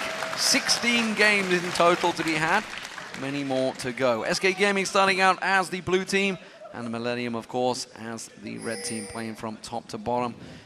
Destroy the Nexus. That's the target, but who will it be? And let's see how it actually goes in this mid lane, because as I said, it's a skill matchup. Both have the chance to actually really kill each other in lane and or shove the other one down. Lulu has the advantage though. She can roam a lot more than Ziggs. He's forced to more or less stay and just farm away. So we need to see if Jessis wants to be more active on the map or he's just going to stay here. Very standard Millennium level 1. Jerry into the bush, has the hook, spot someone with Areneus in stealth, and then try and land the hook and go for it. Millennium always the team that goes for those invades. Oh, they got him rated! He's in all sorts of trouble. He's going down, no doubt about it. He's flashed! He's flashed away! Areneus flash through to follow. You can see down the bottom, actually, they are chasing around. Candy Panda's going to come around, see if he can help out. And Rated has got to run, but Kraton surely will finish him off here. The backgate, where is he going? The rest of the team, he's just going to run. Areneus will finally take it, turns around, gets a bit of flames on towards him. And actually, he bought enough time for his team to go in and get a lot of wards down. Get a lot of wards. They only have the trinket wards, not ready yet. They can place a 1 minute onto the red. Spot if Millennium is either lane swapping or where the jungler starts. Generally though, you don't want to flash that way, because you are pretty much dead from it and now you don't have a summoner. So if Evelynn comes down early towards the bot lane, N-rated will be the target. And it does give Areneus, of course, a regrowth pendant and a pink ward from the very beginning. So we'll see what advantage that has and how long that pink ward, when it goes down, lasts for. Expect it to be going in that death bush near the dragon. And it's going to be there most likely for a while, because you don't check these pushes early on, unless Svenskan has a lot of focus onto the mid lane. Could be a potential gank lane for him, because with Lulu, you can apply the slow, and then you can jump in, come in with a Pantheon, jump onto the target and just get a kill. So he could be going for it. Meanwhile, bot lane, we see the pushing war from level 1 as always. Yeah, we'll see who wins it out this time around. Candy Panda with N-rated. It has been a great partnership, and N-rated calling Candy Panda the best AD carry in Europe so far. We'll see how it works out for him. And SK took full advantage of the fact that Tristana, Kraton actually started W, so he didn't have his explosive his E, basically to kill the minions. If he got it last day, would explode to the rest. Instead though, Candy Panda put on his rocket, just shoved down the wave early, gonna get the level 2, but not in a position to really punish Millennium other than forcing him to see us under the turret at the moment.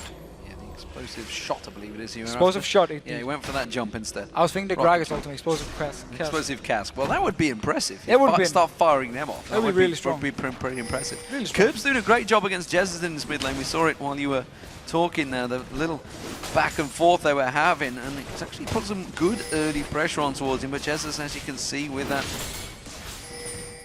pot running, is just going to regen his health there. Curb has hit level 3 first. I'll tell a lie, they both hit exactly the same time, so no advantage gained. Aaron on the hunt. Curb will have slightly more damage here early on, as long as he can land actually his Q, get the auto attack with his passive onto Lulu. He will have some very good damage and maybe constantly shove it down. It's gonna be hard though, because Lulu, we know how strong she is with some levels, and we know in the mid game how much you can do around the map, and that's what Millennium needs to be careful for.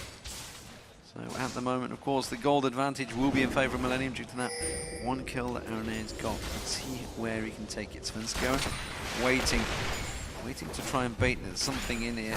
Svenskeren not showing himself just yet. Jerry does get stunned out by N-rated there. Dodges out the death sentence. Now he's jumped too far. The chompers catch on. Svenskeren comes in. He gets flayed nice. He does manage to get the stun on towards Jerry. Not quite enough damage from the Heartseeker, and they will get away. Yeah, he couldn't get in and get the auto attack, so he could apply the red buff. Instead, he put his Q down and his E. Wasn't enough to kill Jerry. He did use the flash though to get away, but very aggressive from Millennium early on, actually jumping in with Tishana in these early levels.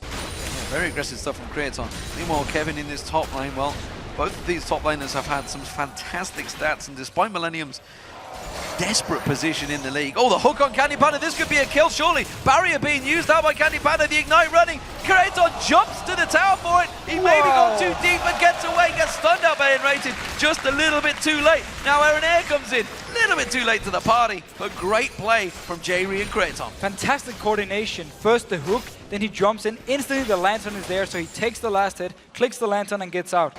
Very nice play by them, and getting an early lead on Tristana, who scales so well into the late game. That is huge for Millennium. He did only get 2 assists, unfortunately, though, because it was Jerry with the Ignite that got the kill. So Scumbag Jerry. Scumbag Jerry, as always, still not too bad. Candy Panda got himself a second Doran's Blade and some boots. Pinkwald will spot out Svenskeren, which is one Kurt will play defensive. We will see, actually, Svenskeren. He's obviously not going to figure out he's being spotted because the wave is already at the turret, but he's more or less just running around the bush here, so the ward will stay alive, and now they know he's gone into the jungle. Aaron might try and close around on him.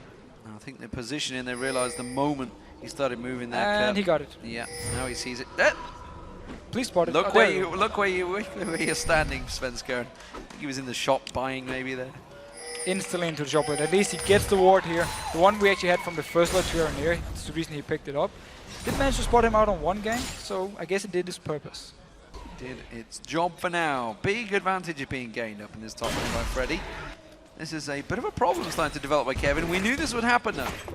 We knew, again, this Renekton, you always want to go for this early aggression on. And Aaron here, he's not in a position to gank anything, so if Svenskeren would have been up there, nothing he could have done actually to stop it. He's so low, he needs to recall. Svenskeren might just be waiting for level 6 though before he really wants to turn on the aggressive ganks on the top. He can just jump into the face of Kevin under the turret and then maybe try and kill him. Well, for the first time around, his gank did not work down the bottom. That was down to J-Ree's great play. Oh, the stun on J-Ree straight away. Candy Panda hooked in again. They're going to go jump straight on towards him. No stuns available. Jumping on, getting that slowdown. Candy Panda also low. Explosive shot doing its work. One more hit. Kraton gets the kill. And this bottom from Millennium, every single hook from J-Ree, they keep going actually onto Unrated, but every single hook from J-Ree, Kraton is there, he jumps in for it, and another kill for the bottom from Millennium. It's going perfect for them. Yeah, Candy Panda taking some serious beatings down the bottom here. This time around, Kraton did get himself the kill. So with that Vampiric Scepter, he's just continuing to build. And as you said, Tristana late game can become very scary. Svenskeren is close by, still not hit 6. Meanwhile, this top lane, we see Kevin and Aaron Air chasing on Freddy, but with that Dominus popped, he has got himself away. And Aaron Air wasn't level 6 yet, so he didn't have a slow to apply, so there was no CC for the Shyvana Evelyn in the gank. So Freddy managed to just get away. He did use his flash though, and also the ultimate was popped, but he got a lot of damage out to Kevin as well. Yeah, Kevin could not stand and bang in that fight, that's for sure. Freddy quite happy to manage to stick that one out and continuing to grow his CS advantage, and has not backed off either. Meanwhile, Kevin, he's having to go away to unsuccessful gank in the top lane, as well as more CS gain for Freddy. Freddy's just doing so well, and if he can keep the pressure up, and if SK can then punish Shyvana, it's going to be fantastic for them. We need to also notice Cutlass building build on Tristana. She will go for this early Blade of the Rune King, And let's see how much damage he can actually put out in the mid game and how strong it is. Against someone like Renekton, who will obviously be going for more armor-based, it might actually catch him by surprise.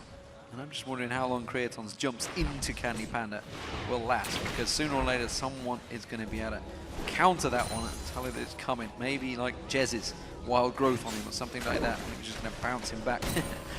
Bouncing bomb just changes. He will not recall quite so close to base. Svenskeren though, he's just about to hit level 6. We'll see where those Grand Skyfalls start to pay off. This is one of the first SK games we've had where Svenskeren didn't get a good gank early on, get a kill early. Simply means now with bot lane and mid lane are having issues, they need him to set something up. He should be hitting level 6 from his red buff, then we can really start to see him be aggressive with the Grand Skyfall. Played so well over the last few weeks. We'll see how it develops and see how it's now on the back foot. Felt quite a bit far behind in terms of CS over Aranea, of course, as well. You can see so Aranea with that first blood in this game would have helped him significantly. Freddy starting to be aggressed upon by Kevin. He has been back to bygone for that triple Doran's items build, which he always goes towards. It's a standard Freddy one. It's simply lane dominance. He will delay his bigger items for later on, but it's going to give him such a boost in the lane. He wants to simply focus on keep on having this CS lead and constantly pressure Kevin down as much as he can. And if he can keep Kevin, or if he can make Kevin stay there, he will be able to get the turret at some point. But look at Svenskeren down here. Will he try and ultimate in? He's in a position for it. He's going in, he's going for J-Ree and Creaton. Who's he going to be focusing on? He does manage to get the jump, the Heartseeker in there, but Aranea quickly counters. Tibbers goes down. J-Ree taken so low. Genesis comes in towards him. He gets one. Can they get a second? They have to try and make this count. Curb's coming in there. He's already thrown out the Mega Inferno Bomb. Does not land onto Jesus, and they may try and turn this one around. Creaton could jump in, but that would be big ballsy play. So Aranea was actually there for the counter gank, but he didn't manage to stop anything. And then we saw Jessis roaming from Curb. He was there in the bot lane before Curb was even close by, managed to help pick up the kill. Millennium though, starting this dragon, doesn't seem like SK. Oh, now they spotted out. They might go for this one. They're going to come around. Jesus has that glitter lance available. Doesn't get it down. Aranea with a smite. But Aranea taken very, very low. They do jump on. Wild Growth bounces them. Choppers go down. Don't quite land on towards Kraton. But Kraton's got the help now. And they can see N-Rated and Candy Panda coming around. Can he get Jesus down before he dies? No, he cannot. And SK turn themselves a kill. But the dragon, it went to Millennium. It went to Millennium. Only lost one member for it. And meanwhile, Kirby's just back in the mid lane, pushing it down. Gonna get some damage onto this turret. Nice aggressive move from Millennium here.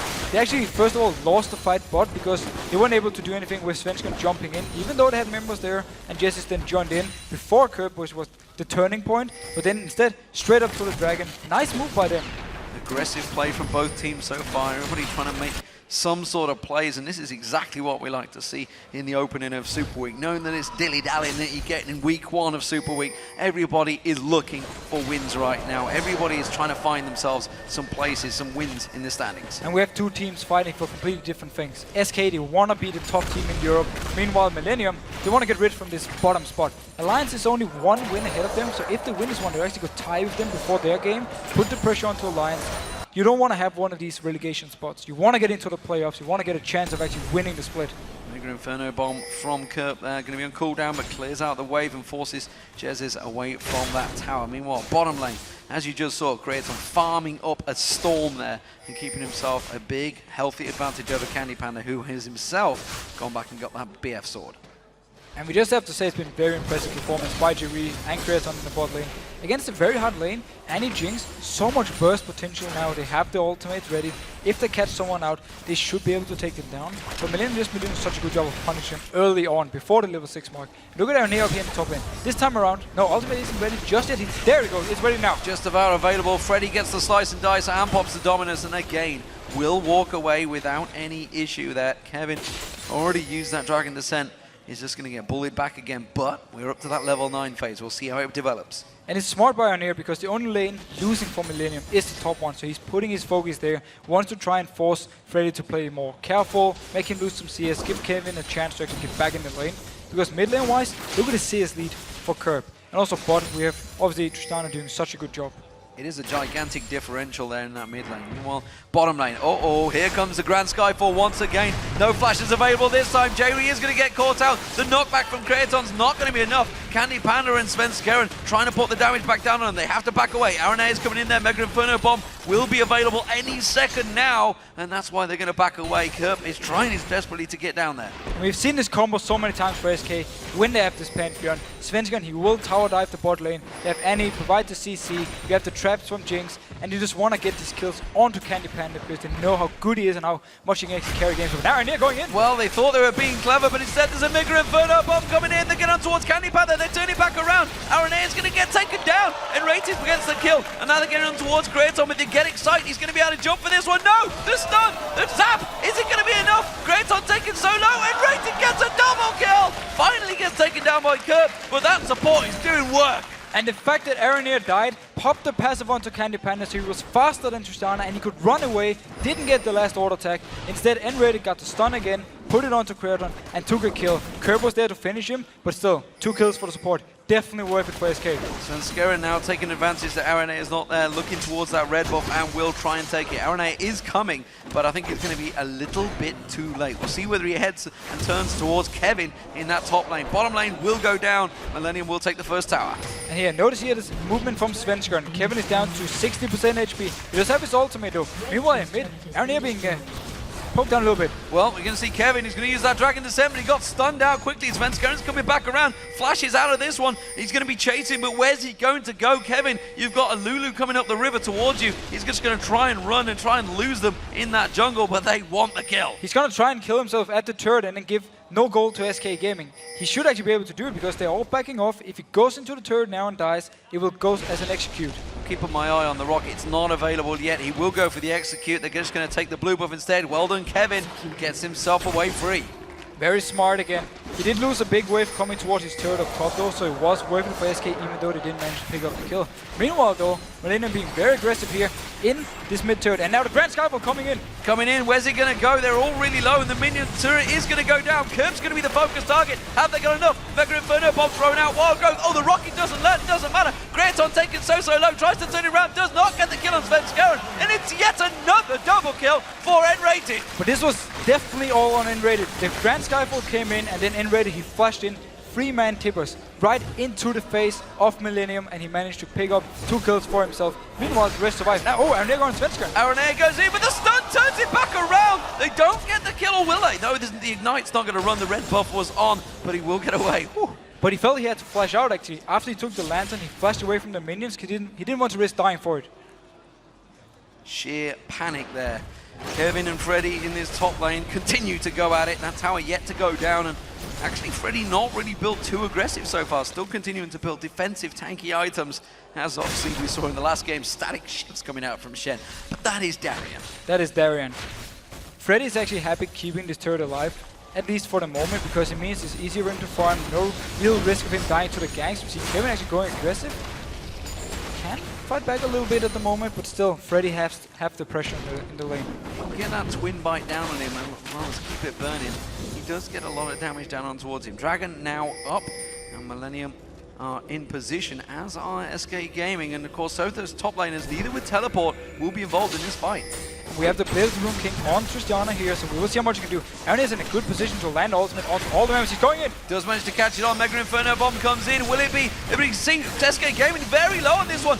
Svenskeren finally comes around to try and get the smite in there, but he's way too late. N-Rated will drop down, and Millennium going to pick off SK Gaming, then jump on towards Jesus. He tries to get away, but he gets the Glitterlance down. But now Svenskeren, he's in all sorts of trouble. He gets picked off. It's 3 kills. Can they make it 4? Candy Panda, you're not going to make this kill count. He tries to get the zap, but Kraton gets a double, and that's a 4 kill for a Dragon.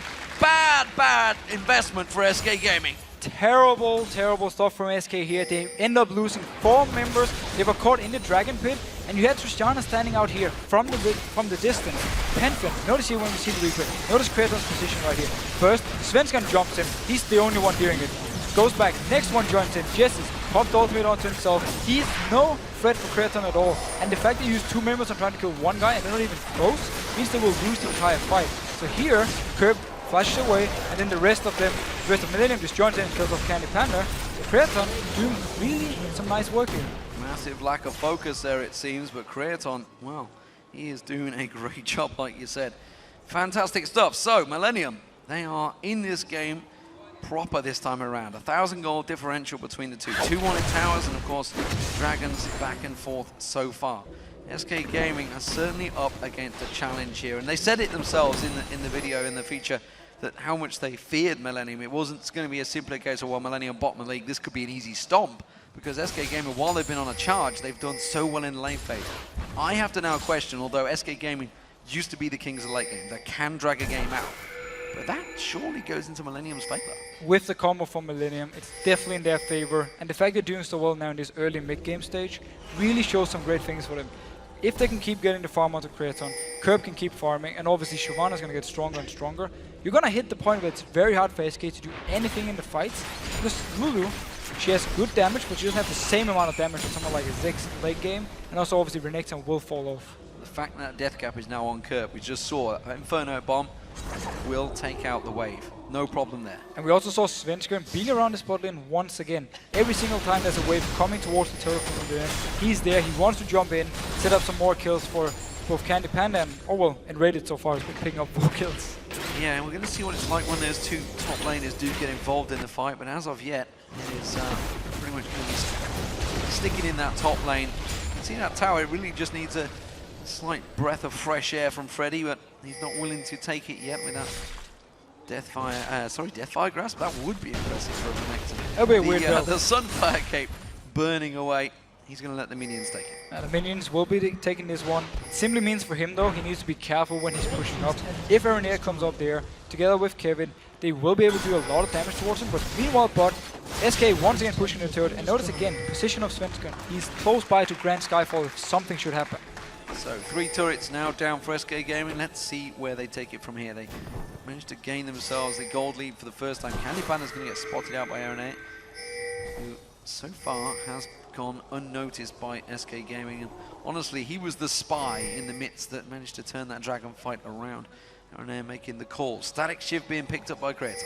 So a lot of wave clear from the side of Millennium with obviously the 6. You have the static shift and also the explosions from Tristana when she's killing these minions, so it's going to be hard for SK to push something unless they can force Millennium into a fight in maybe the jungle, maybe for the next dragon, somewhere around the map. But so far though, Freddy in trouble up top. Freddy in all sorts of trouble. I'm not too sure whether he's going to get the second dice. He does, but Dragon Descent will follow it through. Svenskaren's coming back in there and quickly takes the lantern to get the hell out of dodge. Aranea is coming in though. Freddy, he's very, very low. Can he get out together with the rest of the team? Aranea gets spotted. Svenskeren jumps on him and Aranea just gets zapped. So Aranea thought he was catching out Freddy. Instead though, 3 members from SK instantly collapsed on him and just killed him straight away. Destroyed in the mid lane. Candy Panda and Rated, they have been a duo combo that's been up against it for Kraton and J-Re. But Rated picking up those double kills back to back has got himself some gold. And you know, you talked about in the last game how it's not such a bad thing for the double kills to go to the supports. Is he making it count? I mean, he's got the Chaos Crucible with... I think we can argue 4 kills is maybe a little bit too much. A few kills works out. Not if you're Edward. Not if you're Edward, of course, but an early me kills, it's a good boost of HP you can give the target and also stop them the CC. Let's say Jinx, for instance, gets caught out by the slow from Aranea, you pop the me kill, stop the slow, and you can start kiting away.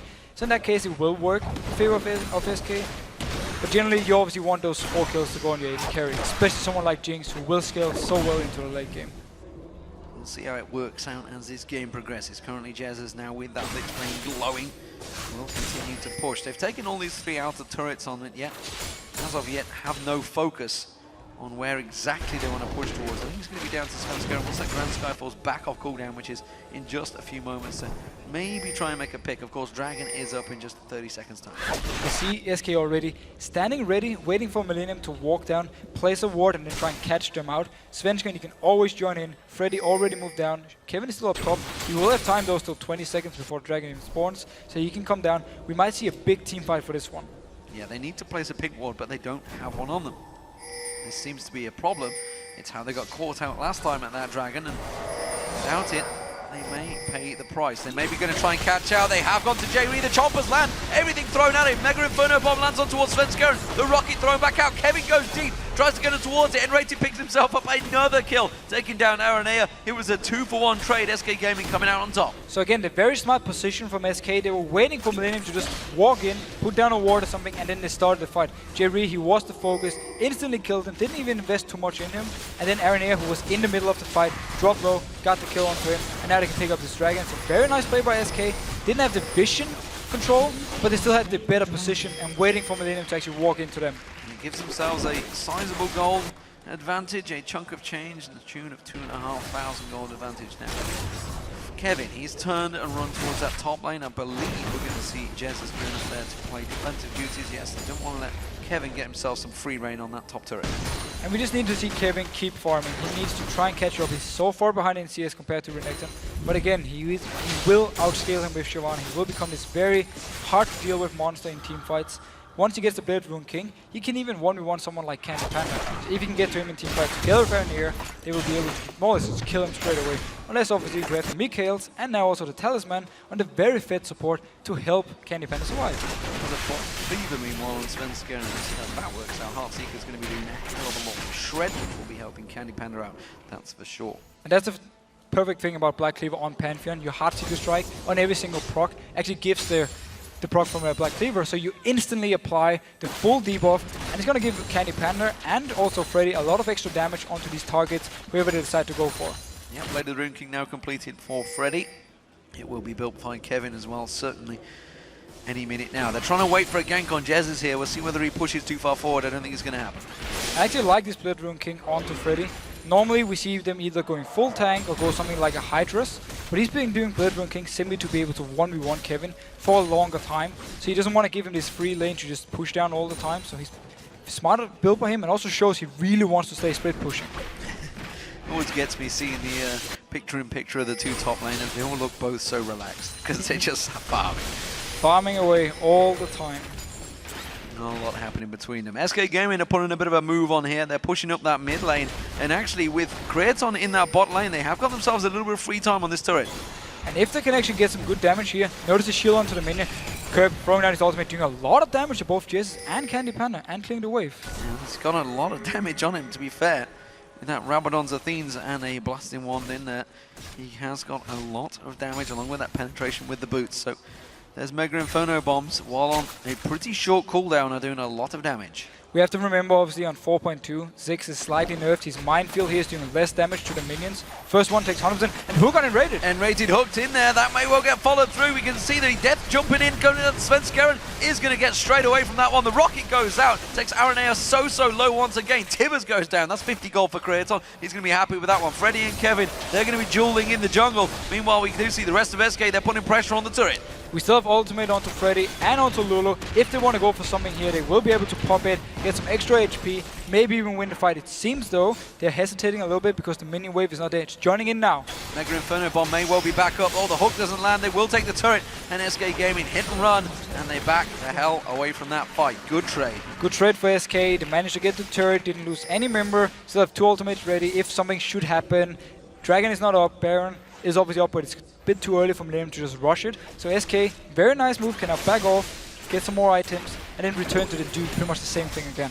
Void Staff was picked up by Kerp, so those bombs are going to continue to be hurting, and nobody building Magic Resist just yet. No Spirit Visage or anything for Freddy either, so that may well be the next invested item. Did get that Mercury Treads. No, it's gone Warden's Mail. He's more worried about Kraton.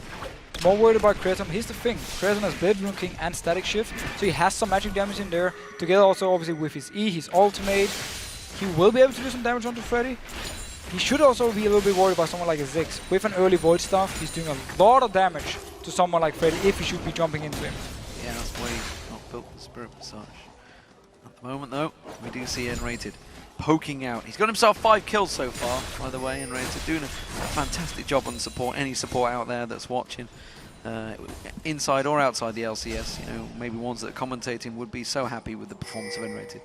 Well, he's doing really well, and I like the fact supports get the kills. That's for sure. Actually, obviously, one thing we have to talk about with the Blade Rune King, myself making the mistake here, it's obviously physical damage. That way, the armor will work. It's actually only the static shift and the explosive cast. Again, I said the explosive cast like it's fucking Gragas. Absolutely. At the moment, though, Freddy is continuing to farm out in that top lane. And the rest of the team, SK Gaming, looks like it's going to be the bottom lane they're going to move towards. And let's see here again, onto Kraton. He will be going for the Infinity Edge as his next item. He's not going for Last Whisper early on, even though there's so much armor onto Renekton. We will see how much he can actually do when it comes to these real team fights. SK though, waiting with with Svenska, and he wants to jump in if some fight should break out. Not Millennium in the moment. Maybe getting collapsed on the zap doesn't land. Aaron was just setting off at the side there. SK Gaming all coming in. And it looks like Millennium will be ready and waiting for this one. It seems though it's very hard for SK to actually do something because of the wave down Millennium's side. And also Aaron waiting here in the bush. If he's catching out onto Candy Panda, they can go for it. Candy Panda's in all sorts of trouble. The Mega Inferno Bomb does come through, but Candy Panda has to be so far away. And Rated's going very deep with Tibbers there while the rest of the team are disengaging. So instantly just backing off from SK's side. Smart move. Actually very nice move by Ernest, staying here in the bush, coming in from behind onto Candy Panda, popping the ultimate, forced his flash. Nothing more from it though, so we just kind of return to this. Nothing too much happening, waiting for Dragon. Everyone's kind of backing off. They were waiting for a gank. I think they were waiting to expect someone to come around again. They were doing this before, waiting to try and catch somebody out in this. But this time around, they haven't got the health. Dragon is up in 10 seconds time, and Millennium are already moving for it. And Millennium is in a great position because we have Jinx recalling, we have Svensson recalling. If they don't stop it, then Millennium should be able to pick up this Dragon. And Rated playing guard duty with Tibbers. Tibbers about to wear out, but Jesus is close by. No pink wards yet again for SK Gaming around this Dragon area, which is why Aaron Air has always been getting free roam. 4 members of Millennium now down here. We do see Freddy and Kevin both making the way down through the mid lane. Only Jesus and Enrated waiting by. We see Svenskeren rushing back here. Candy Panda making a move for it, but they can start off Dragon. I think they may take it before everyone else gets close. Look how fast they're actually taking it down, but if you see the Grand Skyfall coming in for the fight. So, last time around, Millennium did manage to get 4 kills. This time around, Svenskeren not even close. Look how much damage those mines did to Svenskeren. They have to start getting some magic resist here. They really need it because Kirby is so strong. We have some magic damage on Journey as well. And also, if they don't build this early magic resist, or some magic resist, we will see Kirby every time they try to hit the turret,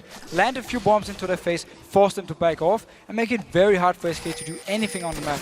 He's really becoming a problem. SK Gaming rotating very fast here though towards his top turret, and Millennium caught a little off guard, and you can see that Lich Bane doing work already from Jesus.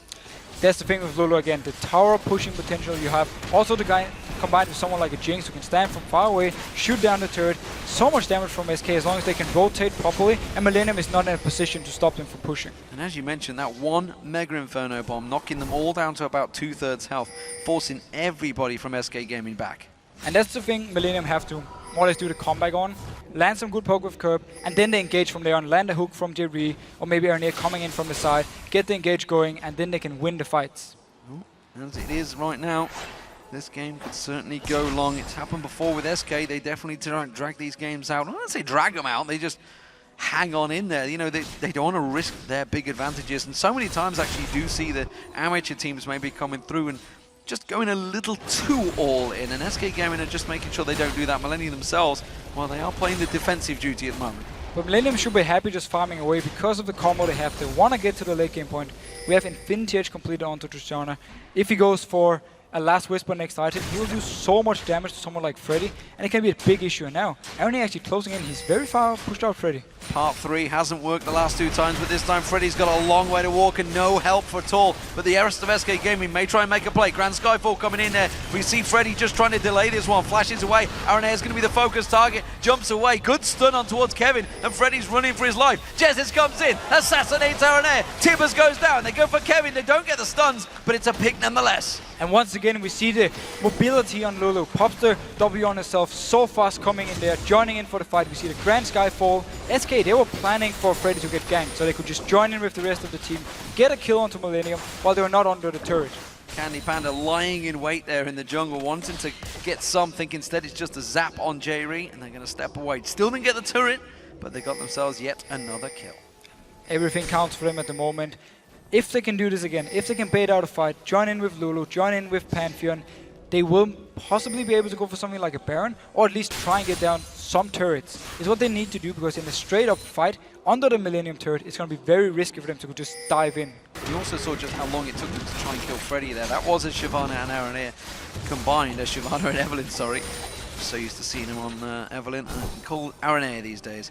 N-rated, well, he was quick, but he didn't land the Tibber stun, and that may well have got themselves the second kill and then the tower. Shyvana is obviously pretty tanky. That's the thing with the fight up top as well. It was the 2 tanks from Millennium against the tank from SK. It will take time before they can actually kill them, and that's what SK knew. That's why they could join in for the fight and help Freddy out.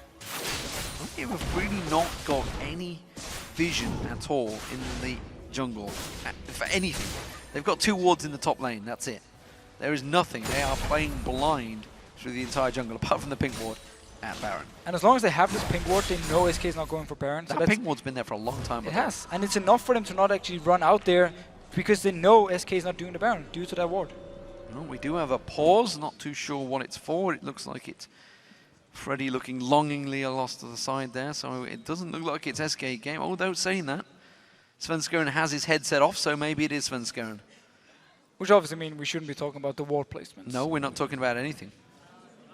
He's running. He's running. Looks like a bathroom break, I believe, is the correct term. Could be. But as it stands, maybe it's that water. It's still annoying him from the start. He poured it over himself early on and said, whoa, I've got a wet patch. I'm gonna have to go to the toilet. I know what's happened. But it's very slow then, if you didn't realize before now. It took a little while to seep through. Yep. Still those grand Skyfalls, they've been getting him excited, and now he's going to have to run to the toilet. Nevertheless, Millennium, of course, are hanging on. And, well, they're keeping themselves in this one. It's 52,000 to 49,000, so still very close game. And I almost feel like I've been saying that a lot today because we've had, this is our 3rd game going long that is very, very close.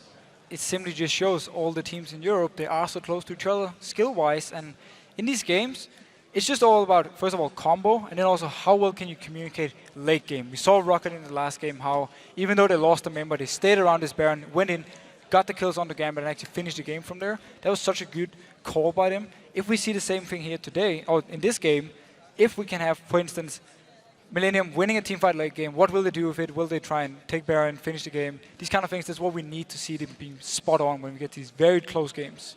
Well, if you have just tuned in, ladies and gentlemen, we're just during a pause right now. Svenskeren just returning back to stage.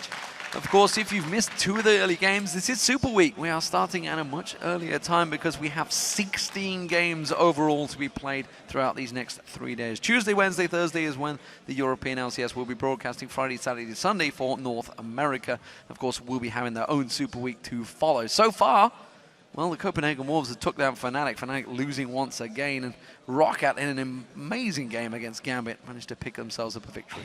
What a game that was. And so big for Rockat after losing 3 games in a row. Get this win. And against, obviously, the team they were fighting for with top spot. So it's perfect for Rockat and such a nice game. So game has resumed. Svenskeren is much happier, I feel, after running to the toilet. So it seems SK Gaming are still in control. Finally, we do see a ward on that Baron for Millennium. Yeah, Millennium put actually 2 wards down here towards the river of SK. They want to spot something out.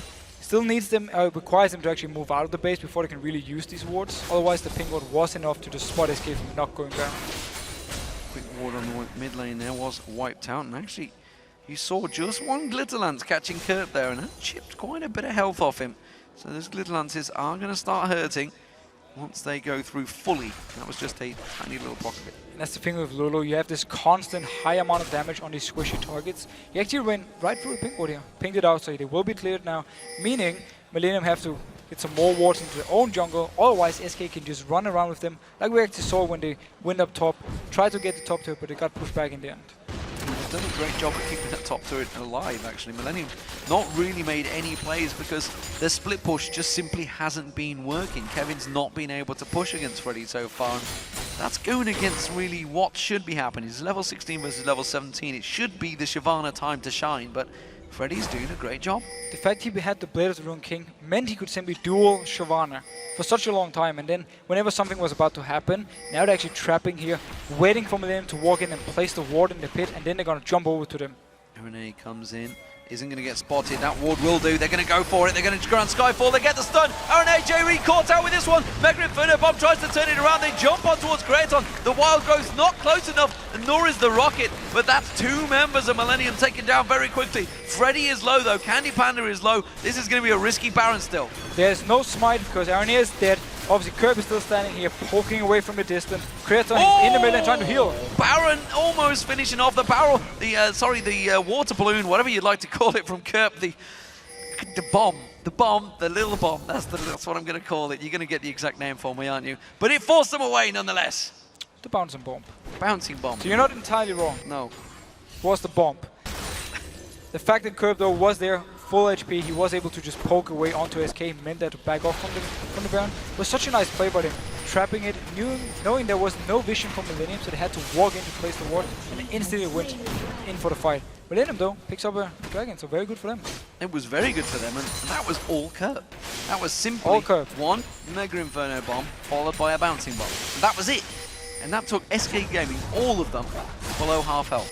That's a problem. They really need to get these Spirit Visages built in. You can suddenly see Banshees, Veils, Spirit Visage, everything suddenly built by SK.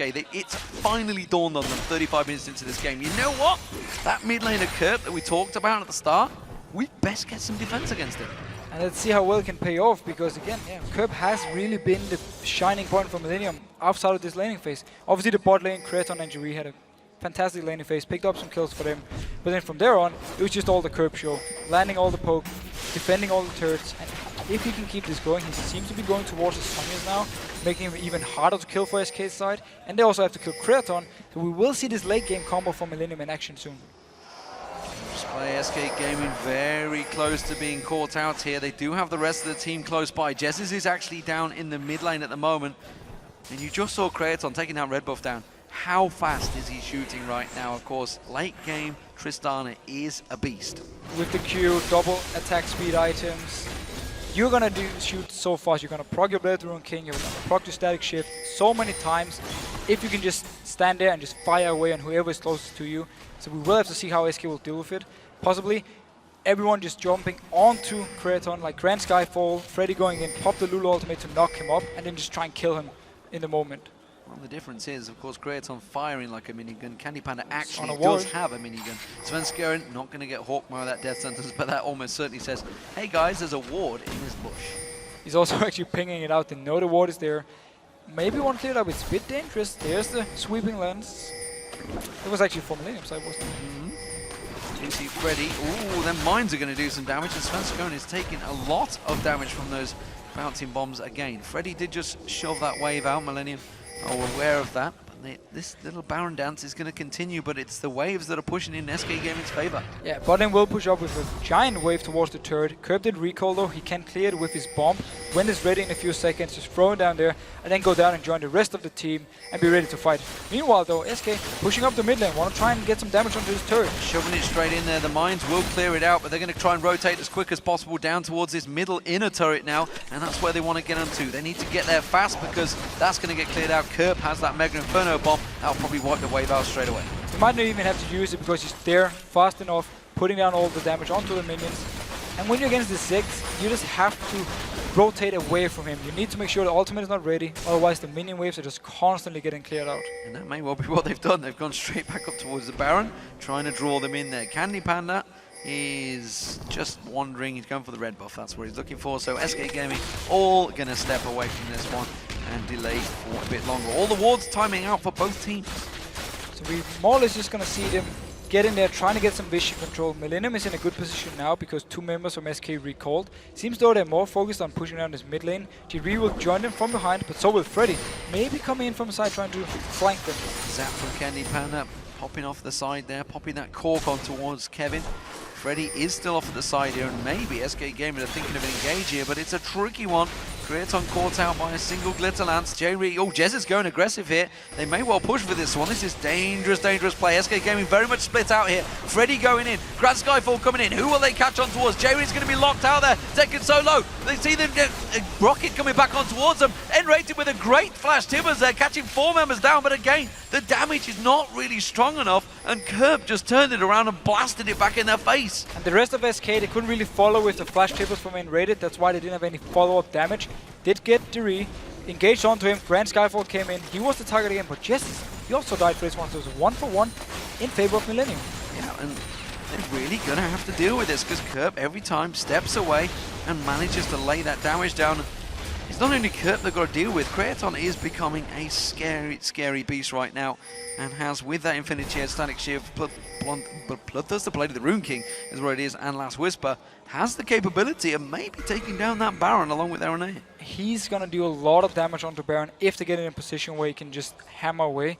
At the same time, SK have 2 targets they need to kill instantly, Kraton and Ziggs. And with the combo, they can't really join in. That's the thing, they can go for 1 target, Freddy dashes in, stuns it, Grand Skyfall, maybe they can kill this 1 target, but then the other one is still there just firing away, and that is an issue for them. Turret goes down in the top lane, finally. Freddy's been defending it valiantly for a long period of time. Svenskeren comes in, farms himself a chunk of gold, and we are back to positions as everybody defends off and gets back in towards that Baron. Sweeping Lens is going down and rated with the pink ward. We'll clear out Baron, and again vision is denied from Millennium. So we have the vision in favor of SK around this Baron pit. Millennium gonna ward it over.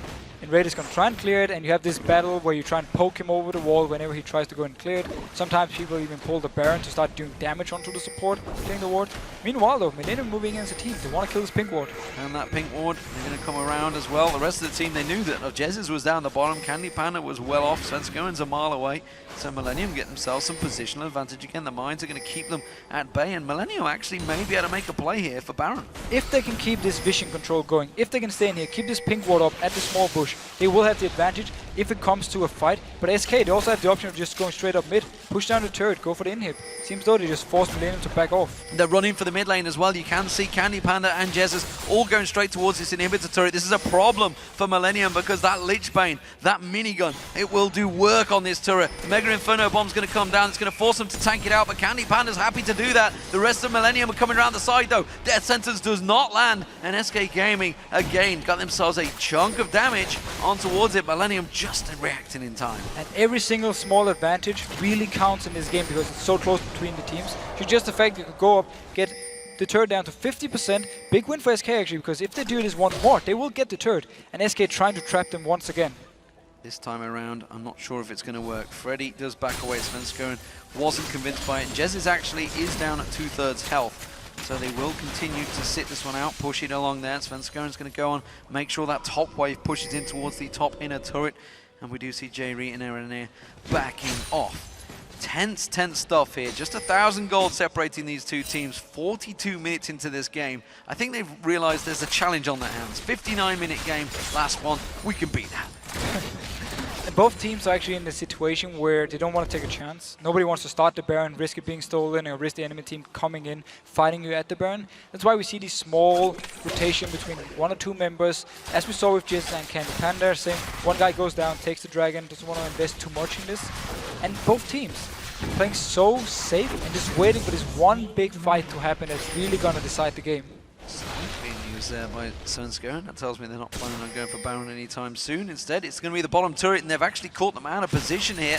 Kerp is close by. He's the nearest one there, but Candy Panda's going to wreck this turret very fast. Jesus comes around with that Lich Bane. They're going to take themselves an inner turret. And Kerp decided not to use his ultimate to clear the wave. He just let it go. He knew actually that SK was in a position just to tank it up then, even without any minions. Because Millennium, half the team was on the other side of the map. They couldn't stop the turret. They're running for the top lane now, and whether they're going to go to Baron en route, they realize that it's where Kraton's going to have to show himself. He does. He pops out there, and he's going to go towards that big top wave. And again, Freddy goes in, clears out all of the wards, and gets himself some clean coverage. Sunfire kept causing the Baron to attack. But again, the position from SK is so good because they have also the option of going up top, push the wave in. Bot lane, they already took down the turret. Mid lane, they have the inhib turret at 50%. So if something should happen, if Millennium oversteps somewhere, SK will be able to just run to the base and try and get down something from Millennium's side. Very much a game of cat and mouse right now, and Millennium are certainly the mouse. They are the ones that are trying to dodge around. SK Gaming trying to set up those traps towards them. Millennium though have got their wave clear, have got a great late game team, and honestly it's going to be a tough one to call even if they catch them in a perfect position. Svenskoren is in there, Mega Inferno Bomb thrown into the Baron. Freddy is taken down by about 1,000 hit points there, but again he can just regenerate that with that dominance, and Millennium still no closer to getting in there. Kerp simply used his ultimate just to get some vision in there to see if they were actually doing the Baron, and they were because Freddy had already started. Candy Panda was there, a lot of damage onto the Baron, so it's smart. Good move by SK, keeping a lot of members outside to force Millennium to stay away, and then try and sneak it at least with 1 or 2 members. SK, gotta be careful Millennium don't decide to go for Baron themselves. Jesus shows himself down that bottom, and he's going to continue shoving this wave in. He has already got that speed. Remember, the speed buff from the Lulu at this stage will be launching him up that river. You can see how speedy he's managed to get straight back in there. They're going for Curb. Oh, the Grand Skyfall coming behind him. It's going in now. They're going to get on towards him. This jump comes in. The stun lands down. He has to use the Zhonya's. Oh, the Rocky whiffs past there. They do not get the kill. The Ignite is running on Curb. I'm not too sure it's going to be enough. Now Freddy's in trouble. The Chomper's thrown down. Mega Inferno Bomb comes back out. Now Freddy's going to have to run for his life. The Talisman pop from J-Ree. Is it going to be enough? No, they turn it back around. Kraton's going to be the focus, but the damage from Kraton is too much. Candy Panda gets our air down. Kevin's going to get stunned out there. Jesus turns back on towards him. The Zap catches on towards J-Ree. Jesus continues to chase it. Pops the speed on. Glitterlance will come out. He goes for Kraton instead. The rocket from Candy Panda. He gets blown backwards, flashes back in, and Rated comes in. They get themselves an in-hip turret. What a great turnaround fight, but it's still very close. And SK finally got the team fight they needed to actually push into the base of Millennium. They killed 4 members here. Curb was forced to back off to the top lane because he was so low from the fight.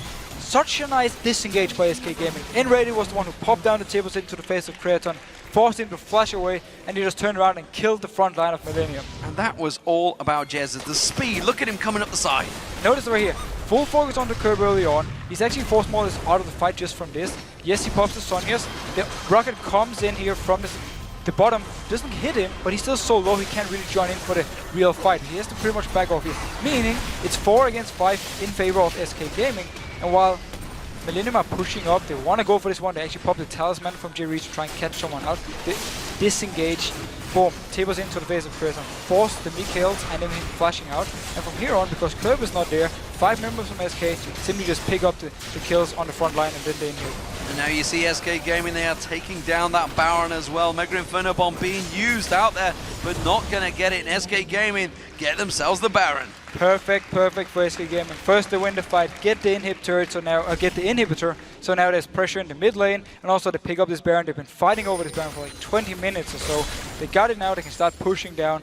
And if Millennium is there to try and defend, SK might even be in a position to just go straight in and fight them under the turret. Such a valiant effort from Millennium to keep themselves in this game, but you've got to feel the tables have very much turned now for SK Gaming. They can keep on pushing these waves down. We see Kraton in the mid lane trying to keep them at bay from that super minions. Candy Panda's going to pick himself up a red buff, and they're going to continue driving in that top lane.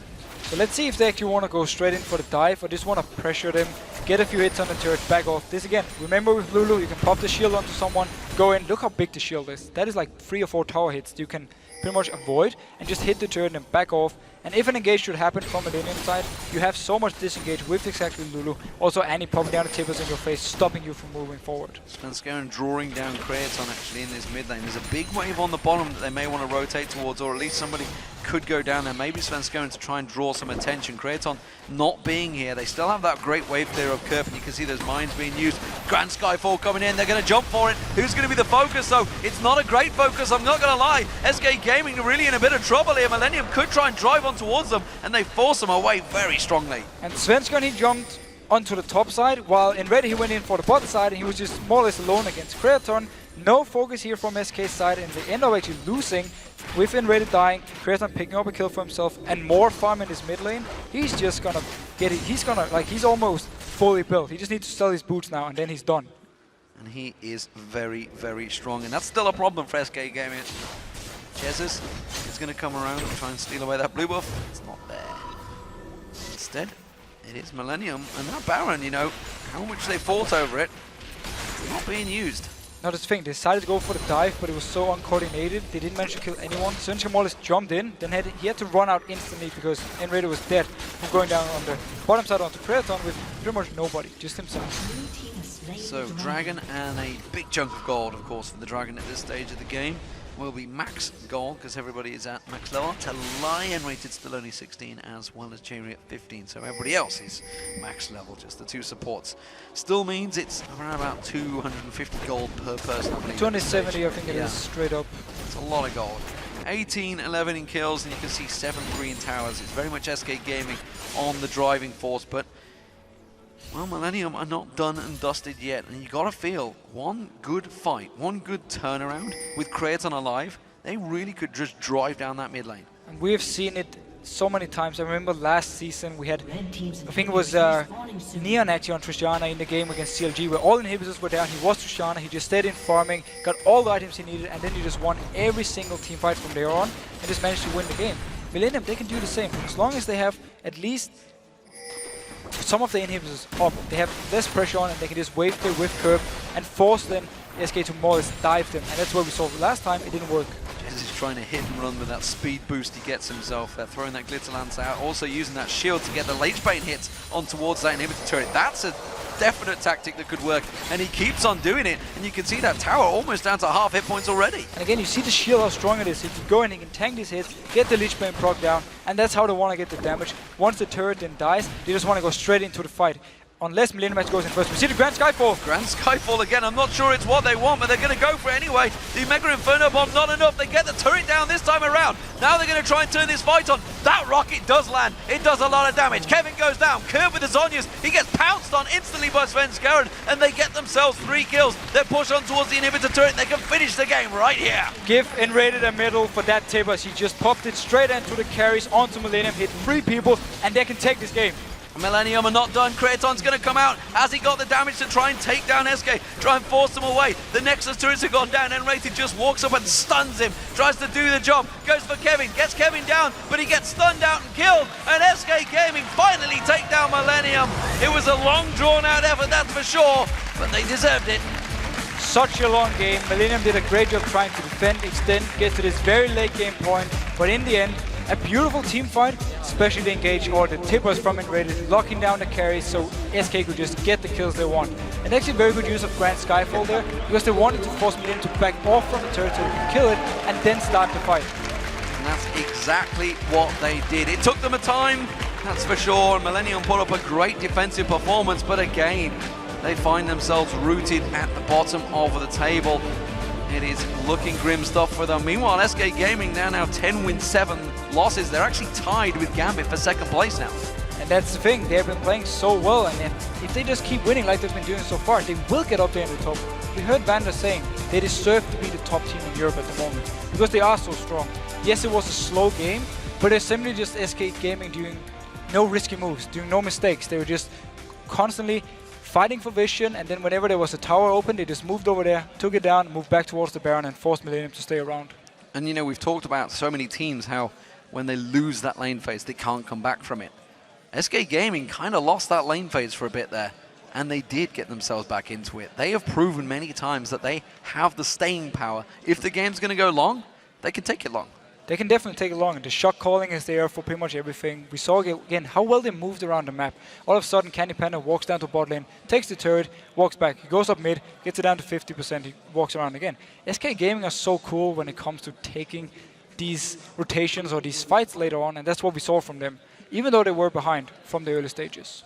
So where does Millennium go from here? They're now rooted at the bottom of the table. They've got to take 2 wins just to catch back up with Alliance right now. Millennium just have to remember this was one of the best teams in Europe. They just had a very close game against such a long drawn-out game. They had the chances to win. This great early game stuff. We had the Dragon fight where they took 4 kills onto SK.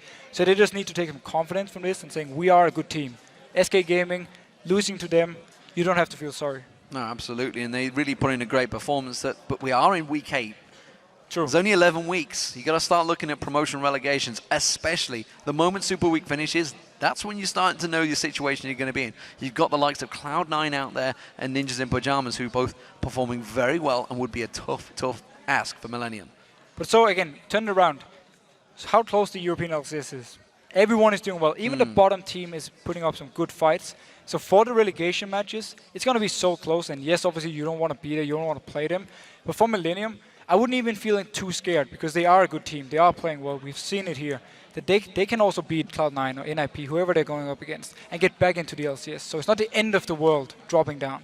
We'll see how it works out for them. We've had 3 fantastic games. We've got 2 more to go. It is time for us to take a short break. And when we return, Shox and Deficio right here, we'll be speaking to SK Gaming's Candy Panda. Then with both teams hungry for wins to change their positions in the table, the Super Hot Crew and Alliance will be facing off. That all happens in 3.5.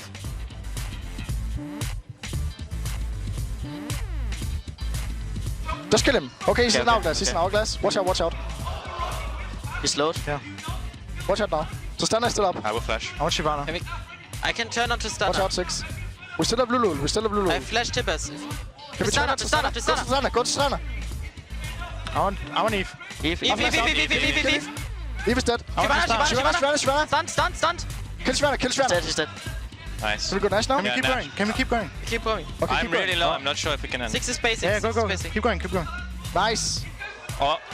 Nice. Got him. Nice. Can we finish? We can finish. We can finish. Nice job, guys.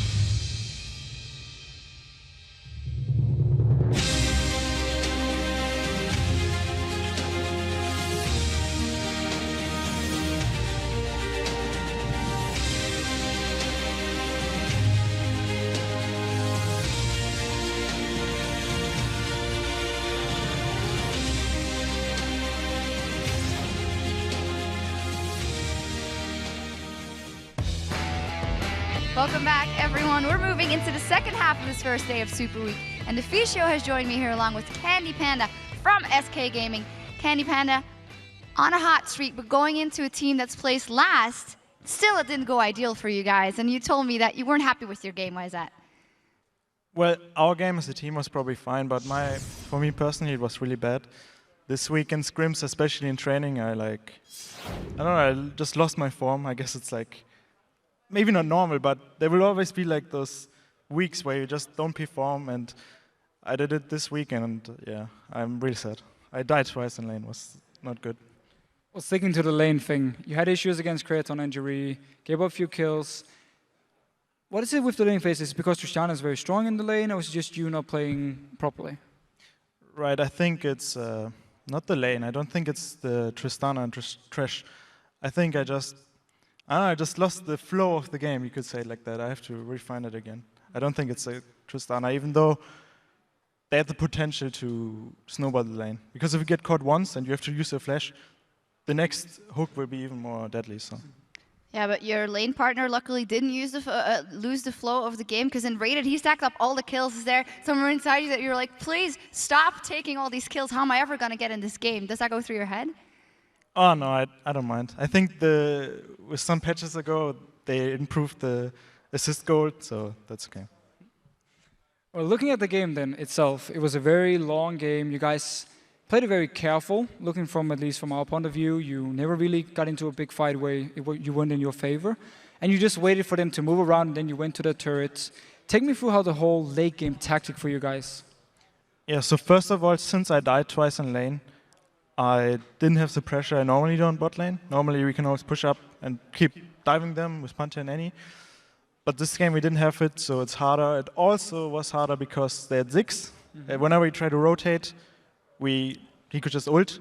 So normally what you do versus Ziggs, you go 1-3-1, like you go 1 top lane, 3 mid lane, and 1 bottom lane. Split push him, because he can't clear all the lanes at once.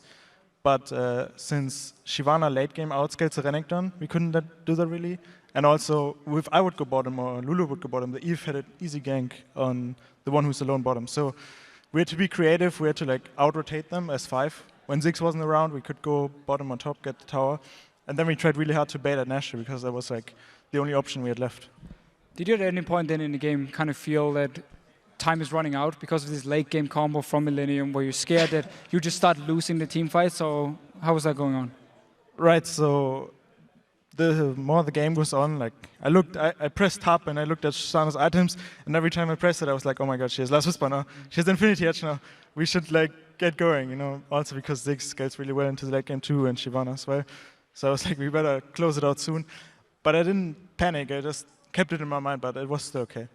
With your Vayne banned out and them going for the Tristana, how does Jinx match up as a late game AD carry? And if you could have chosen again at the end of the game, would you maybe have gone for another AD carry?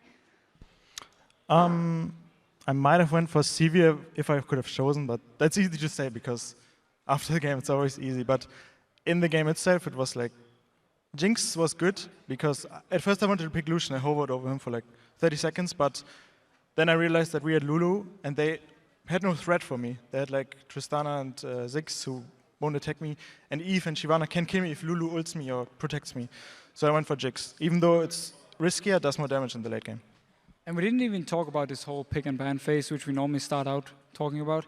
It seemed to me you got pretty much every single pick you guys wanted, like the favorite champion for everyone all the way down. Do you feel the same way, or do you actually feel Millennium maybe had a just as good comp, or maybe even a better comp? I think Millennium picked a bit weird. I think the Eve second pick is reasonable, but the Ziggs first pick confused me a bit. He got nerfed and, well, it's like not so effective anymore, I would say. So we got picks we are comfortable with, yeah. I mean, we had some stuff to fall back on, but these were good picks for us, where we can like create a good comp out of. So finally, about that game, you said you weren't happy with your performance at all, but Super Week has just begun, so you're going to have to reboot from that one. How do you plan on doing that? Is it something that we can mediate from day 1 to day 2? You can do certainly some stuff. First of all, I will probably just spam the whole night solo queue, just play like 20 games. Well, not 20 literally, but a lot of games. And then I also think it's like a mental thing, where I'm like a bit scared. I don't want to let my team like alone 4v5 because they're all playing really great and I'm like the only one underperforming. So yeah, I think it's a mental thing too. So I will look into that. Don't play 20 games. You won't be here on time tomorrow in that case. But, congratulations once again. And at the top of the show, guys, we asked you to sound off on Twitter and tell us which European team do you think will benefit the most this Super Week and why? And here are a few of your answers. The first one is from Atelier2. I think Fnatic can benefit the most from Super Week. They have a favorable schedule that they can build momentum with. And even though they lost, they didn't play bad at all. Not at all. I mean, Copenhagen Wolves, great team at the moment. Losing to them is not a bad thing. And Fnatic actually looked very strong. So I think going into the next game for them, keep the confidence up, get a win, and they can actually really use this Super Week to show how good they are as a team. Sure thing. The second one is what Ab has too. SK needs to keep their roll going. A good Super Week takes the pressure off for the rest of the season, and they can prepare for playoffs. Are you thinking that much ahead already? No, we just go by game to game, and especially since I'm actually scared of the Super Week because I'm like, okay, if I don't perform this game, then the other 3 games might be just as bad, and the team gets better and better. Like we play Fnatic, Gambit, and Rockat. It's like, you know, I perform like the worst in this week, and then this week we have 4 games, so that might be bad. So I have to look into that. Yeah. Not scary teams at all. Oh. I was going to say, though, you're actually doing a good job, so you could be a little bit easier on yourself. Yeah. The last one is from @LCrisps or LCrisps. Alliance will benefit from Super Week. It gives them a chance to string together a few wins and get some consistency. Should I answer that? Yeah. I think Alliance is a bit two-edged sword. I think from what we see from them is mostly the Sivir Wukong combo that really works for them. But I hope they have like something else prepared, because if they play 4 games with the same comp, it's not going to work. Like latest after the second game, people will realize that that's what they're going to play. So if people run that out and they have to play like 2 more games for something they didn't train, then it could be bad. But if they have something else in store, I think they can really do good this week. Yeah. Well, we'll see if they have something else in store in a second, of course. Thank you so much for those tweets. And remember that you can tweet to us @LOL Esports and use the hashtag LCS to chat with your fellow fans. Thank you very much, Candy Panda. Congratulations once again. And now we're going to teleport over to Joe and Quickshot for our next match. Thank you very much, guys. I'm Joe Millen. I'm happy to be joined by Trevor Quickshot Henry to bring you our 4th match of the day as a Super Hot crew take on Alliance. Now, these 2 teams have met twice before, and both times the Super Hot crew have come out on top. During their Week 1 and Week 5 encounters, it was Mr. Rals who went unkilled, and Moops was allowed to play Gragas in both games. Yeah, very, very important. Now, I want to start by talking about the duo lanes. First of all, Mr. Rals. He went 10-0-7, and then he went 7-0-10 in their last confrontations. And in their most recent game in Week 5, Mixer also went unkilled, going 0-0-19. When the AD carry and support are under so little pressure, it's very hard to win games, especially if you're Alliance.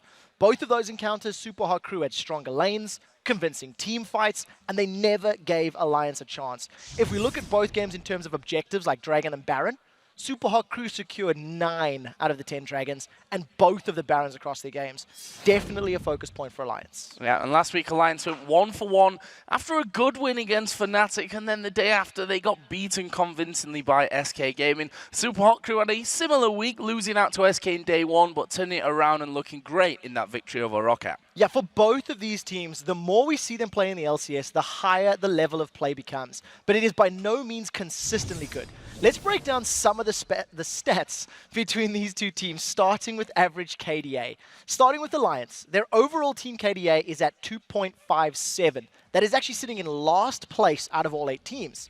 Whereas the Super Hot crew are higher up the standings, their KDA is only marginally better at 2.93. This is an excessive death count from both Impaler and Mixer.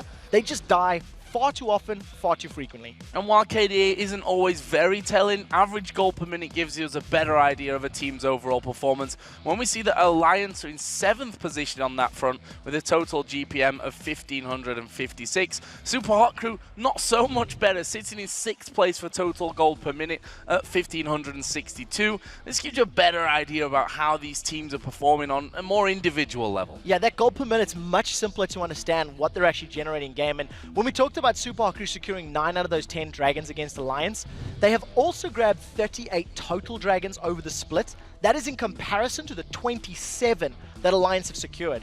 Alliance will need to focus on their Dragon control this game if they want to challenge the Super Hot crew.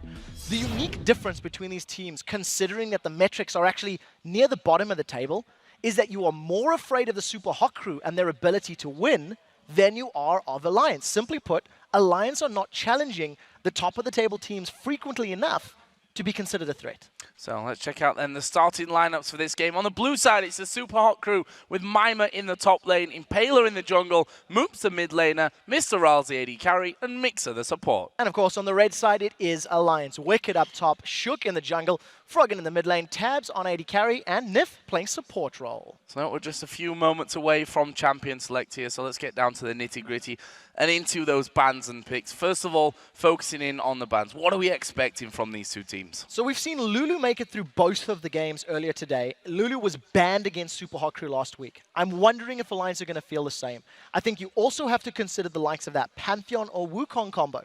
Wukong is something Shook has been playing incredibly well. Pantheon is something Impale has been playing very well. So those would be the priorities. We have also seen teams trying to go the AD carry route, taking away the likes of that Draven from Mr. Rolls. Yeah. It's sort of the flavor of the Super Hot Crew banning at the moment. And what about the mid lane? Because we touched very briefly on Moops' Gragas in that mid lane. He's had it so often so far this season and has always done really well with it. Yeah, so it's definitely Moops' strongest champion. And like we've talked about, he's played it so many times over the course of the split. I think if Alliance allow it to go through, they may need to or may want to get a strong pick in the mid lane, like a LeBlanc, for example, which is also something Froggen has played frequently. Well, almost as if looking into the future, a Kassadin ban, who would have thought that would happen? And there is the Gragas ban this time around from Alliance. On the other side, Karthus taken away from Froggen. We've seen how strong his Karthus is. In fact, the one game that he's been let through, he played to absolute success against Fnatic, where he finished 7-5-12. And there is also a Lucian ban against Mr. Rolls. We already pointed him out as one of the key players in the Super Hot Crew team. And he definitely is. You know, Mr. Rolls and Mixer are, in my mind, the most aggressive duo lane. They pick fights often. The game they lost last week against SK was arguably because Mr. Rolls and Mixer weren't on the same page. They went aggressive at different times, and they weren't always engaging and disengaging when they needed to.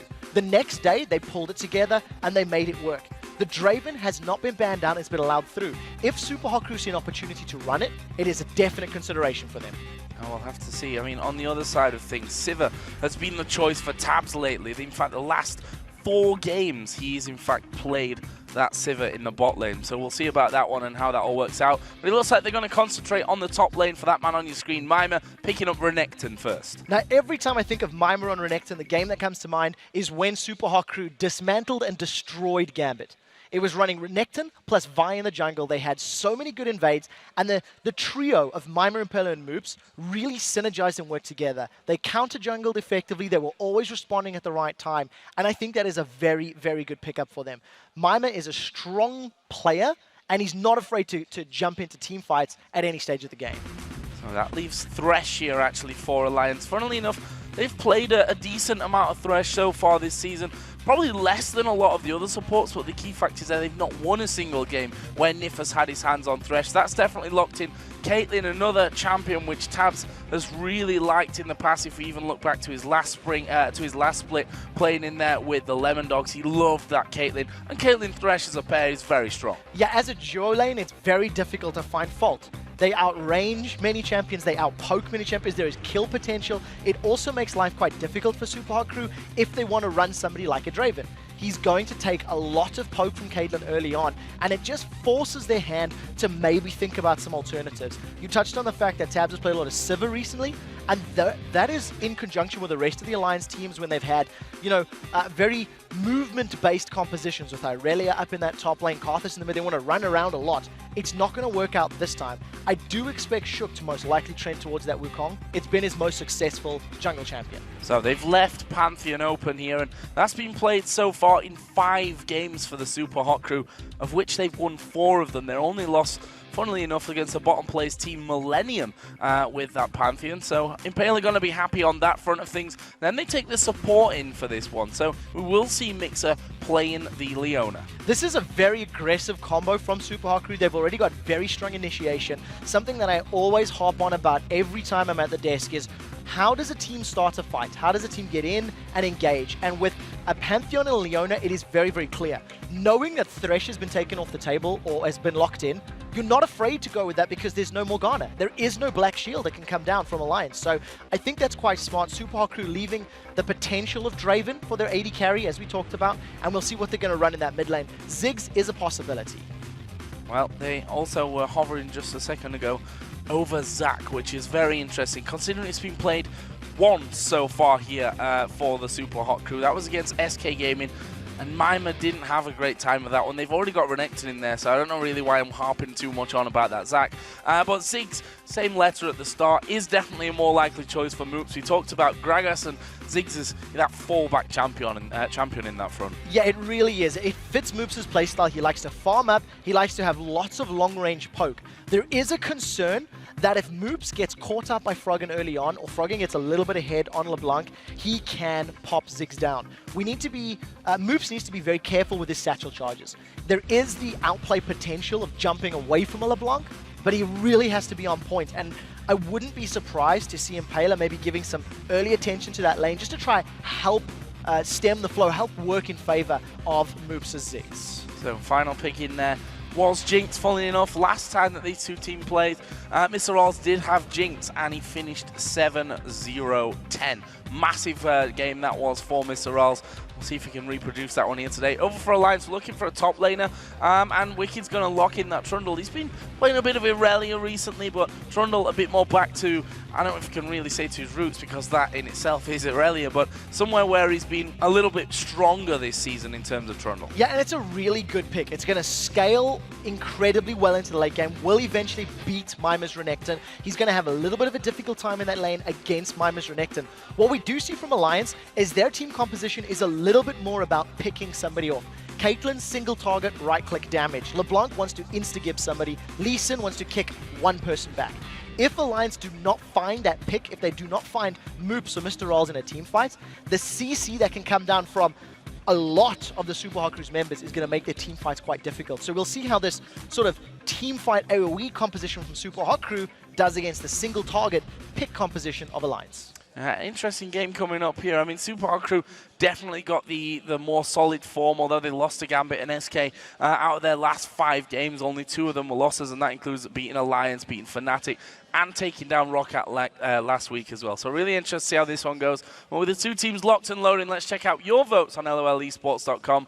And as you can see, it's a close one. 51% to 49% in favor of the Super Hot Crew. Real close. It is an incredibly close vote. I would probably have tipped it further in Super Hot Crew's favor. I think they've been performing on a higher level, and they've been slightly more consistent over the last 3 or 4 weeks, and we'll see if they can keep it up right now.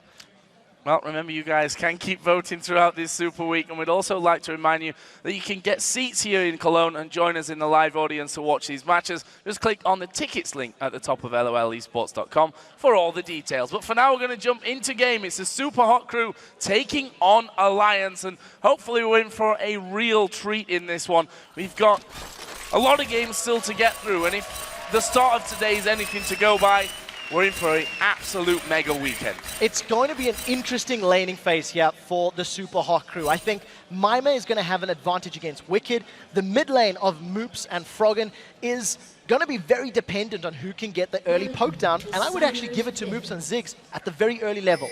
At 6, that all changes. And in the duo lane, Mixer is going to struggle against Nif on that Thresh. If he takes too much poke too early, it's not going to make that all-in power at level 6 as strong or effective as they're looking for.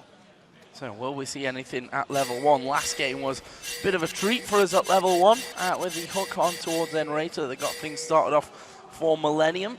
At the moment, though, we have that very standard 2014 season line defense at level 1 where they wait for the trinkets to come into play, get a few wards down and head off to lane. Yeah, you were mentioning if there's anything going to happen. There was about 1,000 caution pings there coming out from the side of Alliance. There's a few more. I'm not expecting anybody to go for any sort of invades. We see both of these teams lining up to have the traditional laning phase, and I think the difficult one for the Super Hot Crew here is going to be Mr. Rolls and Mixer. They really need to ensure they don't take too much harass, too much poke from Tabs and Nif, so they can get themselves to that level 6 point where their all-in power becomes much more effective. I think they're just pinging for the fun of it by now, I have to be honest. There's a lot of question marks on that top side of the map. A couple of wards down from the blue side, which were spotted there from Alliance going down. So Alliance know exactly where those wards are coming in, and we'll see what they do about that one. As in the starts, we see that both junglers going back to their top side of the jungle camps. Impaler starting off by the blue. We see Shook starting off on the red buff, and they go off to lane straight away after that. Now we'll see how Shook does on this Lee Sin. It's a champion we haven't seen it on for a number of weeks. He did play it very early on in the split, if memory serves correctly, and it's something that has great ability to outplay. We've seen Amazing do phenomenal on Lee Sin, but if I'm going to be very honest, Shook has not played at an exceptional level on champions like Elise or on champions like Lee Sin. He was struggling early on, so there's going to be a lot of pressure on him this game. Yeah, you were totally right with that one. It was actually against the Super Hot Crew last time we saw Lee Sin for them. That was paired with a Trundle on Wicked in the top lane as well, and in that one they just didn't really get rolling into things. Interesting to see how this bottom lane goes though. We know how aggressive Mixer and Mr. Rawls can be, but Alliance have hit level 2 first. Now we talked about Mr. Rawls going into this matchup. He has not died against Alliance. 17 kills and 17 assists over their 2 previous games, and he's on a champion that he has already used to great success against Alliance. There's no escape on this Jinx. If Super Hot Crew fall a little bit behind and Froggen, Shook and Wicked are able to dive onto Mr. Rawls, they've got 3 champions that can stick to him fairly effectively and chase him down. So there's very little room for error once we do start getting to the phases where those champions can get involved and start picking fights. So play devil's advocate though, when you're as aggressive as these two, you don't need an escape where you're going forward, that's for sure. We may just see that happening in front. No, we won't, because Impaler, as he did his golems there down on the bottom side of the jungle, decided to back off and go back up towards the top side of his jungle to do himself the Wraith Camp. Of course, he has those double buffs on. We'll see if he makes an appearance towards mid, where Froggen is already level 3, which makes you think that he's almost certainly got points in his escape right now. Yeah, so taking a look at Moops and Froggen, they're even on CS. Froggen is trying to position himself in front of that CS line to zone Moops away from XP, and also to try get some additional poke down. In terms of the lane setup, it seems very even right now. Impaler has come in behind both Nif and Tabs. The question is, can they catch Tabs out? Impaler, they don't know he's there. Impaler snuck himself in here. Nif and Tabs have no idea. They're going to look for Zen's place. It doesn't connect. Zenith Blade misses, and actually Impaler's going to come out anyway. They might as well try and get some damage down here and force Alliance to back off. But the hook actually lands on towards Impaler. Don't think they've got the damage to really make this one count, but Alliance, as soon as that Zenith Blade misses, you have to feel that it was almost called off for the Super Hot Crew, and any damage that Impaler did was a bonus. Yeah, I think that's the case. Tabs is going to be able to sustain fairly well because he can play it safe, stand back, use his Dorans as well as his Runes and Masteries. Now they've jumped on Moops. And there is Froggen going in. Half of Moops' health being evaporated there with that little combo. And actually Shook playing this one quite aggressive right now. He's over in the Super Hot Crew jungle, just going to be taking away that big wolf, knowing that Impaler nowhere near that one after his little visit down towards bottom. That's very smart play from Shook, realizing that Impaler was far away. He was not going to be able to really challenge for, you know, those jungle camps, and he makes it work for himself, getting a small lead. We'll see how we can continue to grow the CS advantage. It's approaching 10 right now, and if Shook can make his presence known in lane and actually get a gank going as well, that is a big advantage for him on this champion that really needs to get going in the early game, because once the game scales into 25, 30, 35 minutes, Lee Sin falls off in terms of damage and becomes a lot more utility-based. We can look there, we were just for a slight moment on that top lane, which we're not expecting any early kills to come down by, but we can see that Wicked actually picking up that double Doran's Blade along with the Doran Shield in there that he started off with. Is slightly behind in CS, but he'll catch that up now. Actually, that Mima has gone back home. He's going to be coming back into lane with a Giant's Bell. So that's a very interesting pickup here on Wicked. The only thing that I can go with is that he wants to try and mitigate the early game weakness that Trundle has against Renekton. By getting those Doran stats at a fairly cheap price, you're going to be able to challenge and fight Renekton in probably the level 6 to 11, where generally Trundle still loses. Now Moops has no mana. He does still have enough for a satchel charge, luckily, but he needs to be on point. One more bouncing bomb may actually push him low. We'll see if Shook can get in here. Froggen's going to be able to jump in him, and he's got 6. And he needs to hit the Q here, and actually they both miss, so that's pretty much game over on that gank right there. Moop's not going to chance anything further though.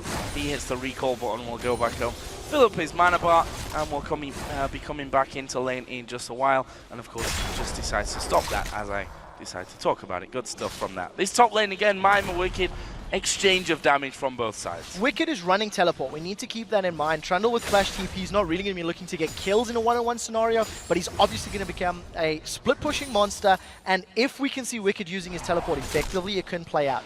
I think if you look over the course of the split though, Wicked's teleports have not been necessarily the greatest until the late game, like super late game. we haven't seen Wicked teleporting to a bottom lane to help secure kills for his Joe, for example. Now, Mima playing that aggression, he's actually gone very deep and is going to be fighting Wicked. Yeah, Wicked actually going to do a good chunk of damage onto him here. We can see that the pillar goes down. Lee Sin wasn't really in a position to get involved on that top lane. He's just waiting for his red buff to spawn for the second time in this game, but Impale's coming. So Impale is right around the corner, throws the ward down. Shook will have seen that being cast. Froggen's nowhere near. He does manage to grab it with the smite. The fight in the top lane is quite interesting. Mima opted not to use his ultimate, not to use his ignite, and he knows subjugates down. It's a fairly short cooldown, but there is that window of opportunity. Impale is about to get his Grand Skyfall, and we'll see if Mima and Impale can make something happen. Yeah, Impale here at level 5.5, let's call it, as he donates that blue buff over towards his mid laner Moops. It's going to make him feel a little bit more comfortable. Does have that chalice and an amp tome, so building his way nicely up towards that Athene's Unholy Grail. A nice item for him to have to keep up the harassment and also protect him a little bit from Froggen. So one thing I want to talk about in terms of this game so far, 8 minutes in, we've seen very little action. Mr. Rals and Mixer have done very well in this bottom lane. They're about to hit level 6. They're even on CS with Tabs and Nif, who outrange them at this level of the game. Tabs and Nif have been pushing Mr. Rals and Mixer so incredibly intensely, but they haven't been poking them. They haven't been landing auto attacks under the turret, thanks to the gank from Impala. Impala came in very early on. Yes, he didn't get a kill, but the psychological fear was then placed. The worry that he could be there meant that Tabs and Nif has played aggressive, but without trying to really stomp on Mr. Rals and Mixer. So you have to give them props, doing so well against Caitlyn Thresh, which is very difficult. Oh, bit of damage coming in here on towards Mima. We see the subjugate there, feeding that health back over to Wicked. He was pretty low on mana, and with Mima still having his ultimate and flash available, probably realised, you know what, I can't kill him anyway. Just try and force him to back away from that lane. Froggen again continues to harass into the mid lane on towards Moops, but again, you have to feel that there's not going to be too much happening there in a 1v1 scenario to draw first blood. There isn't, but Moops is falling behind in CS because Moops' wave has been pushing against Froggen. He's now 15 CS down. Froggen is playing the zoning game very well. When the minion line is behind him or at his turret, he can continually poke Moops down, gets a very good placement there on the ward, and very safely uses the distortion secondary active just to get out nice and cleanly. So this is going to give Alliance some information to work with if and when Shook decides to go for a gank. Well, but Impala is waiting around at this point. There's that ward there just outside the Wraith, so they may just cross paths at this point with Impala there, Shook there, and Froggen now moving around the corner. Will actually dive head on in towards that brush, and Impala already stepped back at that point, seeing that Froggen had come around. That's very good understanding here of these teams. They understand where their opponents are. Impala knew that Shook and Froggen were making a play happen. Froggen moved to ward, and I believe Moops would have called it, and Impala reacted. So now they're sitting together. Shook is in a little bit of trouble. He's been stunned, but this is jungler and jungler for now. Yep, we just see Zig starting to come around, but quick safeguard off towards Froggen. I mean that he's not in any kind of trouble. Those Wraiths down, but there is a dive in from Froggen on towards Moops. It's, again, nothing but harassment. Yeah, so that was a mimic of the distortion. Froggen actually used his ultimate just to poke down Moops. It was a bit of an uninspiring amount of damage, I think would be fair to say, but now the information is there for Super Hard Crew. Once again, this tiny window of opportunity. Impala does have his Grand Skyfall, has positioned himself now in the bottom lane, and we'll see if they can jump on anybody. Super Hard Crew is one of the teams that I think ganks their AD carry support lane even more than any other. I think SK Gaming would be the other team that does it excessively. And with the Pantheon, the power of that Grand Skyfall is very, very big. However, this looks like it could be a 3-man gank on towards Mima in the top side. We've got Froggen, who's just come up from the mid lane. He's now retreating, however. Shook will be doing a bit of the same, so Mima not going to be under any pressure on that top side for now. So eventually Alliance back away. The wave wasn't pushing quickly enough, and I think if Wicked had started pushing the wave very quickly, it would have given Mima the signals, hey, something's up, something's fishy. So unfortunately for Alliance, the timing on that was a little off. In addition, they hadn't seen Impala. The wards that Alliance have placed down are around the Wraith camp and basically the entrance to the river near the mid. It didn't give them vision of Impala, didn't let them know where he was or what he was up to. So that unknown factor of where Pantheon is forced them to play a little safe and back away. This is one of the longest laning phases that we've had, and I think memory serve Alliance was involved in the game that lasted the longest before a tower had fallen. It was around 23 minutes. Jumping on Impala. Impala gets a good stun on Froggen. Some good damage in there on towards Impala though. Again, losing half his health. Shook a little bit further behind from that one. Did start to move across, but those Wraiths already dealt with. They had full vision of Impaler whilst that was all going on, but nothing really more than that going to happen from it. Shook, though, keeping himself inside of that jungle, almost keeping the pressure up on towards Impaler. They know where Shook is because they put a ward down on that position just a few moments ago. So Shook still needs to be a little careful there. So both of these teams are very happy to have an extended laning phase. Super Hot Crew have got, Ziggs and Jinx that are going to scale very well. They've got strong initiation. This is the first play that Alliance made to force an objective. They pulled a dragon out. Nobody from Super Hot Crew's reacted quickly enough. And that is an uncontested dragon. Considering that Alliance have only secured 1 dragon out of the 10 in the last 2 games these teams have played, that was a very, very smart call, realizing the opportunity was there and getting the 4-man of Alliance to grab it. Really well done, and puts Alliance 1,400 gold into the lead of this one. And tell you what, Mimer's pretty low here in that top lane. Again, does have his ultimate. Wicked has no subjugate after using that a little early on, and Wicked doing a good job here to actually stay up in farm with Mimer, and we're getting to that point now where the bullying of Renekton becomes less and less effective in that top lane. I actually think we hit that point even earlier because of those triple Doran's items that Wicked picked up. It's a very smart build that he's gone for the Bilgewater Cutlass because Mimer's gone tanky. So Wicked doesn't need to invest in his tanky stats because he can steal them from Mimer. Mimer did not go for the Tiamat Renekton, which is something that is used to excessively bully and completely dominate your lane. Wicked is even on CS in a lane matchup he should be losing. And yes, he's going to hit a item spike later, thanks to having 3 Doran's items. He's doing very, very well. He hasn't given up kills. He's still holding on to his tower. And I think this bodes well going into the mid game. If you look at the other lanes in terms of CS there, mid lane, only a 2 CS difference between Moops and Froggen. Bottom lane, slight advantage for Tabs in that one. The only real significant difference in terms of farm is actually coming from the jungle here. Shook at 70 to 44 CS. Neither of them, to be honest, have spent much time in lane. No, neither of them had any sort of ganks, really. And I think part of the reason the CS is so much higher for Shook is the coordinated invades that Alliance have pulled off. Shook had some good level 3, level 4 invades in the Wolf camp and the White camp. Froggen has got some deep wards, and Shook is not afraid to go in and challenge. And he's doing well. He's farming up quite effectively. I think with Impaler having access to Grand Skyfall, the very first usage is going to be very telling. Mimer is going to slice once, should be able to dice away. We'll see if he's in trouble.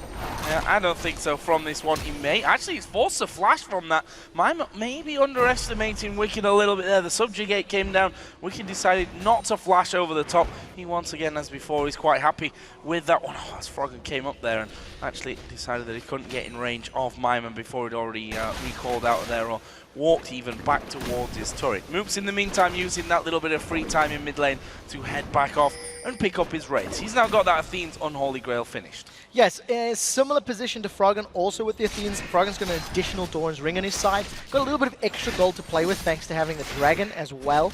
I think the first kill is going to come from somebody getting caught out of position. And right now, Alliance are trying to force somebody out of position by this invade. Shook and Froggen have been roaming the red buff area. They've been getting some pretty good vision down on Impaler. And you've seen earlier how much damage Froggen actually had on Impaler. So if Impaler starts off this red buff when it respawns, and Shook is nearby, that could be where Alliance find their first kill. They're slowly grinding the small lead. Now we see Wicked actually did go back to finish off his Blade of the Ruined King. Just came back into lane via the use of that teleport. Knows that he's not going to have to be called down for Dragon anytime soon. You see a quick chomp down there and a couple of auto attacks onto Mimer. Makes him feel a lot more comfortable. Mimer with that pickaxe in there on top of his Sunfire Cape has struggled in terms of damage. We saw that flash forced out from him, but honestly, Shook's really not even tried to capitalize on the fact that that flash has been down. I actually think that that top lane was left the way it was because Super Hot Crew felt Renekton beats Trundle, and Wicked said, I'm going to go for a build that will allow me to deal with him. So Alliance haven't made any gank attempts. We still, once again, see Shook and Froggen trying to invade. They've got 3 sweeping lenses, actually in reply to the 3 sweeping lenses that Super Hot Crew have. But again, everybody's just looking. They're trying to feel one another out. This is the first game of Super Week for these 2 teams, and nobody wants to start with a loss. Nobody wants to go into it when they're both sitting lower down the table. They're looking for that confidence boost and playing it slowly and passively to wait for an opportunity to present itself. We're going to see two-man collapse here towards Mima. He's already had a few troubles with Wicked. They do both have ultimates available, and as Froggen sees the ward come down, he will actually just head straight back into his mid lane, and actually has fallen slightly behind in CS now because of those couple of times where he's headed up towards that top lane, and also for the fact that Moops is just getting more powerful now as well. Yeah, Moops is obviously going to be able to clear waves a little bit more efficiently than LeBlanc can. There is some splash damage from Froggen's Distortion, but it's not the ideal farming method. And we talked about how Shook hasn't really ganked Mima with no flash. Froggen was roaming. Froggen has tried once earlier, but the wave wasn't pushing in his favor. And now knowing that that flash is still going to be down for another minute or two is why he was trying to make something happen. But once again, as it stands, both of these teams are super happy to farm, super happy to get items before they force a fight. Maybe the next Dragon could be the point where somebody has to go in. Feels like one of those games where you see nothing for quite a while, then all of a sudden it just goes absolutely crazy. That could be that moment coming in right now. We see Mima, he's pushed on towards his turret, too many coming in. Dominus is available for Mima, he needs to play this perfectly. They're going to go for him anyway, and there is the kick straight back, and that will be first blood. Almost looked too easy for Alliance in that point. They got a couple of minions there, they could probably tank this one up long enough to take it down. Yeah, and that was just a really well-timed move by Alliance. They get a kill, they get a tower. Unfortunately, their duo lane was had backed a moment or two before, so they also lost their bottom tower in return. Moops and Impaler now setting their sights in this mid lane. If Super Hot Crew can get it, overall, victory for Super Hot Crew. Really well played. They did the damage to Froggen there as he walked in from the side, and funnily enough, that sets them up perfectly timed for the Dragon spawning in. Both Mixer and Mr. Rawls are both there. And here comes the jungler and the mid laner as well. This is a 4-man attempt. I don't see a steal being able to come down for Alliance. No, there's nobody that could steal. Wicked didn't have his teleports available. Shook was nowhere near in range. So Alliance give up 1 kill, but they get 2 towers as well as the Dragon. They are going to lose their blue buff though as well. We'll see if they decide to go for any sort of invade. Froggen and Shook steal that one away, and they're going to dive Mima again. They know Dominus isn't there. Flash isn't available from yet, and we'll see what their focus is going to be. Froggen starts to move in from this one, and that's a bit of damage before he has to back away. They didn't really have... it was Wicked who actually started tanking up the turret there, so they didn't want to have too much damage coming in from that one. Backed away. That leaves the Super Hot Crew ahead in turrets. Behind still, though, in gold, albeit by a pretty slim margin, just 200 or 300 now. So what this does open up for the Super Hot Crew with both the middle and bottom towers being down. Look at the vision that Super Hot Crew has to play within the river and in and around that blue buff area. I think Super Hot Crew with the Grand Skyfall and the map-wide ultimates of Ziggs and Jinx, they have the potential to either steal buffs or to challenge for them. We've not seen a Grand Skyfall yet from Impaler. It's 20 minutes in. This is very uncharacteristic. Impaler likes to use his ultimate. He likes to pick fights, and he just hasn't done it yet because maybe the team is playing a little safe and they haven't seen an opportunity they like. Some other items coming in. Both mid laners now adding a need to see Large Rod. Froggen getting a bit extra from that thanks to his kill there with a blasting wand as well. AD carries also in a bit of a similar scenario. Bloodthirster for both. See the workings of that static shiv for Tabs on Caitlyn. The Phantom Dancer already done for Mr. Rawls. Mr. Rawls, knowing it's a super extended laning phase, has foregone his boots. There hasn't been much pressure. Tabs and Nif have been pushing the lane, so Mixer and him have just been sitting under their tower. Nobody's roamed for them yet, even though Shook and Froggen looked for it once or twice. But I think it's a little bit of a greedy build, and it has worked out for Mr. Rawls because no team has really forced anything happen. No team has been out of position or been roaming or forcing their team to roam. That will change very quickly though, as you can see now. 3 towers are down across the map, and Super Hot Crew have to play a little more defensively. They can't give up any more footing or ground on their side. And you know it's a very farm-focused game when if you look down the scoreboard and the 3 people that should have the farm by now have it all as well. All over 200, almost all over 200. Only Renekton a little bit behind here as we hit 21 minutes into the game. Impaler's going to be in a little bit of trouble if he gets caught by Froggen. That Mimic Distortion, or the Mimic Distortion, the ultimate W, chunked off 30% of Impaler's hit points. He's got no MR built up yet. Wicked does have teleports available, so if somebody were to get caught out here by Shook or by Nif, we could see the TP coming in. Wicked continues to split push. He's got that Blade of the Ruined King. This could be the first fight. Look for a solo flare from Mixer. And there's the Lantern taken away. Bring Shook into safety off Nif, who was a bit further up the lane. And you can see that, as you mentioned, Wicked continues to split push, has taken down a second turret here for Alliance, evens it up on the turret front, and more importantly even, that's an inner turret there that Wicked's been allowed freely to take out. Yeah, I don't think Alliance will do anything different. Mima is in trouble. He's going to get caught by Froggen. Oh, Froggen coming over the side. Wicked, where's the pillar? Are they going to be able to lock him up? The slow is down. I don't see Mima escaping this one. He puts his ultimate in, but Froggen picks up the kill in the end, and that will give him such a nice boost to work with. He's now sat at 2-0-0. Yeah, very, very good play. Even with the chains actually catching a minion, there was enough damage there from Froggen and Wicked to secure the kill. So unfortunately, Mima is now 0-2. Alliance definitely showing they want to keep Renekton down. Alliance also going to grab a touch. Shook's been caught. Oh, they're going all in on towards Shook here. Mixer going to be focused by Froggen, but the damage is already there. Moops will finally pick up the first kill of the game here for the Super Hot crew. And much needed for them as well, just to get Moops rolling a little bit, if nothing else, just to keep up with where Froggen is. Yeah, and hashtag worth for that one. Alliance give up 1 kill, but they get the inner turret. So now all outer turrets are down. 2 outer turrets are down for Alliance against Super Hot crew. This is going to allow them to invade and get even safer, deeper vision, which they've been doing all game long. Froggen and Shook have been tag teaming who invades the Super Hot crew jungle, and it's starting to pay dividends. It's starting to work out for them. The only concern that Alliance has right now is they need to focus down Mr. Rawls in a team fight. Mima is pretty tanky. If they use all of their burst on him and Mr. Rawls is left unchecked, he's got a lot of damage that he can work with and possibly secure kills with once these fights break out. So you can see Wicked having to go at Mima up on the top side, and he's got that Randuin's down with a pillar coming in. Mima's actually got no flash here. Wicked has just received pings from the rest of his team that the entire Super Hot crew side were coming up the river, so he decided to back off it. But nonetheless, that's a scary thought for Mima, who's now, well, he's having trouble, to put it bluntly. 0-2-0. He's fallen behind in the farm, and he's just not able to deal with Wicked in that top lane. The other thing to remember is that was a first pick Renekton. Super Hot crew put all their chips on their first pick in Mima's Renekton, and it hasn't done a thing yet. I mean, that's a fact. He went even in lane against a Trundle, which you should never do. He was fighting, and I think, truthfully, Mima should have played a little more defensively when Wicked was winning those fights. You know, Wicked was not afraid to use Subjugate, was not afraid to go all in with his abilities, and it was forcing Mima backwards the entire time. In addition to that, Impale has been a non-factor. We have not seen a single Grand Skyfall. We are 24 minutes into the game, and he has not used that ultimate once. There's been no map presence, there's been no ganks, there's been no presence from him, unfortunately, and it's not really helping Super Hot crew, who are generally super aggressive in the early game.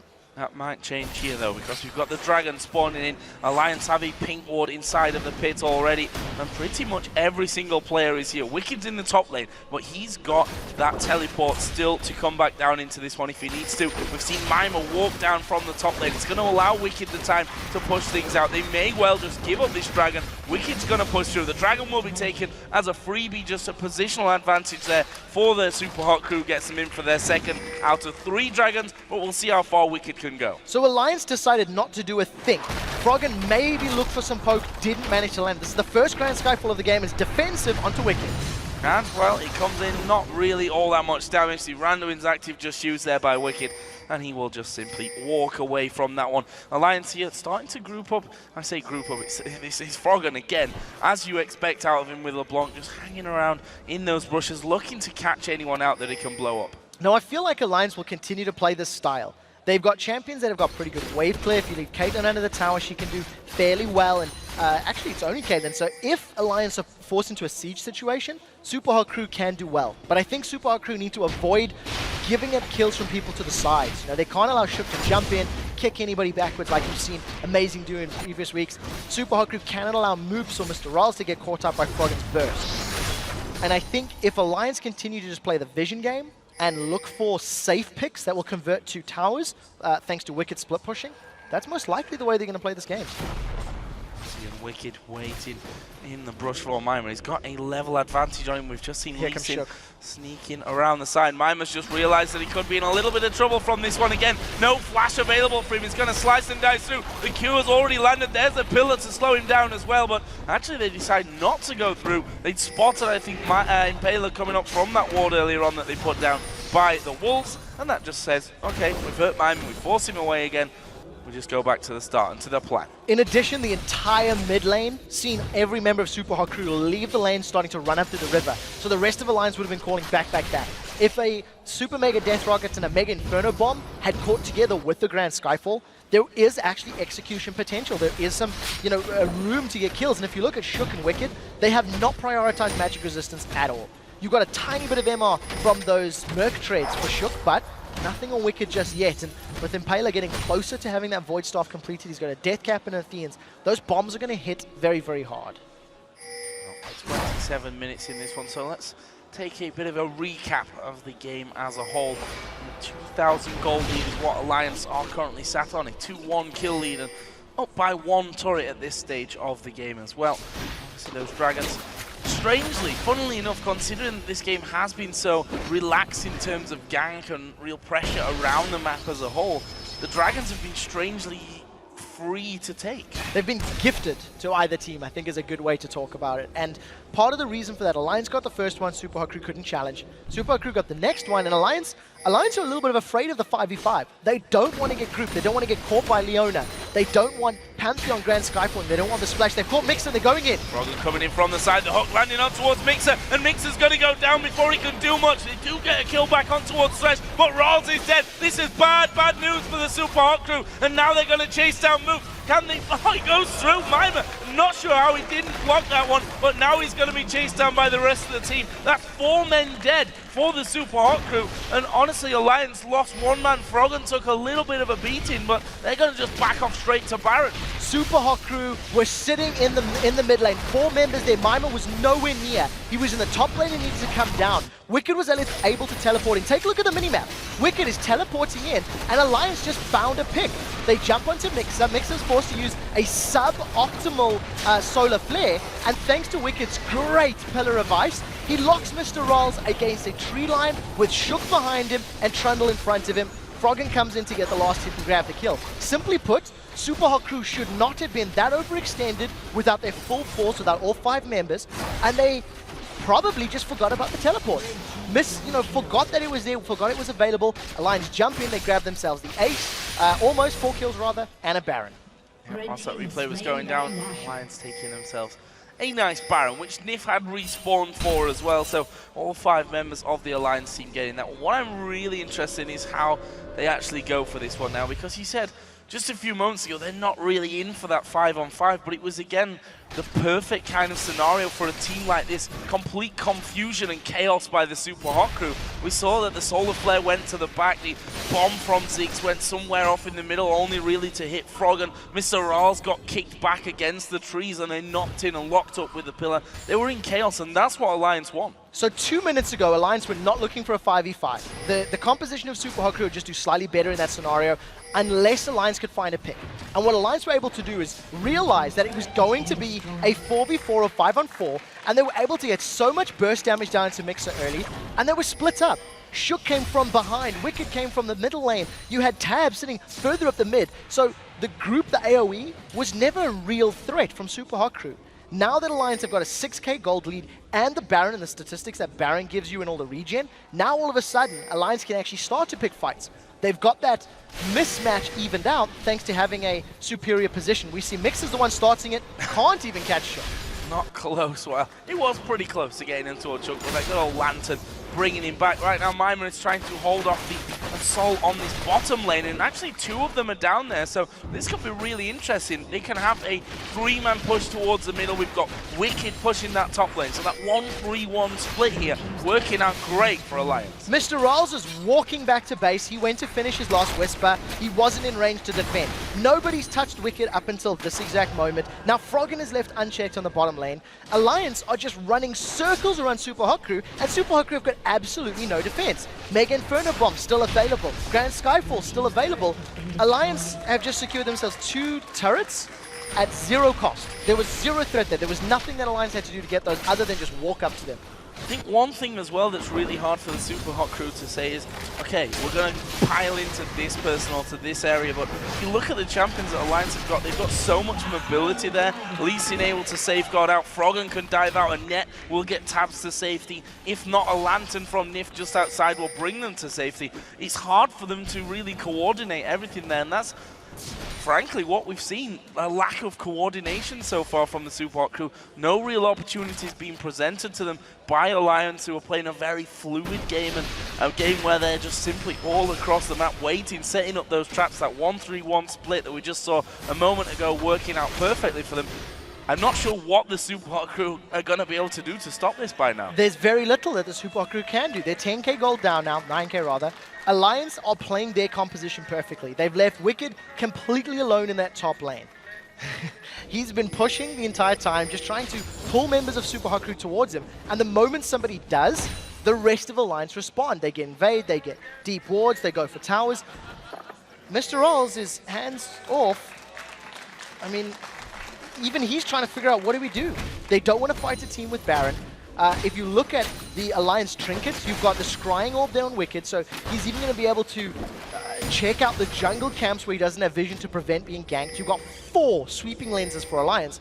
They're in complete control of this game, and barring a monumental mistake, they've basically got the ability to find a pick and then go for a tower. That's what Alliance needs to do. This is going to be the hardest part, though, because Superhot crew could just sit in their base, and it's much more difficult to find a pick when you're sitting behind a turret and behind the walls.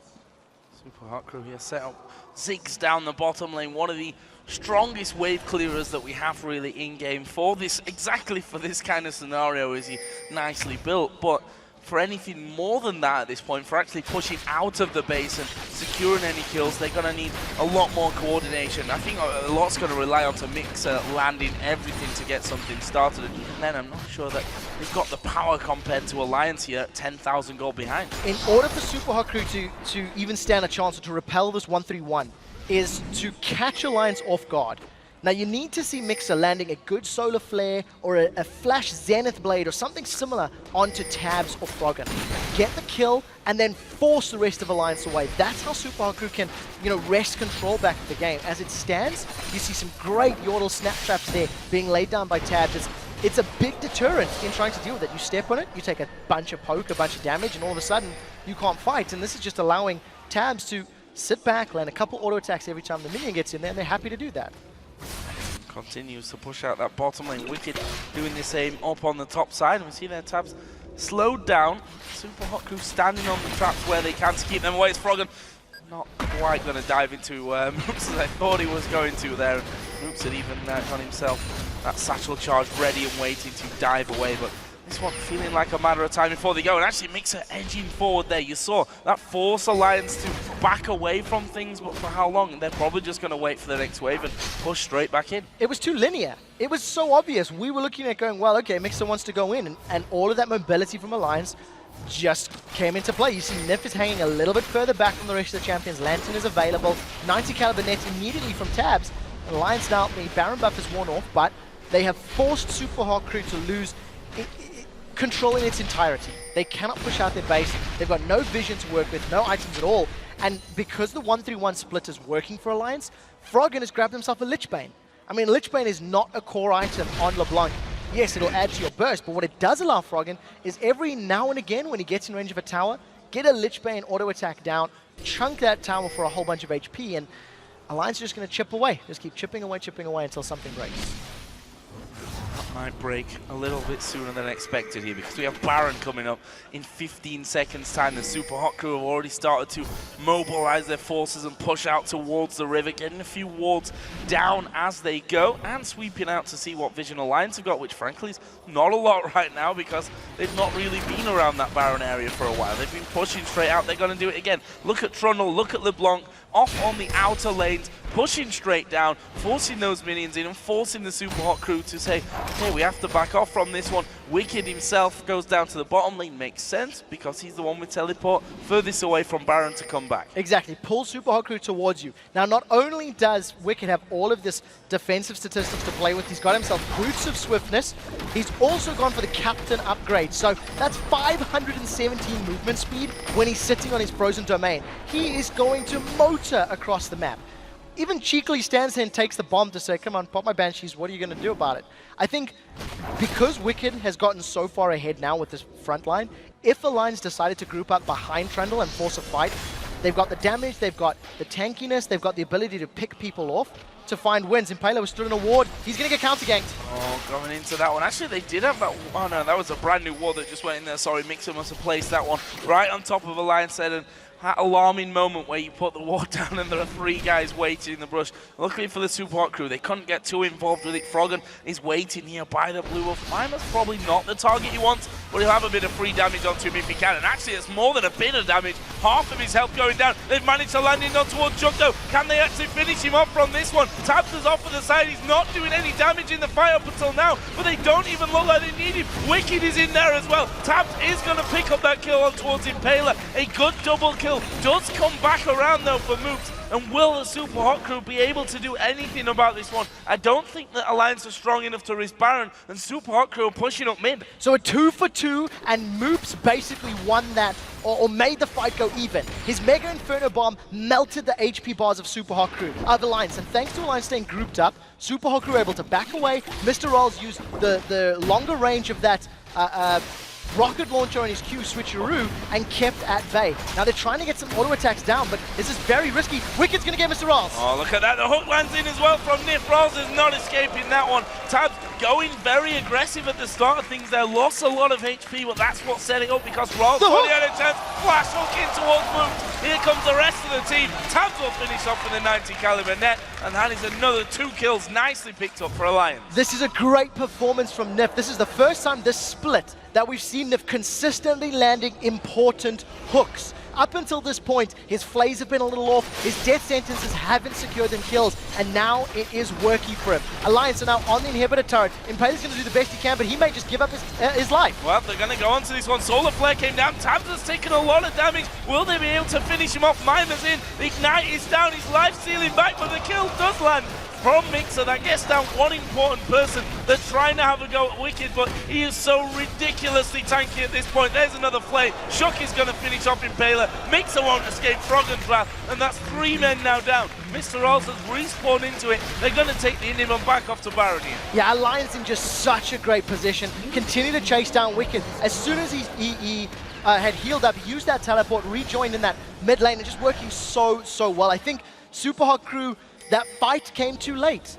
They had a pretty good fight against Alliance. We talked about how Super Hot crew's 5v5 was actually very powerful. They went even with the team that had a 10k gold lead, thanks to landing all of that key splash damage onto Alliance. Unfortunately for Super Hot crew, it's a little too little, a little too late. Alliance are on the Baron. They should be able to get this one uncontested. They've backed away thanks to the burst damage coming down from that Super Mega Death Rocket. In addition, I don't think they were 100% confident people were coming in.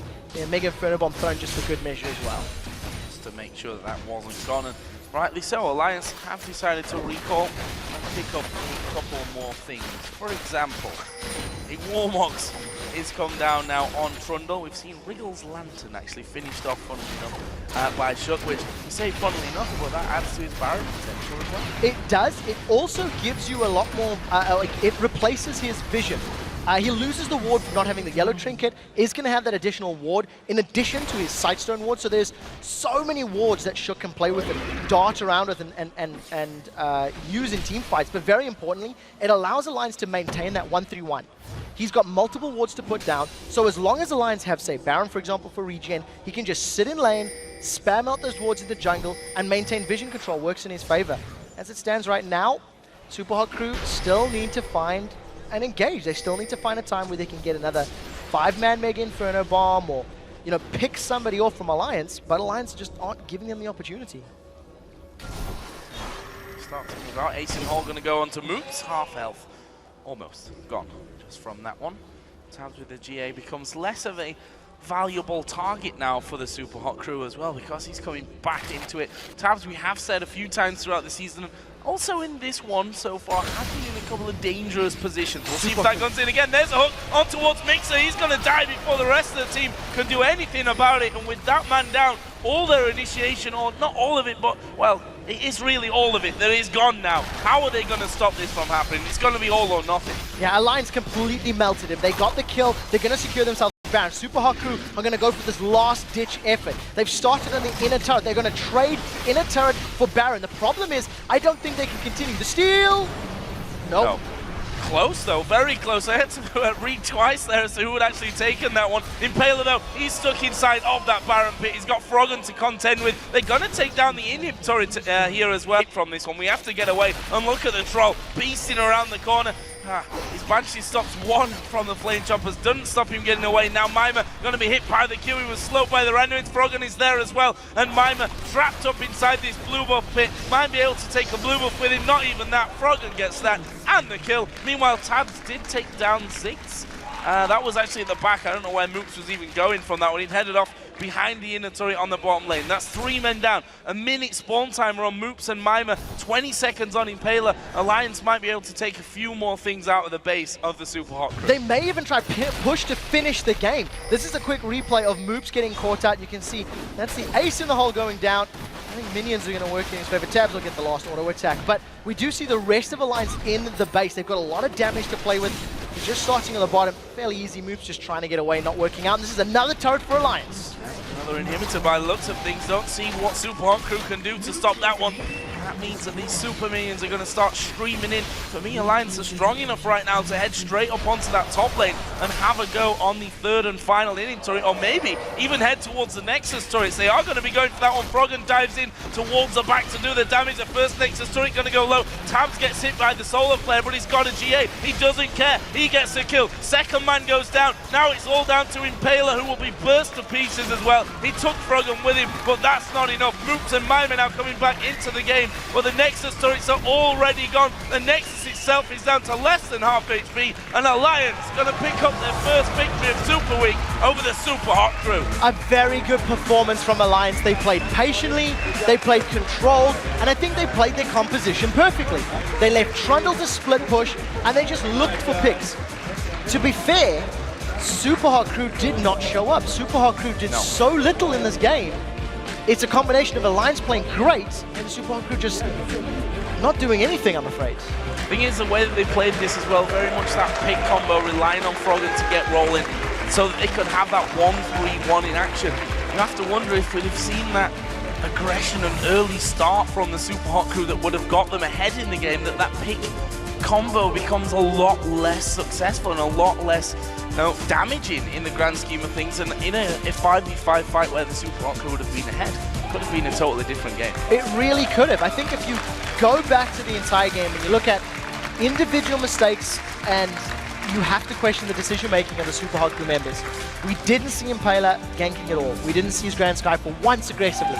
I'm gonna go back in time, and I actually think we counted 2 Grand Skyfalls. Once defending the top lane tower against Wicked, and the second time in a blue buff fight, which they did fairly well in. It was 3 then, because he came in to try and steal a Baron at the end. There we go, 3rd one as well, just to delay them and try to get the inhibitor. So 3 Grand Skyfalls that we can actually remember.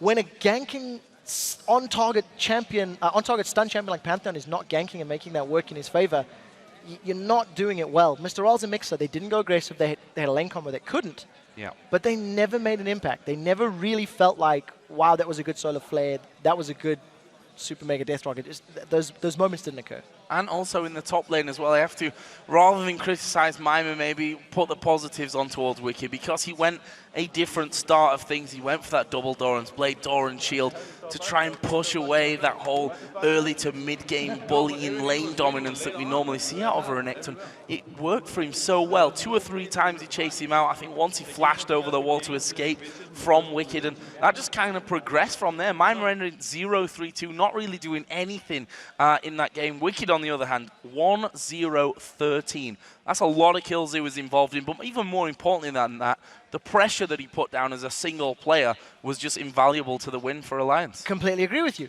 Triple Dorans at the beginning immediately balanced out their power, but I think even more so than the build itself is the way Wicked played. Every time Mima went behind him and tried to farm between the 2 top turrets, Wicked didn't just sit in lane and farm. He peeled back. He went to challenge him. He had 6 minions on his side as well. He threw down the subjugates early, stole away the stats from Mima, and also, to be fair, after the first time, Mima maybe should have realized he needed to back away. He tried it again, tried it a 3rd time, then lost the flash. It was the same mistake being repeated. We didn't see a gank from Impaler, which I think would have helped.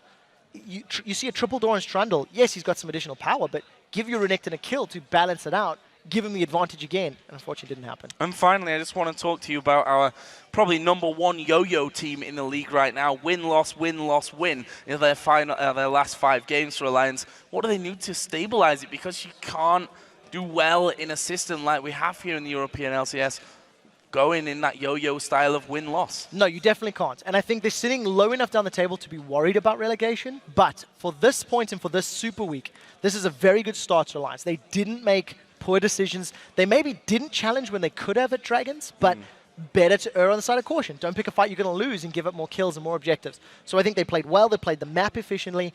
And if they're given these sort of, standard champions like the LeBlanc, like the Trundle, they can do well for the rest of the week. Well, guys, we're going to step off the rift for just a moment. When we return, though, Shox and Deficio will be speaking to Tabs from Alliance. Then we'll head right into Rockat versus Millennium as both teams play their second matches of the day. But before we go, let's hear from Overpower about how Rockat does their homework before every game. We prepare for everything before the match, like 1 hour a day, talk about the team, what can they play, what we should play and stuff. Almost everything that is connected with them, we talk about it.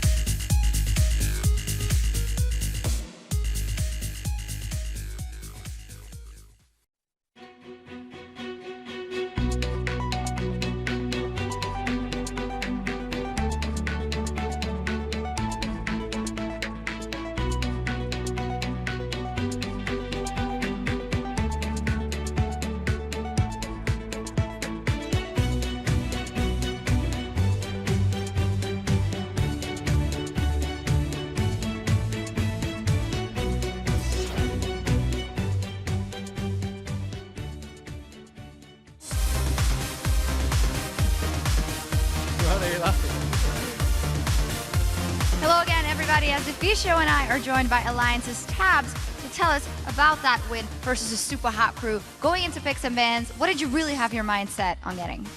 We had a very specific idea going into the champion select. We wanted to stop their bot lane from snowballing on us. So that's why we really prefer Thresh and Caitlyn, a lane that can play very defensively. We let Pantheon go through exactly for that reason. Because we had Thresh, we could just avoid his ganks and never die at bot lane, even though he was there for basically 20 minutes. I actually want to hear more about the lane Thresh Caitlyn, because most people consider it one of the strongest 2v2 lanes, supposed to win the lane, pressure all the time. What is your general opinion about the lane? Oh yeah, I definitely agree that Thresh and Caitlyn is one of the strongest duo lanes you can have. But you don't necessarily have to play aggressive with it. You can also play defensive, because just because of their team focusing bot lane so much with ganks and Pantheon, we just tended to stay back and not die instead. All right, so you say that champion picks are very important. How in general, how strong do you think that Mr. Raleigh and Mixa are as a bottom lane, even if they don't get the ideal champions? I think that their bot lane is definitely the key to their wins, and that's why they play that way as well. They tend to gank bot a lot to get them snowballing, yeah. Then I would like to hear what you think about Alliance as a team. You guys have been up and down. We can say you're further down the standings than maybe expected when the season started. What do you think has been like the main issue for you guys as a team? Definitely we were a really young team in the start. We were overconfident, and we didn't adapt the right way. That's why we started off so badly, and it was a wake-up call for us to go 0-4, and since then we've been stepping it up every week. Pulling it back to the game, because you mentioned being overconfident. You had quite a lead in this game. How did you make sure you were able to close it out? What was the key?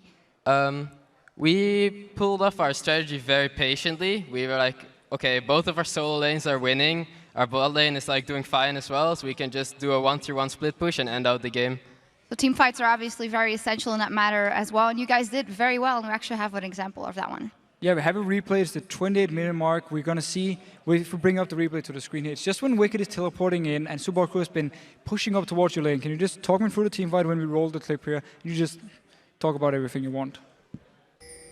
Okay, so basically here, Frogger managed to get behind their team because he was split pushing bot.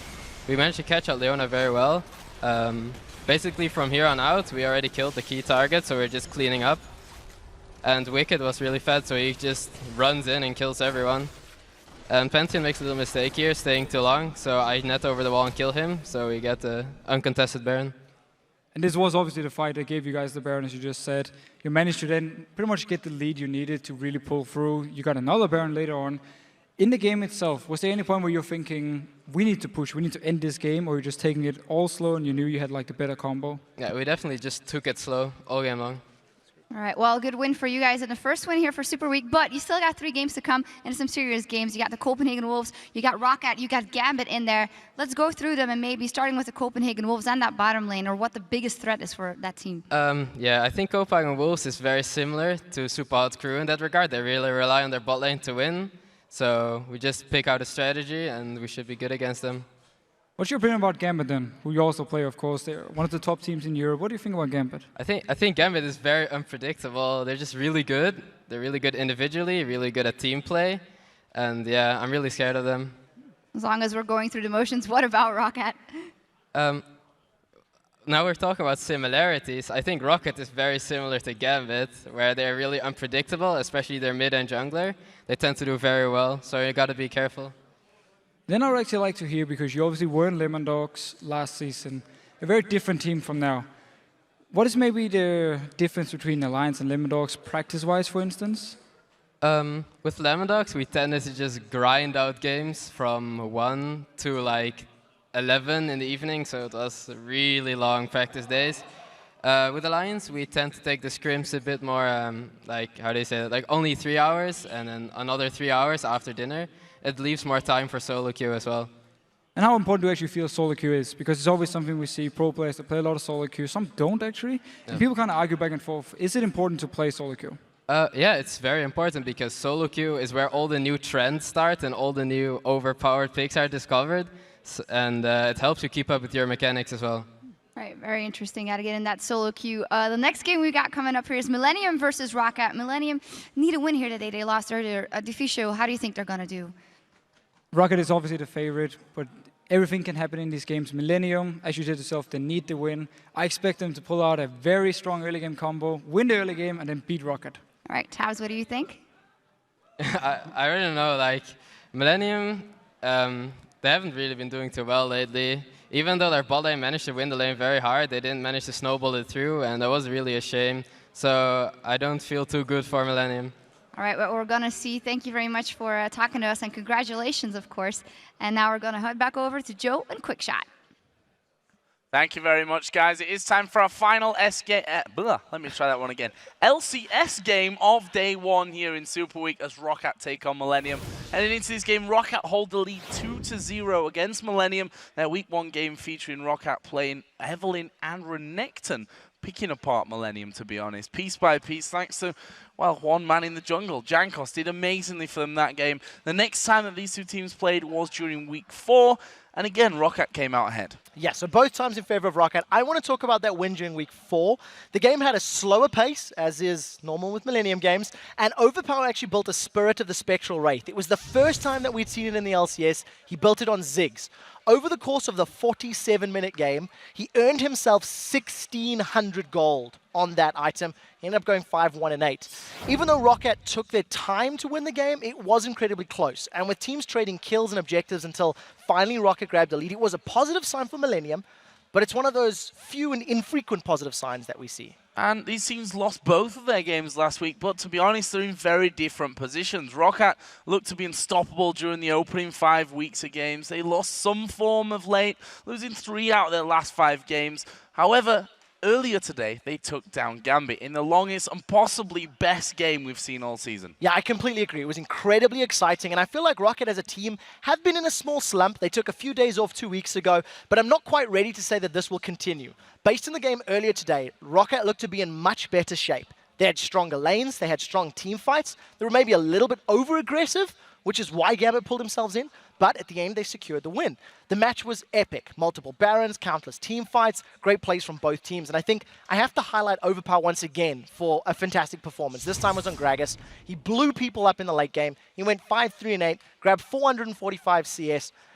You have to be wary when he's on a champion like that. Millennium, though, on the other hand, they really need to find some synergy. They've got the strongest top laner in the league with Kevin, but he can't win games 1v5. The team needs to rally behind the members that are performing well and finding some synergy before time runs out for him. I mean, look at Kevin's stats there. He is playing absolutely amazing. Apart from having the most kills and least deaths in the top lane, he's also got the second highest assists on that top side of the map. Earlier today, though, Kevin wasn't able to have the usual positive impact that we're used to seeing out of him, but the rest of his team managed to step up the game. Millennium had that strong early game, which is something we're not 100% used to seeing from them, and Creaton on Tristana got himself an early lead over Candy Panda's Jinx. Yeah, and I think the problem is, though, even though Millennium started strong, they simply didn't have strong initiation power that the SK Gaming had. SK threw Pantheon and Annie at them multiple times and allowed SK to secure advantages. Millennium need to work on having clearer initiation. When we see them having champions like Vi and Annie, they perform very well in the mid game. But then with even Thresh, which is what they've been defaulting to lately, relying solely on a hook or a flank has not produced any results all split long. And I think this was also demonstrated by the buff control in that game. During the match versus SK earlier today, SK got 11 blues and 11 red buffs. Millennium only secured 5 blues and 5 red buffs. In a game that only lasted 50 minutes, they weren't even able to contest for their own buffs. Ended up going 12, 24, 22, which is also not great statistics for them either. Well, let's get into the starting lineup, starting off on the blue side with Rockat. They are Zazas in the top lane, Jankos in the jungle, Overpower in the mid lane, and a duo lane of Celiver and Vander. And on the red side, nothing has changed from the earlier game for Millennium. Kevin's up top, Aranea is in the jungle, Kerp in the mid lane, Creaton on AD carry, and Jerry playing the support role. So let's look further forward in towards picks and bans. We've seen a couple of new things coming out actually for Millennium. Obviously that Morgana coming into things. Interesting to see how the bottom lane has really worked out for them, because Jerry's not been scared to try a couple of different champions. Zilean is one that obviously pops into your mind. So Jerry is not afraid to play different champions, but the level of success is what matters. I think for this game, Evelynn is definitely going to be priority. Rockat banned it against Gambit because Diamond likes to run it. I wouldn't be surprised to see them banning that also against Aranea, who he's been trending towards as well. So here we go then into picks and bans, and first one out of the gate is LeBlanc, something that we've been seeing commonly banned against Millennium, obviously taken away from Kerp in the mid lane. Also a Lulu ban coming out. It seems like the second half of today seems to getting more used to banning Lulu. It's been a problem overall. I'm wondering about Elise now. If one of these teams want to ban that out and maybe get it off the table, we've seen Aranea defaulting to the likes of Lee Sin, which is a similar type of playstyle, very mobile, very in your face. And I wonder if this isn't a consideration for Rockat. Do they want to target Aranea again, who has been struggling? There's the answer. They're going to ban that trundle, taking it away from Kevin and not wanting it for Zazas either. Well, final ban actually was Renekton here for Millennium, which tells me that Rockat may just think about first picking that Elise. They've done really well with it, to be honest with you. And I think only lost 2 games so far with that Elise, or maybe even 1 Elise. They lost against SK Gaming with it, and that was it so far this season. They also got Elise earlier today, and it was a first pick against Gambit. So I definitely think it's a possibility. You have to consider the likes of Thresh as well, which is a very important pick for Vander. If Vander doesn't have Thresh, he goes to Morgana. If he doesn't have Morgana, he goes to Lulu. And we'll have to see what he's going to play in this matchup. Also interested to see what RNA goes for now that Elise has been taken away. Obviously, Evelyn has been something he's gone to, but that's banned out this time around. We do know that Millennium are going to be picking up Lucian at least for this game. RNA just playing to the crowd a little bit before settling on Ziggs for Curb. I wouldn't be surprised to see Rockat lock in something like a Caitlyn and a Gragas now.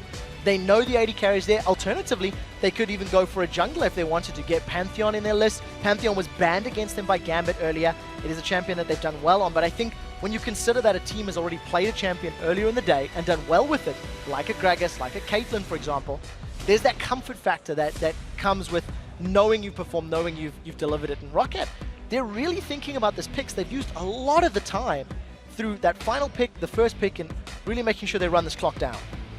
Well, let's see a lot of discussion going through there. You can see Jankos on the left just barking out the orders. He's currently hovering over Caitlyn, not giving anything away with that pick since the Lucian was already secured for Creaton over on the other side. Could be Annie. Yeah, I'm wondering if they're gonna go in for the support, and it will be Annie. So Annie is the 4th champion that Vander has played, and I'm gonna go on a limb and say this is the 2nd time he's played her. He's only played 4 champions this split, and not only is he playing this champion because he doesn't want to go for the likes of Thresh, he's taken Annie away from J. Reed. It's one of the hard initiations that Millennium have to work with. Well, on the other side, you have the crowd cheering for it there as it came up on the screen. Blitzcrank in for J. Reed, picked by Creaton, and Lee Sin for Aranea as well. There are, Blitzcrank in particular is a champion where if you do not land those skill shots, you're not doing much. So there's 2 very important things about Blitzcrank. Number 1, you need to have the vision to make the grabs work. With the Blitz, you need to be running forward, you need to be in the line. So in a jungle, for example, grabbing somebody over the wall. It also means that against a team like Rockat, who like to split push and who like to go in, a 1-3-1 or a 1-4 setup, Blitzcrank is very, very effective in those situations. You can grab somebody from the split push, kill them, and run down the rest of the team. It's a different way of dealing with the initiation problem that Millennium have, and it does look like they're going to run with it. There we go, Mordekaiser for the 2nd time this season here for Rockat. Their last time that they picked this one was against the Super Hot Crew. 109 overpower pulled out with that one, and also a Mundo for the top lane, something that Zazas has fallen back onto quite a few times so far. That leaves Kevin the chance here, though, to pick what he wants against that Mundo in the top lane. What I love about those picks from Rockat is if you're a Mundo or a Mordekaiser, you are happy to get hooked. You are happy to eat a rocket grab in the mid to late game.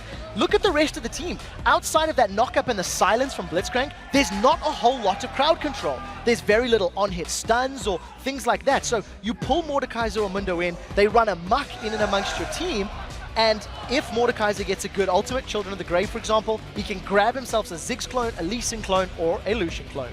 Well, we are going to be seeing Aatrox locked in for this top lane for Kevin. Actually will be the first time that we've seen him play Aatrox throughout this season so far. So interesting to see how he does on that one. We talked about him being such a solid player for Millennium and the most solid top laner really around, but the rest of his team have got to kind of get up to that level here statistically if Millennium are to have a chance of pulling themselves up in the league, I'm afraid. The one thing I do like about the pickup on the side of Millennium is it's going to allow Kevin to make those plays. I think in terms of compositions, Rockats is a little bit more traditional. You've got Annie for your engage, you've got a Cocoon coming out of Jankos' Elise that can set things up and allow Mundo and Maud to run circles around the team.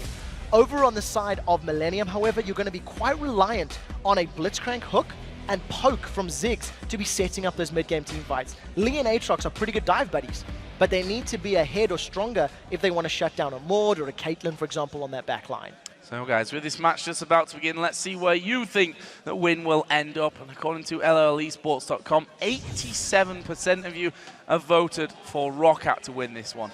I'd like to say I'm surprised, but I'm not. No, definitely not. In comparison to the two teams, who's in form and who's already picked up a win today, I think that is a fair vote. I would, however, say that Millennium have gone for a different group of champions to what we're used to seeing from them, and it's one of the best ways that you can actually break a losing spree or break a poor show of form. Change it up completely, play a different style, play a different flavor, and see if that works in your favor. And we shouldn't really forget here, this is top versus bottom right now in the European LCS. We are going to get into game. It's Rockat versus Millennium. Can the bottom place team upset Rockat, who beat Gambit in an absolute monster of a game earlier on in the day, and can Overpower on his trusty Mordekaiser bring up the goods once again for the Polish squad? We're going to find out here in the next few minutes. Let's talk about level 1. Will we see anything come down from these two teams with that Blitzcrank there to pull anyone around? Well, you've stolen the words from me, because the team that is most likely to set something up would be the likes of Millennium. They're the sole LCS team that has made plays in the early game. They're not afraid to get engaged. You can actually see JRE's hanging down in the bottom lane rather, gonna line up for a blind rocket grab. You see that going in. Salivar a little bit aware of the potential and not even at risk. I think Millennium are the only team that has done this in a large number of their games. Try to roam, try to invade. It hasn't necessarily always worked out for them, but it's good that they're at least trying.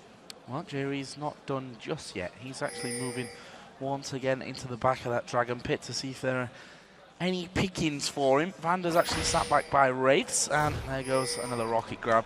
To no avail, though, for Millennium, and I think with that, they're just going to end up backing away from things completely. So there's two things I want to point out about that. Not only did Jerry try and not succeed, 2 rocket grabs burns through his entire mana pool at this stage of the game. So the rocket grabs are going to happen in lane and in his opening 5 to 10 minutes are so crucial for Jerry to land. But what is good is Vander on Annie is a fairly easy target to hit. There's no mobility spells on that Annie. She's not going to be able to dodge unless she flashes. So assuming Jerry's, on point with that rocket grab, that could be where they secure themselves an advantage. Well, Creighton just dropping from the game there. Hopefully just a quick restart of his client to get things going from this and back into the game. And that's not the kind of pressure that Millennium maybe want at this early stage of the game, considering the fact they're bottom of the league. They need some wins right now. Yeah, it's very, very important for them. I think if we look at the play from earlier today, Rockat had a very strong showing in their laning phase, as did Millennium. Yeah. Millennium against SK was very good early on. It was very chaotic, actually. Rockat were able to garner a lead, but then they were overly aggressive, and that's what allowed Gambit back in that match. For this game, if Millennium can also have another strong start to the game, champions like Ziggs, like Blitz, like Aatrox, if they can get ahead, they can stay ahead. They've got the tools to pick you, grab a rocket grab, get a kill, kick you back with Lee Sin, and we know Arnea likes to make those plays, so we'll see if they can do it. And to be that guy or not. They miss those rocket grabs, if the Qs aren't connecting in the right place for Aranea. As you said, in the lane phase specifically, it's a lot of mana for that rocket grab over and over again. And after that's down, on the long cooldown that it has, that's basically free harass for quite a while in this bottom lane. We'll see how that one all works out. From apparently Creighton just having to have his machine swapped out, so hopefully within 5 minutes or so we'll be able to get this one back underway. I think we're even more efficient than that, John. We'll see. The new machine was there, so we should see how quickly we get up and running. But I think the range factor is very important. On the side of Rockat, you've got Caitlyn and Annie. It is the longest range duo in the game. Annie's auto attack range is immensely long. Caitlyn's got the longest default auto attack range for the lane. And they're going up against Lucian, who's shorter range than Caitlyn, and Blitzcrank, who's melee. So it's going to be very, very important for Jerry to get good hooks. Aranea, do you think that's the look of stress or comfort? I'm not quite sure. Head on table is usually generally not positive. A great sign. See the PC seems to have been swapped out now, and we can thank our lucky stars that it's actually not Kerp's trackball, because it would take a lot longer to go back to the 1980s and pick up a trackball mouse for him. I don't think the time travel has been invented just yet. You never quite know. But that was our particularly guys are pretty on top of things at this stage. That was particularly good. I think the early game's going to decide this matchup for me. I feel like whichever team's able to get a little bit ahead has all the tools that they need to stay ahead.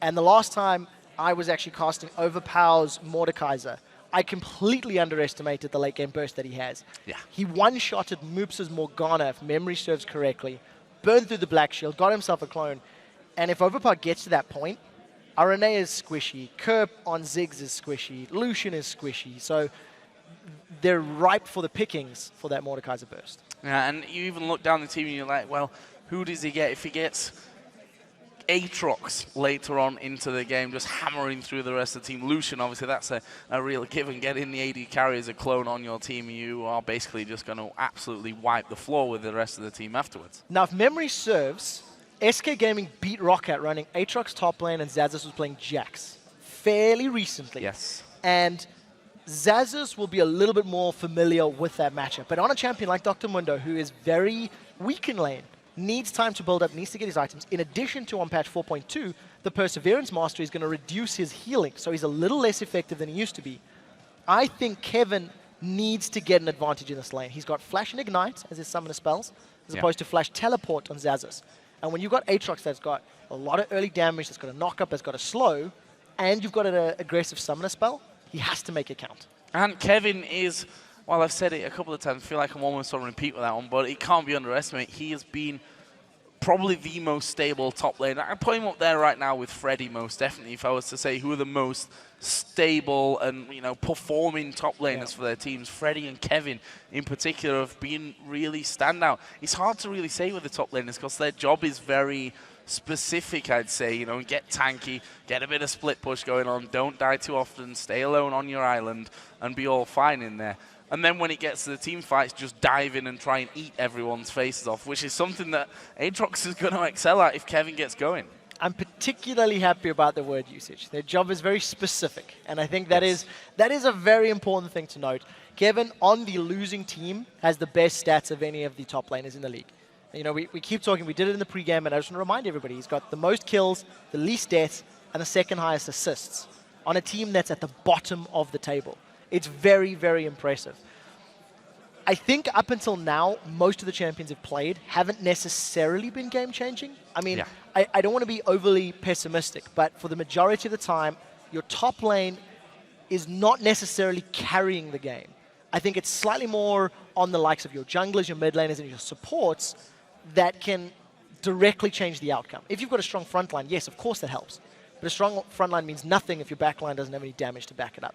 Now all of a sudden you've got a champion that is strong on the front line, has a built-in revive, can deal damage. So it's not like we're putting any pressure on Kevin or anything. Yeah, hope he doesn't hear anything, so he might put him down. I just saw RNA then, he continues to keep his head on the desk, whether that's just a case of, and actually I was talking to both Creator and RNA earlier, and they were saying that, you know, when it comes to Super Week, it's great for the fans to watch out there, but we in particular have a bit of a tough job because specifically for Millennium today, they've got 2 games in one day. That's I think as tough as it really gets throughout the season to have these 2 games coming up on one day and to really prepare how you're going to go from that one. I mean, if you look at the games, the teams that they've played as well, they've not exactly had it easy on that front either. SK Gaming and Rockat, who beat Gambit earlier on in the day. That's 2 very tough games for 2 teams that I'd go out on a limb and say have very different preparation schedules as well. Yeah, I completely agree with that.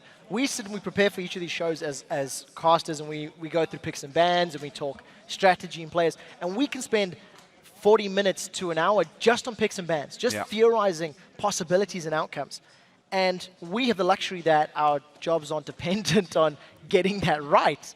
You know, we theorize, but if you theorize incorrectly and you sit down and you go, well, who's going to think Mordekaiser is going to get picked again? Yes, it was picked. We have seen it, but realistically, at the LCS level multiple times, I wouldn't have predicted it. We say it for fun, but it's out, it's again, and now we have to see how Millennium deal with it.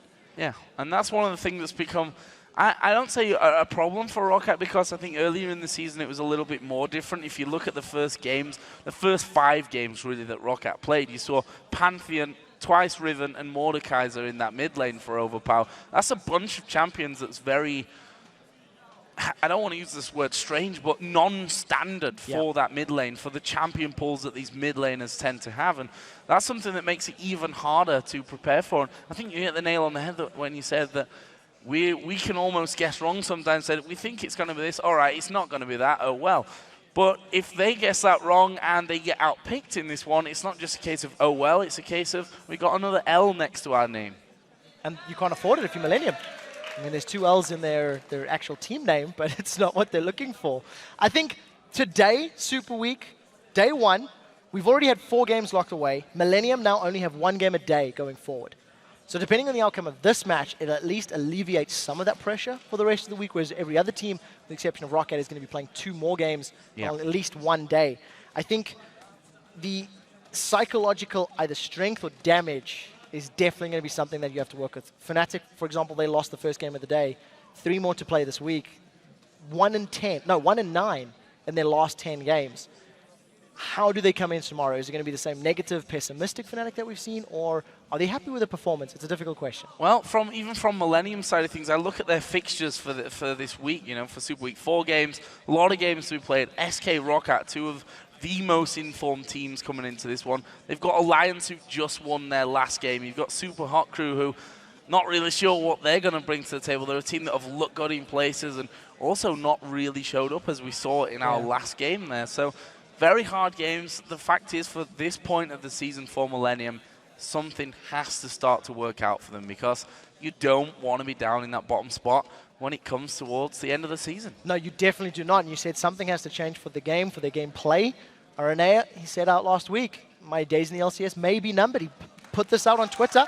We'll have to see how his performance is going to be in this game. Well, we're going to find out, because we're back into game now. Rockat versus Millennium. You saw Aranea on your screen there, doing his red buff for the very first time in this one. Jankos doing similar over on the top side of his jungle. Blue buff pick up for him, and they'll move over the other side of the map. This top lane then, Mundo versus Aatrox. A matchup which, just Aatrox in particular, becoming more and more of a regular fixture in this top lane. As we see there, we do have another pause. This time it seems to be Kerb under his desk. Oh no, it's Kerb's trackball apparently. Uh-oh. Have I cursed this one? That's not good. This is your fault. Your fault indeed.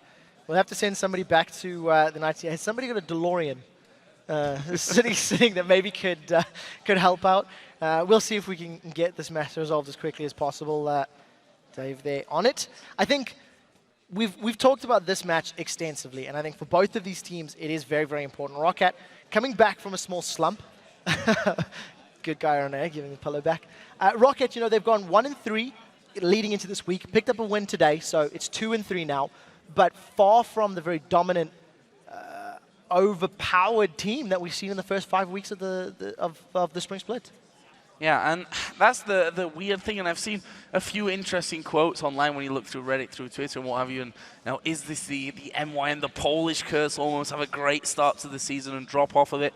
I'm more convinced to say no, or more inclined to say no this time around. For a start, they've got a lot more wins on the table than we expect. MYM, when it came to the second half of the split last year, had a woeful time.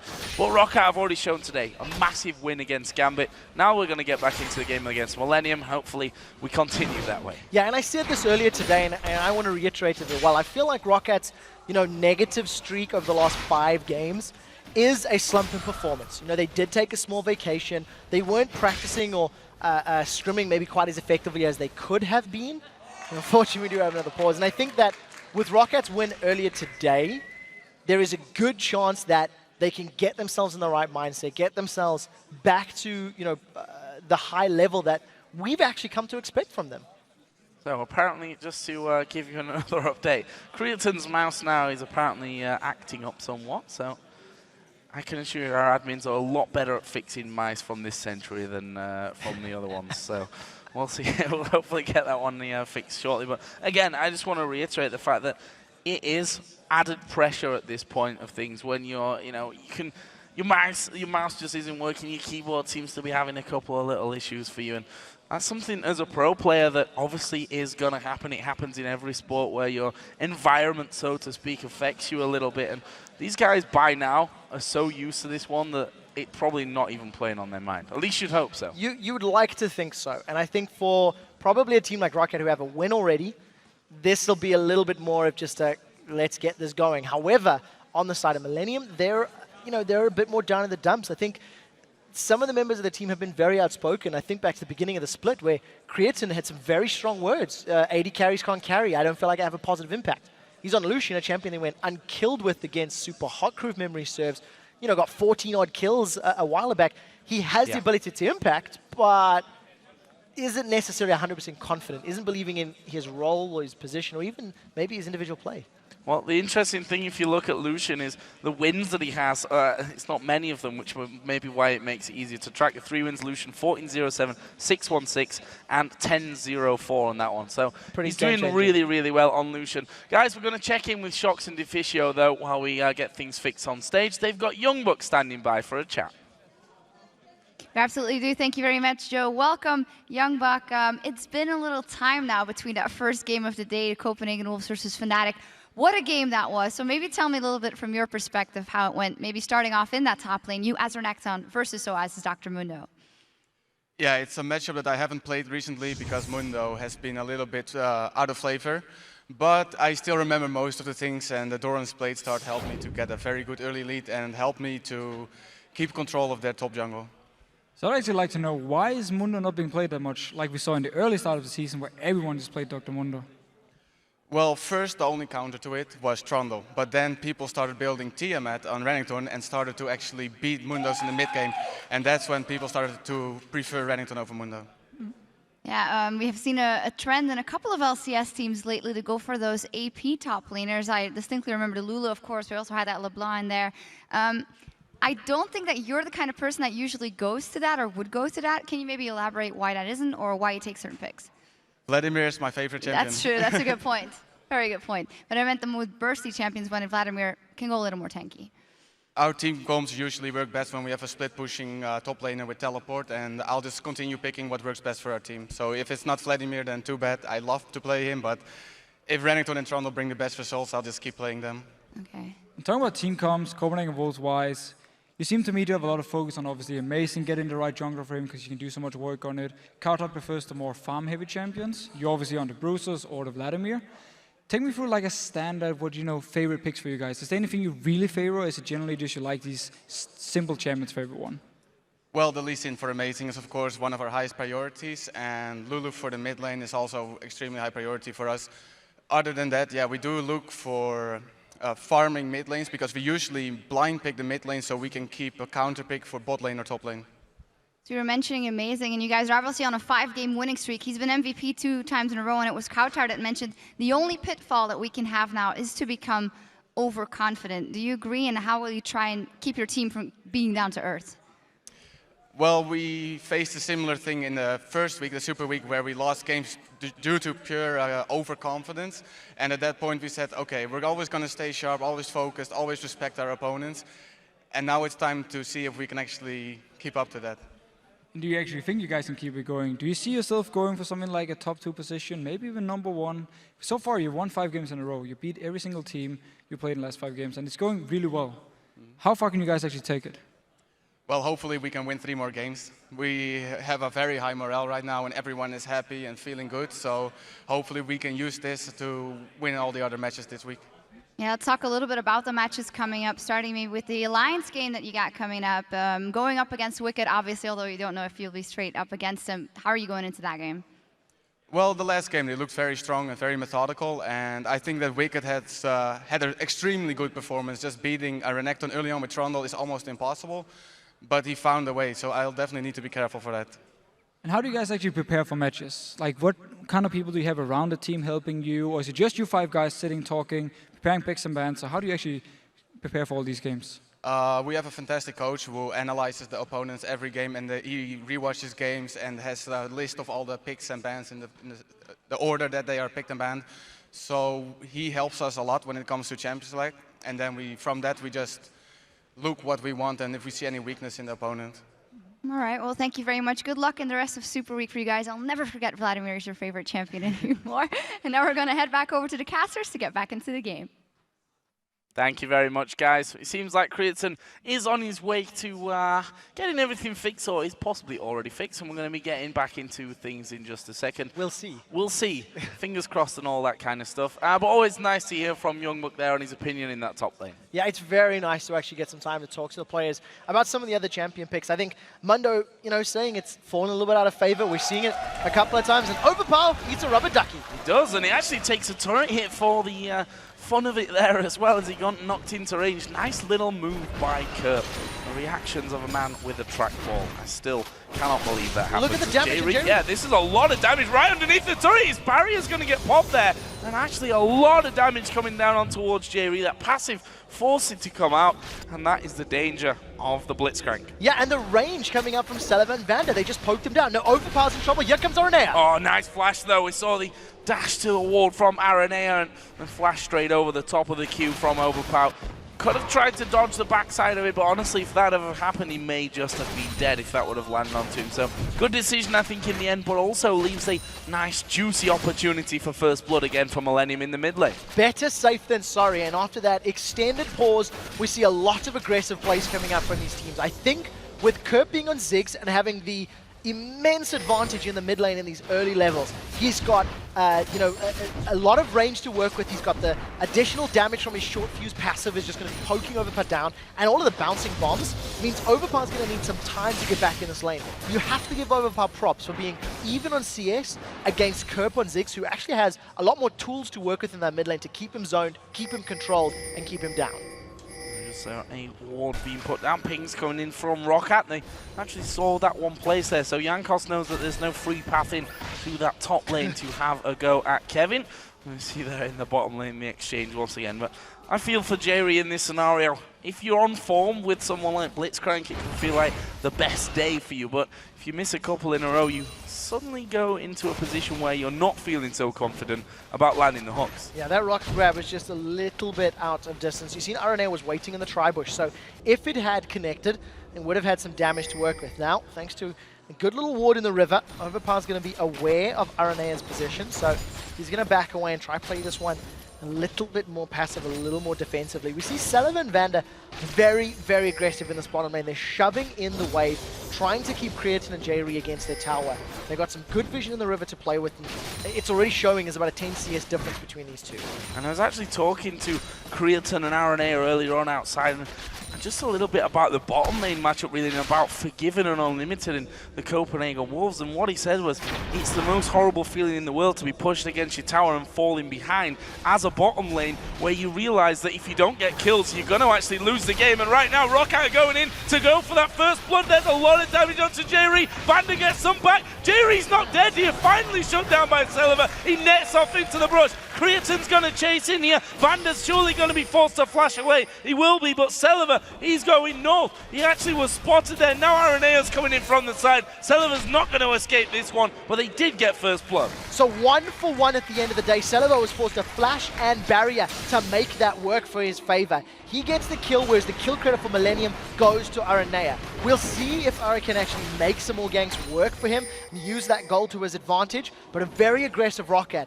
The Jankos and Elise, he flashed Cocoon. That was a point-blank Cocoon. He didn't want minions to get in the way. He wanted a no-risk, guaranteed lockdown. And almost went a bit pear-shaped for him having to rappel out of that one. They obviously lost their AD carry as well, with Annie having to flash away, but a first blood is a first blood, and that has given a BF sword over to Celiva as he comes back into that lane, still with a CS advantage. This is where I'm really interested to see, now that lane's reset itself in the center, who gets the upper hand now that they're back in duo versus duo? Well, Celiva with the BF sword. The simple fact of the matter is that Creatine's not going to be able to outtrade him. And as long as Celiva uses the range to his advantage, gets some auto attacks down once he clears this wave out, I think Creatine and Jerry are going to have a fairly difficult time in this lane.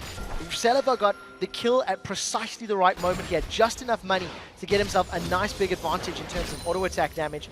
And we'll see how they play it out. As you mentioned, we do see Vander and Celiva about to hit level, getting close to level 6. They've just hit level 5 actually. And once they get to that burst potential, they can kill Jerry and Creatine. Yeah, going to be there before Jerry and Creatine at this rate as well. Both of them, as you said, at level 5. No flash though for Vander, which makes it a little bit less dangerous when they see that they've hit level 6. They can keep that distance on them, knowing that any flash Tibbers is not going to come their way. There we see the blue buff actually going over on towards Jankos, simply for the fact that Overpower doesn't need it really in that mid lane.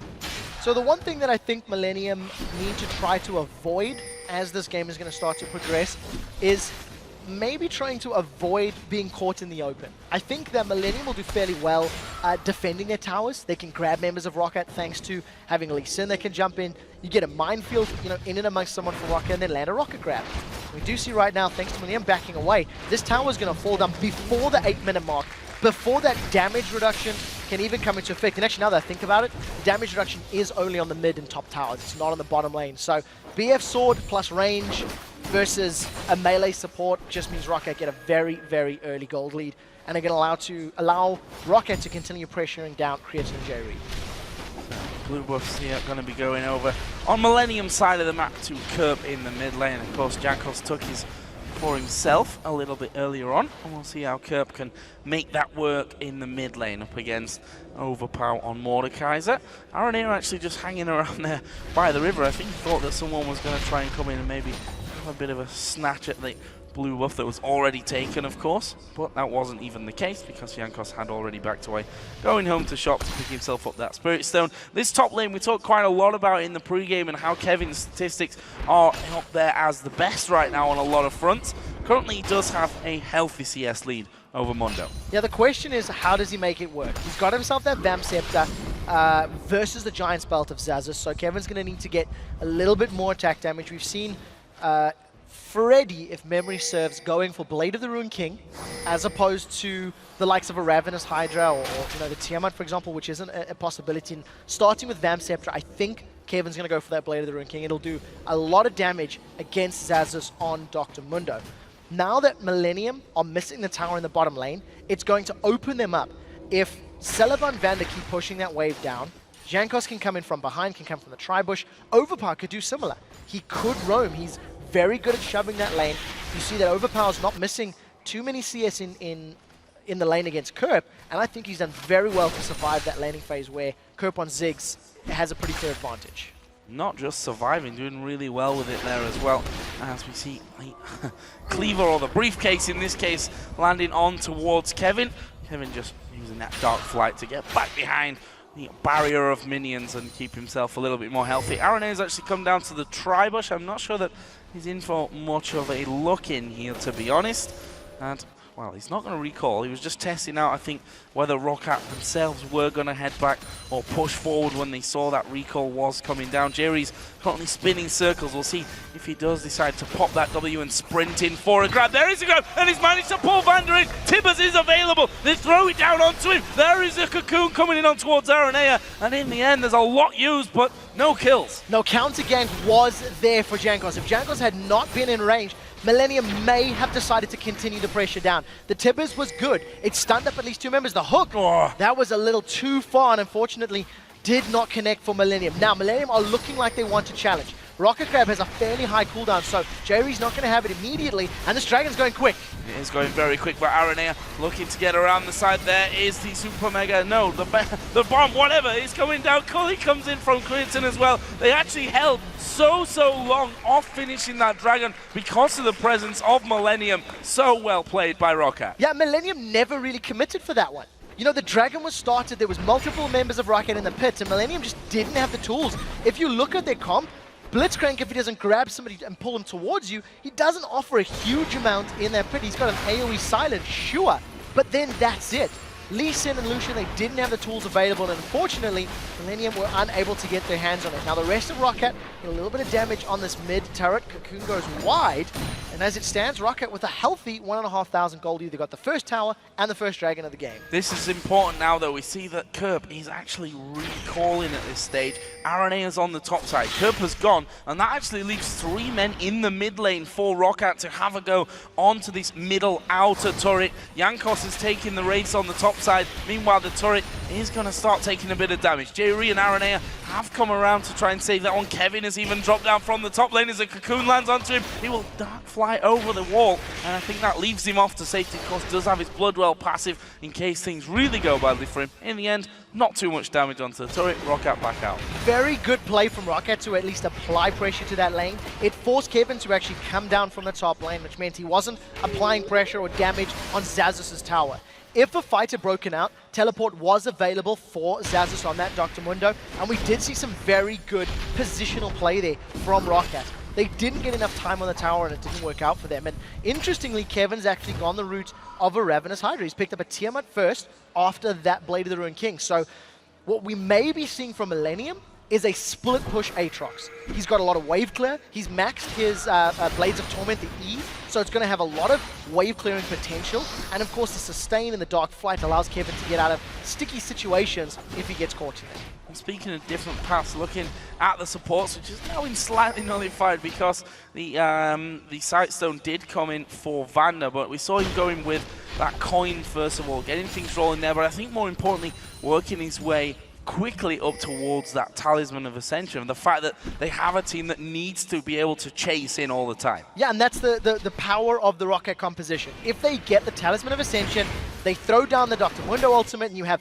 Mordekaiser and Elise running you down, in addition to maybe a Flash Tibbers or the stun from Vander. That is how Rockat will be looking to engage their fights. On the other side, Millennium have tools to deal with that. Blades of Torment from Aatrox can slow, Aranea can kick them backwards, and they're hoping Kerp lands some good disengage from the Satchel Charge and the Minefield. So it's going to be very important to see how they play the positioning game.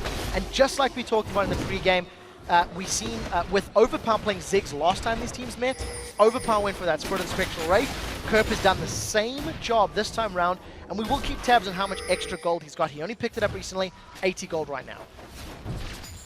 Let's have a look down CS here because they're so incredibly close, especially between the mid laners and the AD carries. 107 to 105 from the bot lane, 131 to 131. Bang level in the mid lane. We just saw an ace in the hole being used there by Creaton, actually just in the point where Jankos was coming around the side. Araneo was already waiting up on that brush, so nothing really to talk about there. One thing that there is to talk about, though, the lead that Rockat have right now, 1,500 gold in their favor. We can see that they've already got some deep wards in on this bottom lane. With that mid turret, you'd expect is going to be the next target. I don't see Xaxus being able to bully Kevin out of this top lane for now, so we'll see how that one all goes. I anticipate Rockat will try push down that mid lane turret as we get closer to the next dragon. You know, Rockat as a team really like to pick fights around Dragon. They like to apply a focus on that objective. They've got the first one of the game, and I think by the time the next one starts being about ready, you see the countdown timer is just loaded on your screen, 2 minutes to go. Rockat will most likely try to get the tower and then go for Dragon. Alternatively, if Millennium get a position for the Dragon and Rockat feel the tower is available, you could see a trade, which is something we actually see fairly often at this level of play. Right, between the AD carries as well, pretty much even. Bloodthirster for both. The Berserker Grief's already done on the left-hand side of your screen for Celiver. He's slightly ahead on that one, although I'm imagining that Creaton by now will have enough gold to head up towards those. If we look down the mid laners as well, the Hextech Gunblade here is done for Overpower. Puts him at a, for this stage of the game, 16 minutes in, a scary prospect to be fighting up against. Yeah, when you consider there's no MR on anybody on the opposing team. When you see Celiver's caught. Oh, it's a little bit awkward there for Celiver. Aranea came straight over the wall, pretty much face checked straight into him. That's got the AD carry low. Still a minute though, so actually Celiver could go home and walk back in towards the Dragon area for this next fight. They're actually putting Pinks in there to get control of that Tribush as well as the bottom side of the map here with that Dragon so close to spawning in. Going to be interesting to see how this one all develops there. Vander going home for now. Aranea going to do the same. Kevin's actually just leveled up the tower score by taking out the outer turret in that top lane, and that's again perfect timing for him to say I can walk down. Xaxus looking like he can stay. He's got teleport. He can push that lane out whilst Kevin will have to walk down to get involved. And that's probably why Kevin is trying to shove this lane down right now. We'll see if Millennium really want to go for the Dragon the moment it spawns. Nobody from Rockat is poising themselves for a Dragon play right now, except Jankos getting a little bit close. The rest of Millennium, however, they do seem to be grouping. Jerry and Kerp moving towards that area. Rocket grab, that was a little late. I think Jerry needed to fire that a tiny bit sooner if he wanted to try and make something happen. Now we see it's very clear. Millennium want this Dragon. Rockat are going to have to challenge. Well, they're walking through a Hextech minefield, which is exactly what it says on the tin. A minefield as we get hits on towards Jankos there. Lots of health taken away. Xaxus actually TPing down from this one. Good Cocoon comes on towards Creaton. There is Tibbers. Jerry going low. Overpower is blowing them to pieces in the middle there. Can they get any more? Kevin's right in the middle. He will dive over the back to pick up the kill on towards Jankos. His Bloodwell's pop. Xaxus is low. Celiver's going to be low here. Millennium are going to pick up more kills. Overpower's going to fall in the MCQ from Aranea. And that is the first ace of the game. 5 for 2 in the end.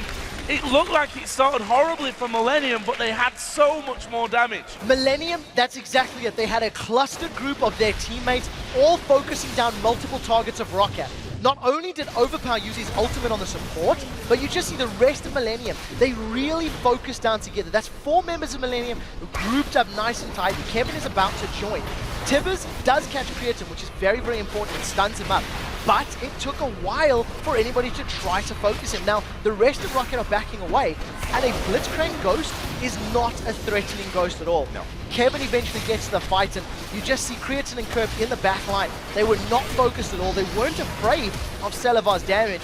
Kerp finishing him off. Aranea gets the last hit with that Sonic Wave. It was a very good fight because of how tight the Millennium team was. They could focus Rockat down, and Rockat just didn't burst out the right champions. Scary times in the game, to be honest, for Rockat, seeing that happening for them. Millennium take a nice, healthy gold lead. We're 18:45 into this one. One thing that always I worry about for Millennium is when they get ahead, how do they get that lead really pushing forward and snowball into a fact where they're really feeling ahead? Because I feel like Millennium, when they're ahead, they feel like they're less ahead than some of the other teams who will take a small lead and turn it into a win. Now, luckily for Millennium, they've tried a different recipe for this game. They've got the Blitzcrank as their we're ahead, let's try grab somebody now. And I'd like to see them actually try make that work. Put themselves in positions where they're challenging for blues, pushing for towers or something, and then letting J-Ree find a hook.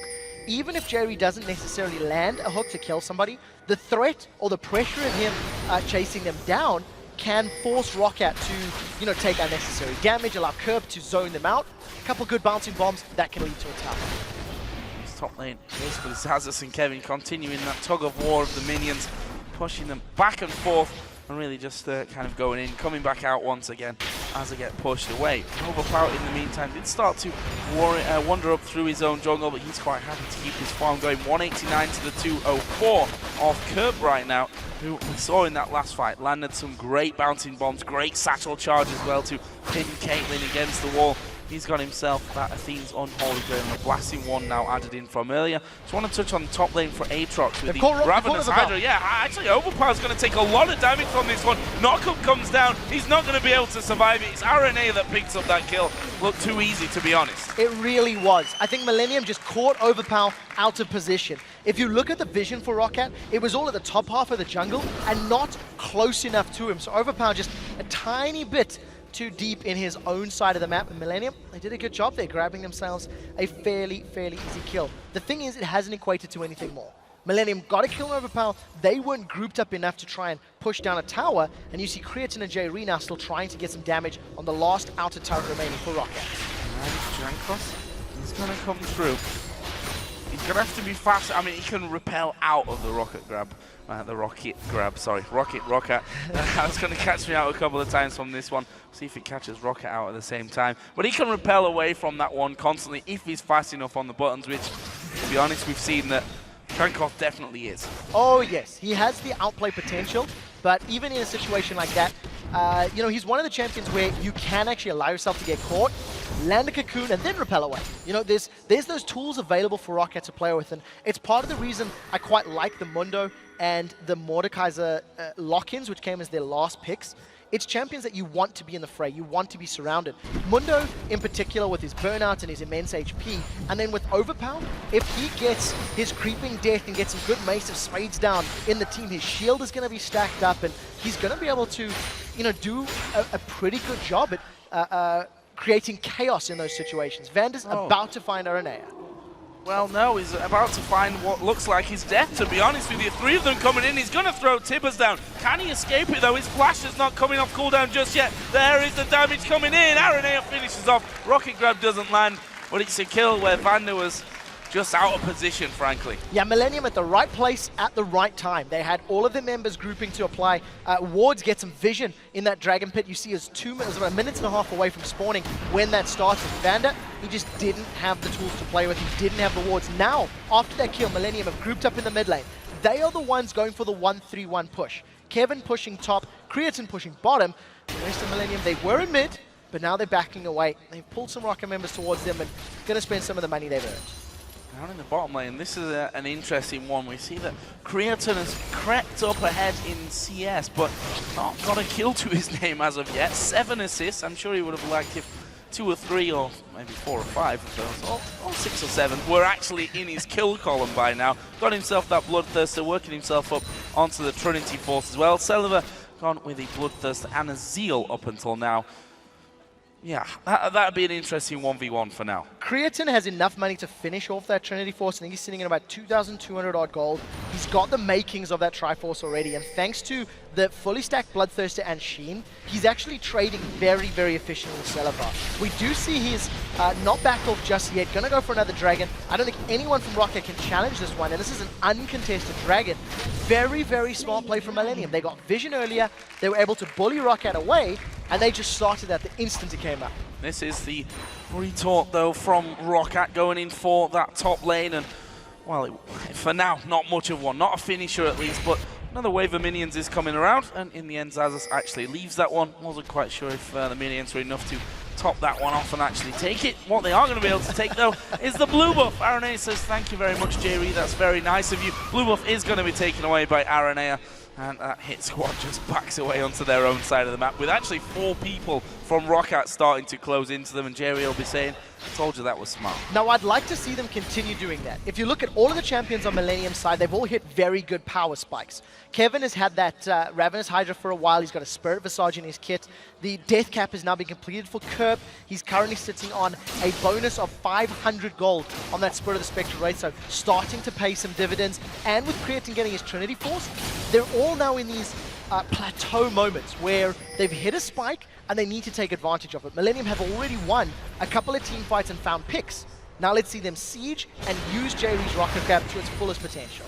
I wish we could see the accuracy of those grabs from J-Ree, actually, and see what he's been pulling in and what he's been throwing wide of the target. The longer this game goes on, of course, the more they're going to become of importance for them, especially when it comes to their siege times and when they're being chased, because the last thing you want to do, I mean, it's all well and good landing the grabs, but you don't particularly want to pull Mordekaiser or Mundo into the rest of your team. He tries one there on towards Jankos, doesn't quite land. Now, the previous team fight, we actually seen Kerp and Creaton relatively unchallenged, and J-Ree's hook was enough to burn a flash from Rockat. Now, in this situation, allowing Kerp to poke down with those bouncing bombs and try get some damage on Rockat, and ideally having J-Ree looking for either Celiver or Vanda or Jankos to try and burst them down is a perfect position. Rockat have split themselves up. Look, they don't want to be behind the tower. The risk is too great either for poke or for the hook. They're going to go for here from this one. We see the Aranea throwing those Qs out. Kerp trying to keep the men behind the turret zone as much as they can. There is the kick, actually knocking Bender back away. Creaton's gone low. Kerp is very low. There is a shutdown. Mordekaiser a beast in the middle. They do manage to take the Kevin low, and it's Creaton that they've got the ghost from. That's a scary ghost to be chasing you. It's all about the briefcases now. Does he manage to slow down Kevin? Aranea will dash off to him though, and that will lead them into safety. That was a 2-for-1 in the end. Very good engage from Rockat. Vanda came in with that flash. Tibbers coming down, and very importantly, Overpower got Children of the Grave on the right target. He didn't put it on J-Ree this time. He also had a Deathfire Grasp as well as that Hextech Gunblade active to burst Creaton down. Watch Creaton's HP as Overpower just runs straight for him, immediately focusing him down. We do see Overpower going a little bit further forward. I think it was just one more spell cast that was required. In the background, you do see Kevin doing the best he can to get a kill, but unfortunately for him, he wasn't powerful enough to keep the rest of Rockat at bay. His knockup was okay, but unfortunately, 1 for 2, Creaton needs to be kept alive in those situations. Overpower extending his score to 4-2-0 after that, and looking like he's headed up towards that Sonya's now, picking up a bit of armor. Knows that he's going to be needing that. We saw actually how the ultimate of Creaton just destroyed him on that front side. If he would have actually been behind someone at that point, that fight would have probably gone a little bit further for Rockat. It even leaves us now, though, at 9-5. 4,000 gold is the advantage for Millennium. And I can never count a Rockat team out. I mean, if we look at that game against Gambit earlier on, longest game that we've seen so far, they were ahead for most of it. Then all of a sudden, they were 4,000 gold behind after losing a Baron, or even 2 Barons in a row, I think it was, from that one. In the end, though, they ended up picking that one up. And they're a team that has a lot of spirit for a team that's, I want to say, less experienced somehow than a team like Millennium, which is certainly true to some extent. They've been on the top level for a little bit less time. They've got a lot of character, and you can never count them out. No, you definitely can't. And I think part of the reason, Jankos almost got caught out there. I think part of the reason that team fight went badly for Millennium is they didn't have the vision they needed to work with. They were working under the assumption that Rockat were scared of their poke and scared of their hooks, and basically counted out the ability of a flash Tibbers or a flash engage from Rockat. So what Millennium need to do is get better vision in the jungle, better vision around the turret they want to siege, and then they can sit quite safely. We've also seen the Talisman of Ascension being picked up here, which is a great bit of kit for them moving forward. So, what else have we got being picked up on the other side?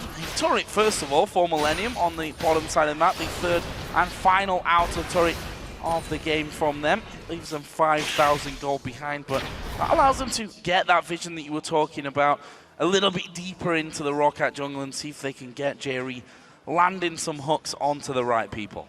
Very importantly, Creatine has grabbed himself a Quicksilver Sash.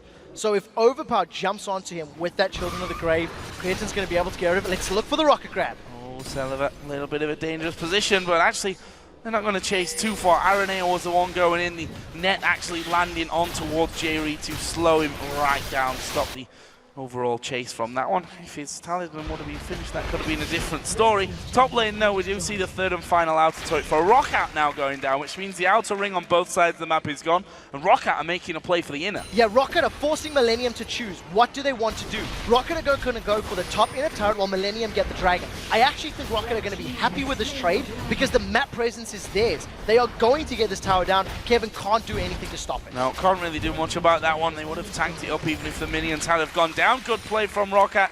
Although Millennium, as you mentioned, did pick up the dragon in that one. They're going to lose a red buff for the same token as this Rockat moving down towards that middle area. And Millennium actually making a play on the opposite side of the map now for that bottom inner tower. The thing is, I think Rockat are aware of this. They set their sights on Creatine and Jerry, and if they get the kills, they're going on the turret as well. Oh, Jerry could be in trouble from this one. Actually, he's going to speed by, but Overpower's already in there. There is the ace in the hole coming through.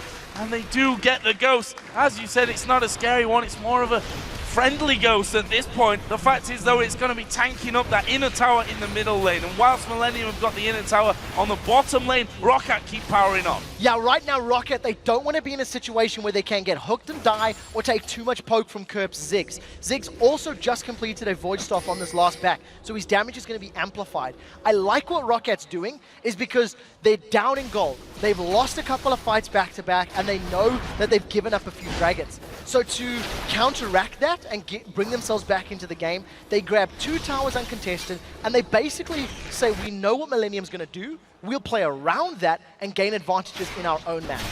2 inner turrets, we've got 1 inner and a dragon, and both buffs from Millennium stolen away there, by the way, both of which did go over onto Celiva. Now, do we start that phase of the game, which we've seen so many teams struggling with and losing games in part due to the dance around Baron? We're going to see Millennium setting up, and I tell you what, it's not much of a dance, is it? It's more of it's one of those awkward first dances where you just get into the action. Straight on towards the Baron there. They pull away, they've gone on towards Azaz. He's not escaping that one. Cocoon has landed on towards Kevin, but I'm not sure what Rockat can do now. Now, with that hook landing, Jerry's going to try set up another one. They're forcing Rockat's hand. Rockat are moving in. It's a good, sort of scouting ace in the hole, but look at Kerp. He's hopped over the wall. Rest of Millennium, they're not 100% convinced in this one. There is split minds. And the rewards down, even more importantly for Rockat. They can see, for Millennium, they could see where Rockat will go. And this, though, is interesting because if Rockat see that Millennium have backed away, they might just have a go for it. Overpower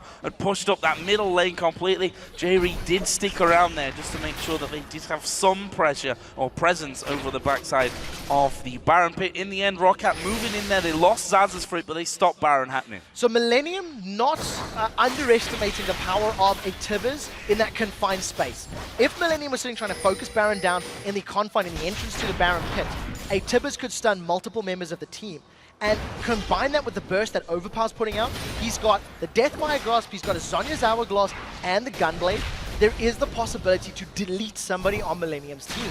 So they back away, play this one safe. Now, because of the sweeping lenses and the pink wards that they've got in and around the area, Millennium's going to try again. Look for the hook. Jankos, his Banshee spell's been popped. Can Jerry catch him? Yes! Well, it was hard to miss there, but the repel comes in. Ace in the hole came around the back. Jankos flashes away. Rest of Rockat starting to move in. Zazas has popped his ultimate. Well, there was the counter talisman used by Millennium to rush off to the top side of Baron. In the meantime, Rockat, they look like they were going to make a play on towards the mid lane, or are they just touting for pressure? No, they are going to go mid lane. So we'll see how Rockat play this one. They really don't want to be sitting in a siege or a counter-siege situation. That is where Millennium's team comp is going to shine wonders. But if Millennium can keep forcing Rockat to check, forcing Rockat to move into the pit, they can wait for a good hook from J-Ree. I almost feel like Millennium didn't respond quickly enough to that Jankos hook. Yes, he did repel up, but there was that brief moment or two where maybe the silence from J-Ree could have held him in place a little longer. You know, you have to theorize, what if they'd killed him? What if, but sadly enough, those what ifs don't win you games, because otherwise my record would be a lot better than it is at this stage of things. But J-Ree once again clearing out on the backside of Baron Pit. They've got a couple of wards already inside the pit itself, as do Rockat, who are once again going to start moving in position. Sweeper lenses just coming out there and put into use. RNA will just finish that one off, and a double ward, better safe than sorry, from Rockat's side of things, as Vander does finally get himself home to finish off something there with that Giant's belt. Actually, we did see earlier on the Riley's Crystal Scepter coming out from the support players. Yeah, and I think that's going to most likely be the exact same item. The slow that it gives you on Tibbers AoE on his sort of built-in Sunfire Cape is very, very effective. And in terms of items, I've just taken a quick look at Kerb's Spectral Wraith. It's already gone at 900 gold. To put it in perspective, RNA has only got plus 500 and Jankos plus 700. So we'll see how this works out for them. Millennium are on the Baron, they've got it low. Jankos is going to challenge, he does have Smite. Oh, this could be very, very dangerous. They've come off the Baron. RNA has taken a blast of damage. There's a big silence from J-Ree, but I'm not sure it's enough. J-Ree's going to go down here. They get his ghost once again. That is going to be a 6-man Rockat team now. The Baron, though, is taken by Millennium. They throw all their damage in there at it. They say you can take a Blitzcrank, but we're going to take Baron. One for Baron is definitely worth it for Millennium. Now that Baron's on multiple of their members, Millennium need to get control of the game back. They've been trying to pull Rockat towards them so many times over the last 7, 8, 9 minutes, and finally it's paid off, but that was very close. Millennium lost the engage. They didn't manage to get a kill on Jankos. Take a look at the play. What we're really looking for is how quickly Rockat surround Millennium. Millennium are spread out. Jerry, RNA, Kevin, they're outside the pit. Kerp and Creatine are sitting on, inside because they've got dashes to hop over, and Mega Inferno Bomb's actually what secured. They threw everything at it. The Culling went in there as well. Pretty incredible stuff. Nice pickup, and the ghost of J-Ree just sat all alone. Overpower didn't want anything more to do with it after that had all gone down. So, where does that leave us in the game? 10-17 kills, 61,000 to 54,000 gold in favor of Millennium. The towers on the other side, though, Rockat have a 5-4 advantage on that front.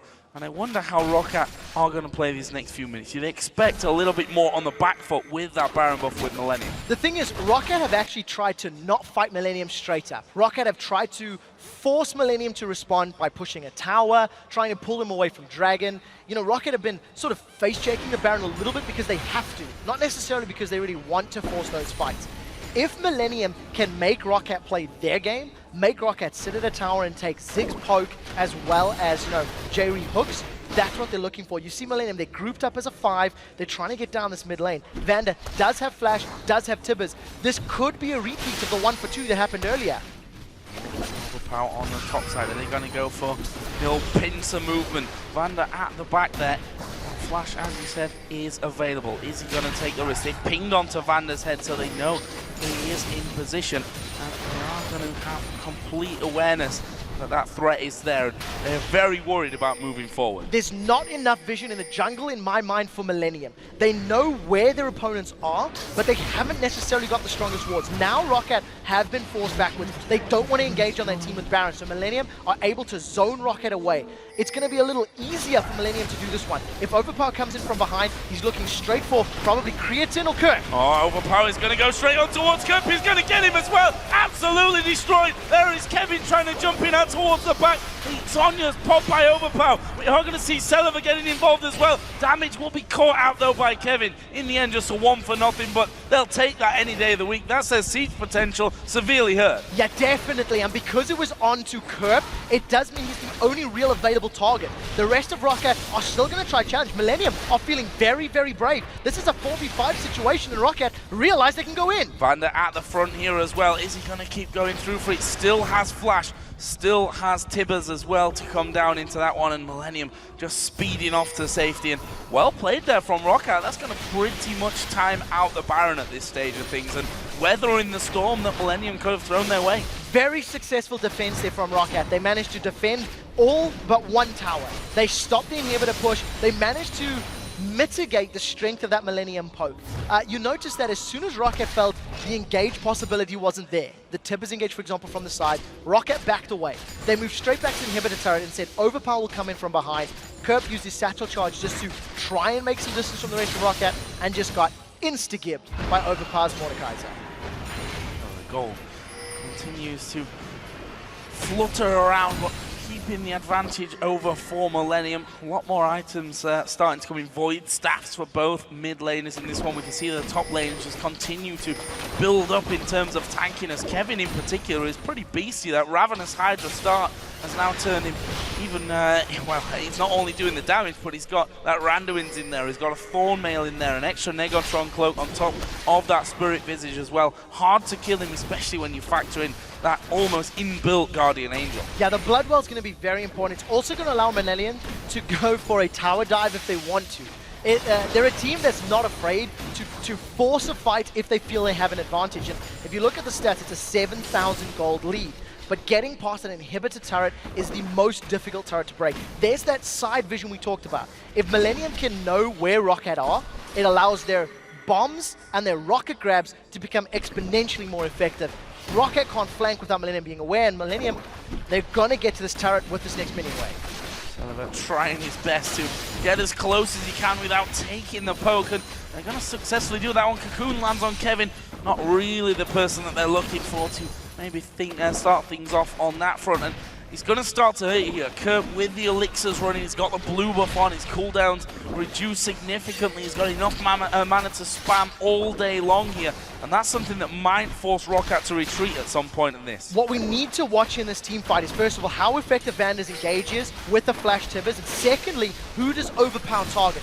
Kerp's got himself a Zhonya's Hourglass. The QSS is on the side of Creatine, so there are some tools to mitigate some of that damage, and I definitely want to see who he tries to burst down. It may end up being somebody like Aranea, but Ara also has that Banshee's Veil. Now Creatine's on the turret, finally got some auto attacks down, but Millennium Siege is not necessarily the strongest.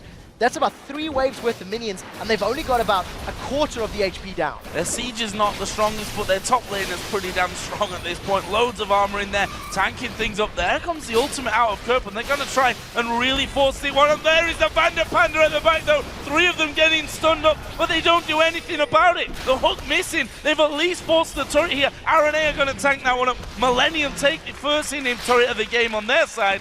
Are they going to keep going for this one, though? They've got 45 seconds to Baron. The initiation power from Rockat is severely reduced. As you said, the Vander Panda's not there. It's not a massive AoE stun, or at least it's going to be a lot less range. The rest of Millennium are trying to get to this inhibitor. There's the stun! They're going to go in for that one. It's Aranea that goes low, but after they got the damage to finish up, Ace in the hole goes through. Shutdown comes in. Aranea is in ghost form now, chasing through as well. The rest of Rockat coming up with the back. Kevin pretty much perma-slowed. That briefcase didn't quite land. They're going to kill off Aranea here. All bittersweet, taking down one of your own teammates in the end. And even then he doesn't die. Goes back over. That was a very good engage from Vander. Flashes in, throws down the W, holds 2 members of Millennium in place, and we said, who is Overpower going to target? And right now the focus was on Aranea. They get themselves a kill, they defend the inhibitor. The problem is, Rockat are having these small wins, these small victories, but they're still losing presence on the map. Millennium had siege for an incredibly long time. They got the tower down, and this has allowed them to get on Baron. They should be able to finish this before Rockat can get in play. I believe that they will as well. It's gone very, very low, and there is a pickup for Millennium. Nice little bit of Baron work for them, and actually Zazas here right at the front of them. We can see they're thinking about when do we flash, delaying it as long as possible. Two of them flash away. We see Kevin jumps over the wall as well, and Rockat a little bit too late to come out from that one. They fall further behind. So Millennium managed to get themselves yet another victory. They grabbed the Baron under their belt, and now I want to see if they're just going to siege up, say, the bottom lane, for example, and try get another turret, or maybe even the top inner turret, which is still standing, or if they want to make a beeline for that inhibitor. When Rockat were facing Millennium's Baron for the previous time they secured it, Rockat did not force a fight. They waited. They waited until it was a perfect moment to blow somebody up. And you have to feel that now with the lead being even greater and with the risk of losing a fight being greater, Rockat should most likely play this even more defensive. I'm going to see Dragon going down, and that will be the 10,000 gold threshold here for Millennium.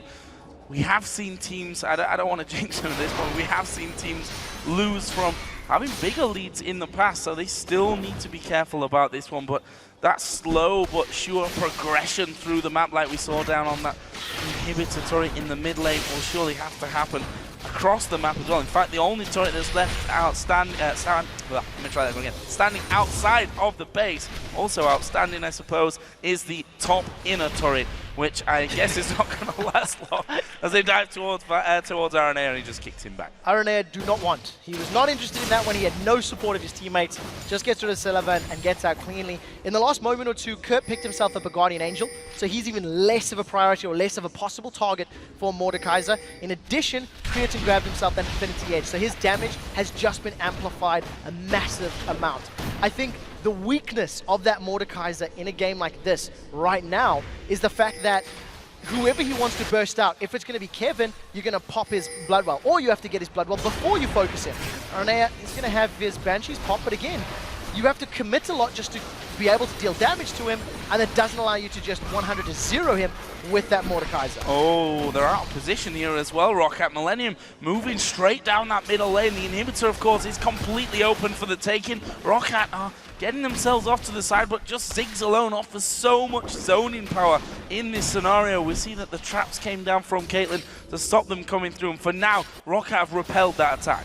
Well, we'll see if Millennium decide to keep this up. They still have that Baron on for a minute or two longer, I believe. Banshees once again popped by Aranea. Rockat will split up. Vander's been the only form of initiation for the team, and he doesn't have Flash available for this fight, but he does have that Talisman of Ascension.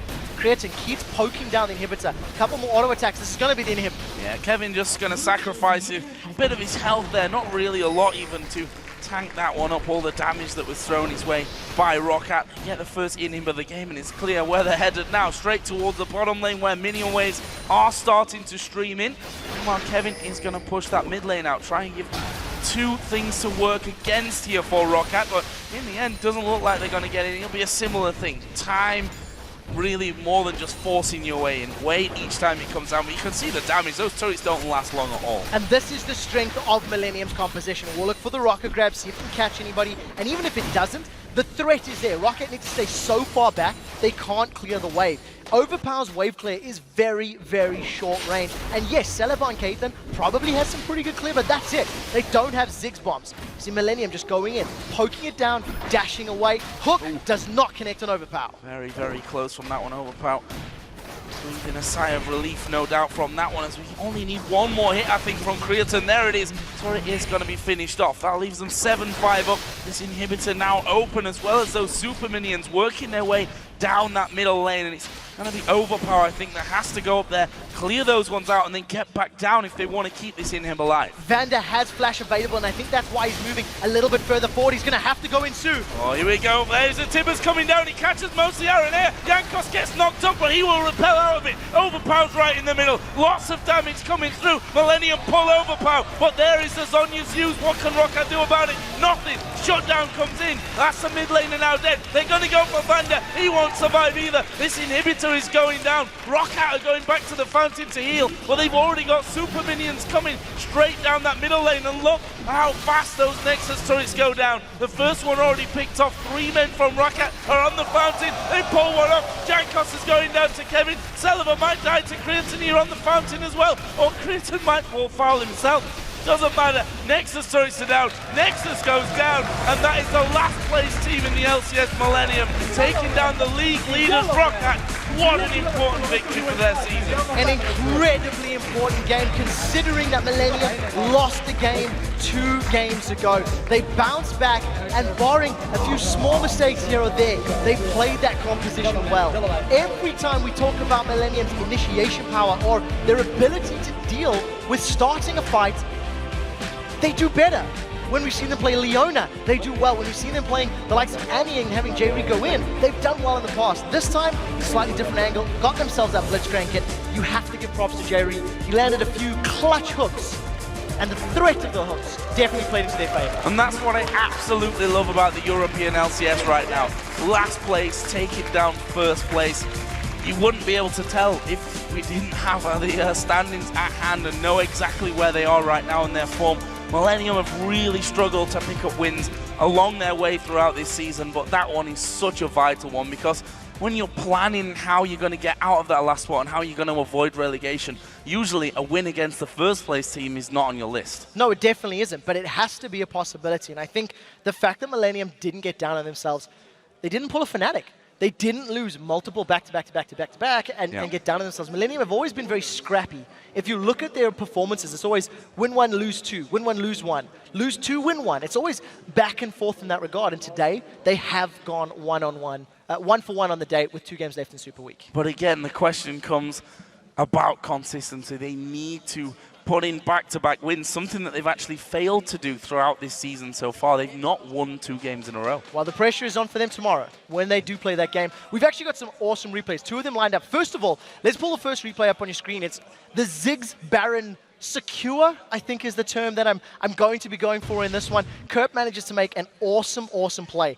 Now, from the start of the replay, Millennium pull a Baron maneuver, but they're not grouped up. I mean, look at that. Kevin is still sitting in the top lane. J-Re's hanging out on the side. And as Rockat are moving themselves in, a very good teleport from Zazis just allows them to get better position. J-Re gets dropped down thanks to that Children of the Grave. And what we're looking for in a moment or two is going to be Aranea going in. And look at that. The Mega Inferno Bomb from Kerp securing Baron. Trading a support for Baron's a trade I'll do any day of the week. And I think they almost fooled Rockat in that situation. Rockat thought that was done and dusted. They forced them out there. They were all low HP. They were gone.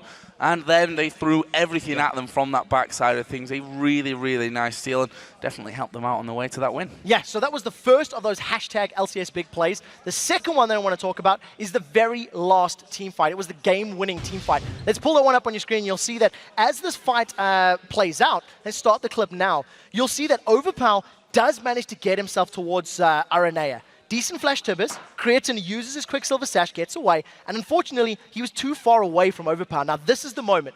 Overpower gets kicked away by Aranea, and J-Re says, nope, we want to get you down. Point blank, grabs Aranea, they surround him, and even though Zonya's Hourglass delays the inevitable for a moment or two, I think Millennium eventually grabbed themselves a kill, and they pushed forward over the next 20, 30 seconds to win out the game. Millennium played their siege very, very well. It took them time. It was by no means flawless. They lost the first fight. They took 4 or 5 minion waves to get the mid-inhibitor turret. But they eventually used that rocket grab, used those bouncing bombs to their favor. You get no extra points for finishing quickly, and I think that's the important thing. Points overall for Millennium. Don't forget, you can share your heroic moments with us by tweeting them to @LOLesports with the hashtag LCSBigPlays, and we look forward to seeing all of them. There's been an absolute boatload of them for today. It's going to be hard to pick them out. It's going to be very hard to live up to today's games for the teams that play tomorrow. You know, we got 6 games tomorrow, and I think every single one of our games had a very high level of play. Yeah. And more importantly, the teams that we were not necessarily expecting to perform well did step up. Millennium, for an example. Well, we're going to send it over to Shox and Deficio. We're ready to talk to Aranea from Millennium. Thank you guys very much. Indeed, we have Aranea from Millennium with us to talk about that impressive win against the first play Rockat. What an up and down for you guys here today. Tell me about that game, and what do you really want about out of picks and bans for you guys? I don't know. Every time we go to a game, we are like rethinking, like, what are they gonna pick? What do you have to ban? What are they gonna ban? What are they gonna pick, and what we can counter pick or something? After the SK game and this game, we were in the gaming room and we said like, just YOLO. Like, let's pick whatever we want. Let's pick like whatever people is comfortable with, because at the end is how you're gonna perform the best, and that's what we did. Like, we pretty much pick our best champions on every like role, and that's how the game went for us. And what about this Mordekaiser pick from Overpower? He was really hard to deal with for you guys because he came in from behind in teamfights, popped someone. Tell me about playing against Mordekaiser and Overpower. The thing is, like, Mordekaiser is a tricky champion. Like, you can probably see that he's doing nothing, just farming. But in one teamfight, he can win the teamfight alone by a good like combo with the ultimate. The thing was, like, he only got ultimates from, I believe it was me and Jerry. We're always like giving Overpower the ghost. But and well, also like Kriton, third item was Quicksilver. I told him like, go Quicksilver. If he gets his copy, we are dead, like all of us. So it was like, it's a trick pony for saying anyhow. Like, if he goes really fed, he can destroy the team. But in this game, luckily, he didn't got that fed. Yeah, you're also mentioning Jerry. I know why you picked Blitzcrank. It's for the Rockat grabs.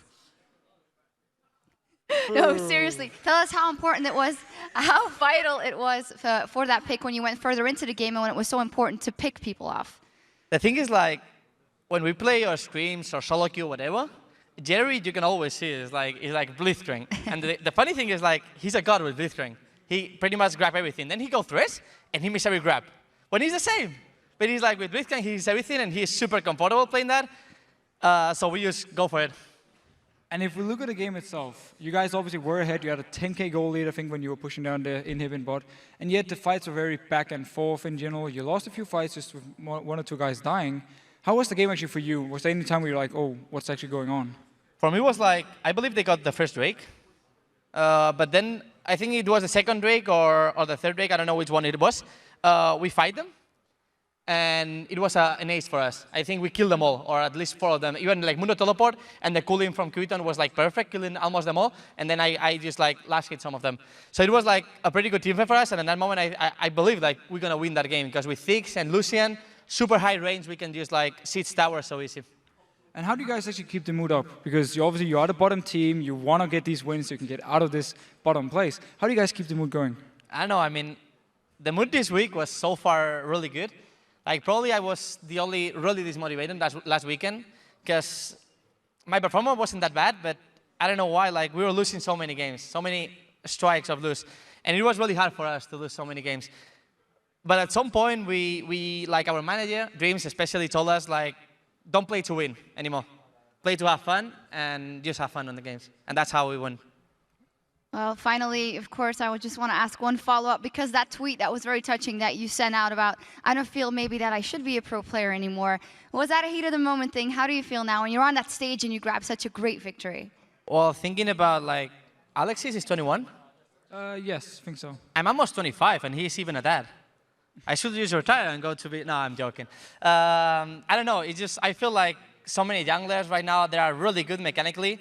And that I feel like maybe this team with another jungler could be better, but the good thing I have is a really good team that is motivating me so much. Like, they are saying, like, don't say stupid stuff, you are the best. And also my fans. I have to give a shout out to all my fans and my family, because they are always cheering for me and always like back me up, and that's something I really like.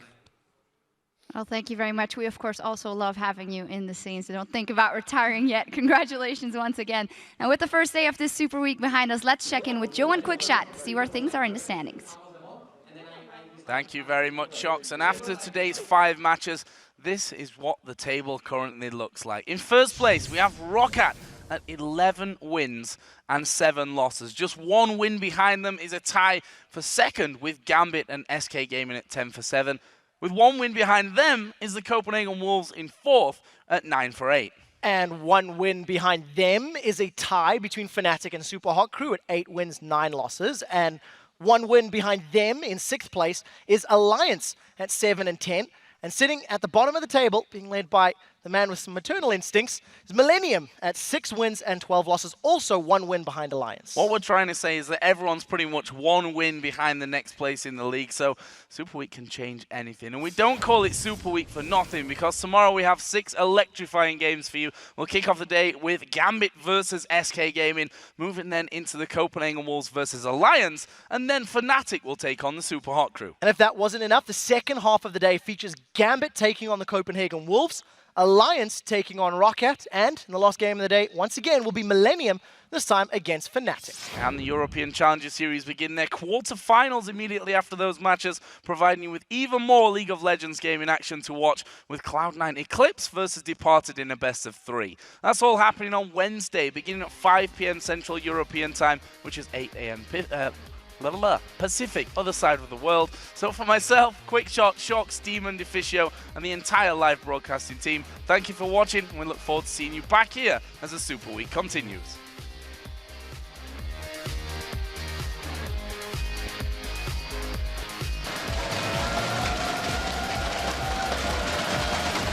Mundo. Good. Come on. Keep going. Let me live still. I'm reading you. Kill him. Yes. Yes! Get him. Well played. Nice! Great job, guys. 1, 2, 3. Banner's going to be jumped on. Alex gets himself the reset. He's trying to look for another juicy target. Will he get on towards him? Overpower's so low, but he's going to have... And he's getting on towards it. He jumps towards Salava. Can he get in towards it? He's going to run away again. Darian running interference from the backside. He does. Jankos goes in there. Jankos, will he take him down? No. Alex gets the kill. Gets another kill. It's a triple for Alex. And it's an ace for Gambit. What the hell just happened? They're still tanking out the Baron. The Baron's taken so low. Santa's being focused. Gambit get the Baron, but at what cost? Darian gets taken down. Alexis goes too deep. Gets hooked up beautifully. And that's going to be an assault battery. Overpower caught out. That's going to be the Guardian Angel pop. Diamond has to get back on towards Overpower. He has to focus him, but he goes down.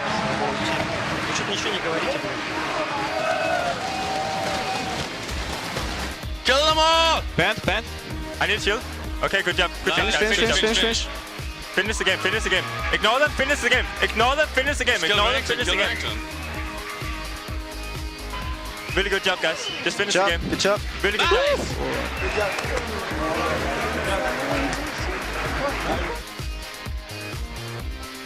Elise. Mordecai. Mordecai. Get Morde. Nice! Honey. I got the passive. Keep on. And then